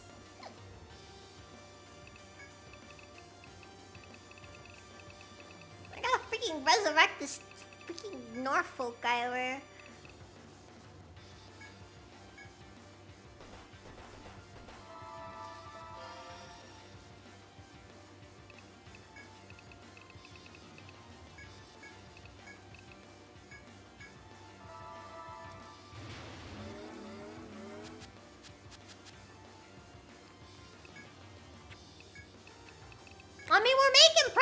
at least. It's just like... Keep making a lot more progress, so...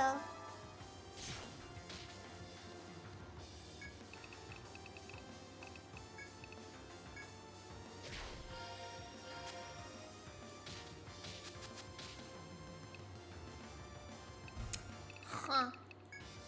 The other ones that didn't get hit by that ended up being the ones who probably needed it the least.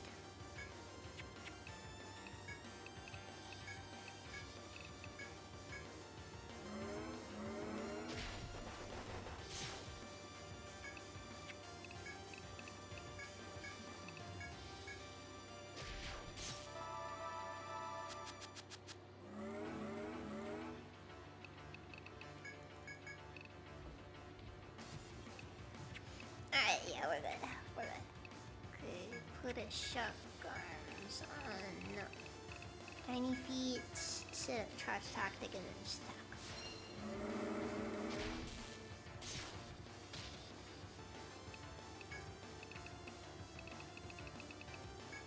And protect out on the back line because you need more.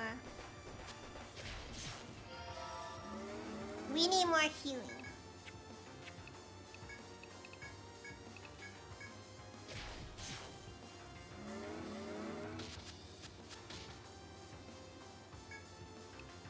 And I'm not gonna lose sleep over this.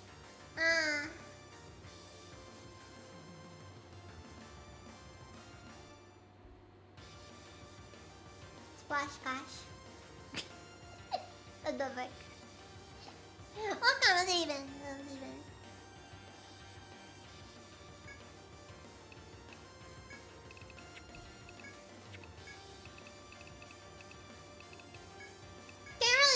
Can't really just go showing my feet though, cause of cause of our shoes, you know.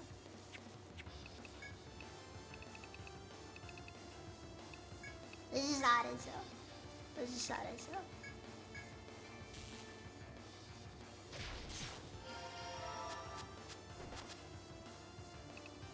These guys are. These.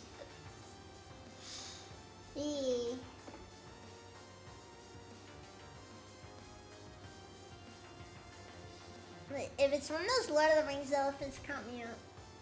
I get that actually.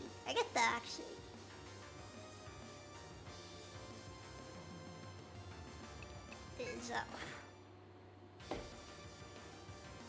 Hope I didn't just get hit by a mosquito. Hate those guys. It's like, yeah, I didn't like summer, but like, I don't like the mosquitoes.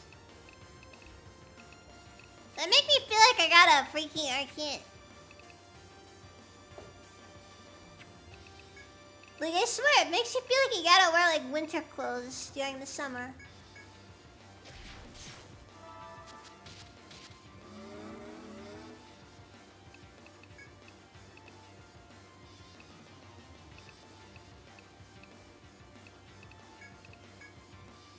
Yeah.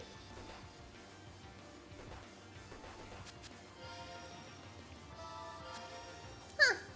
I actually worked out pretty well there. I'm not really feeling kind of derailing things to do that.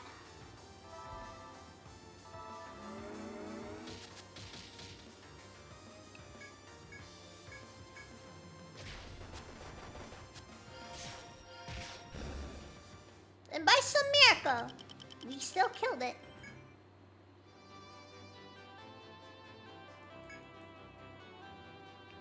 Let's see, inquire about their behavior. How you recover on a ship is important.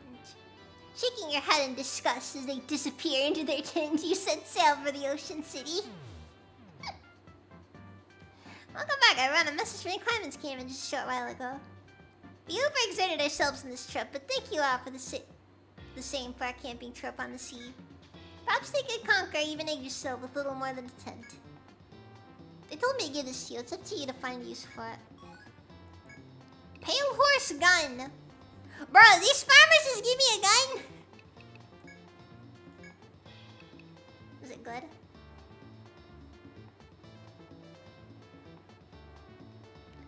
HP vitality luck.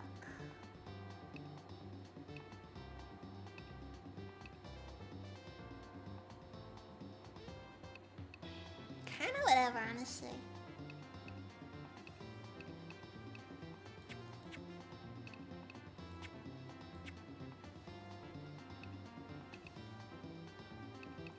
Anyways.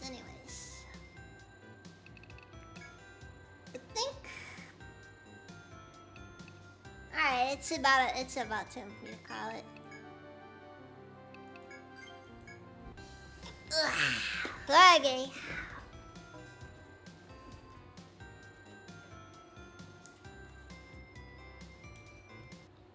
Let's take a look at our rate options.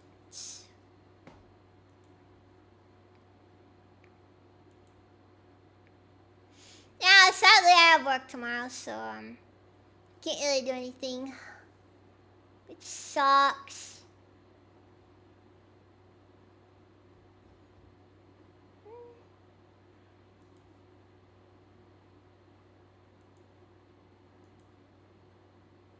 I think I'll go on and give it to Ryzen Knight.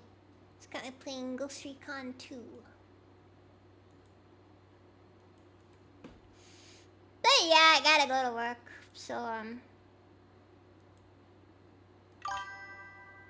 I guess that's that then.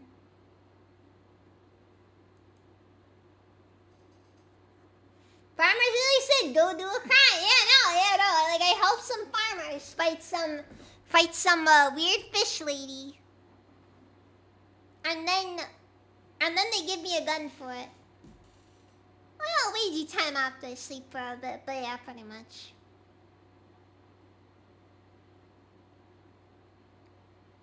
Anyway, so tomorrow I'm gonna be reading more of the book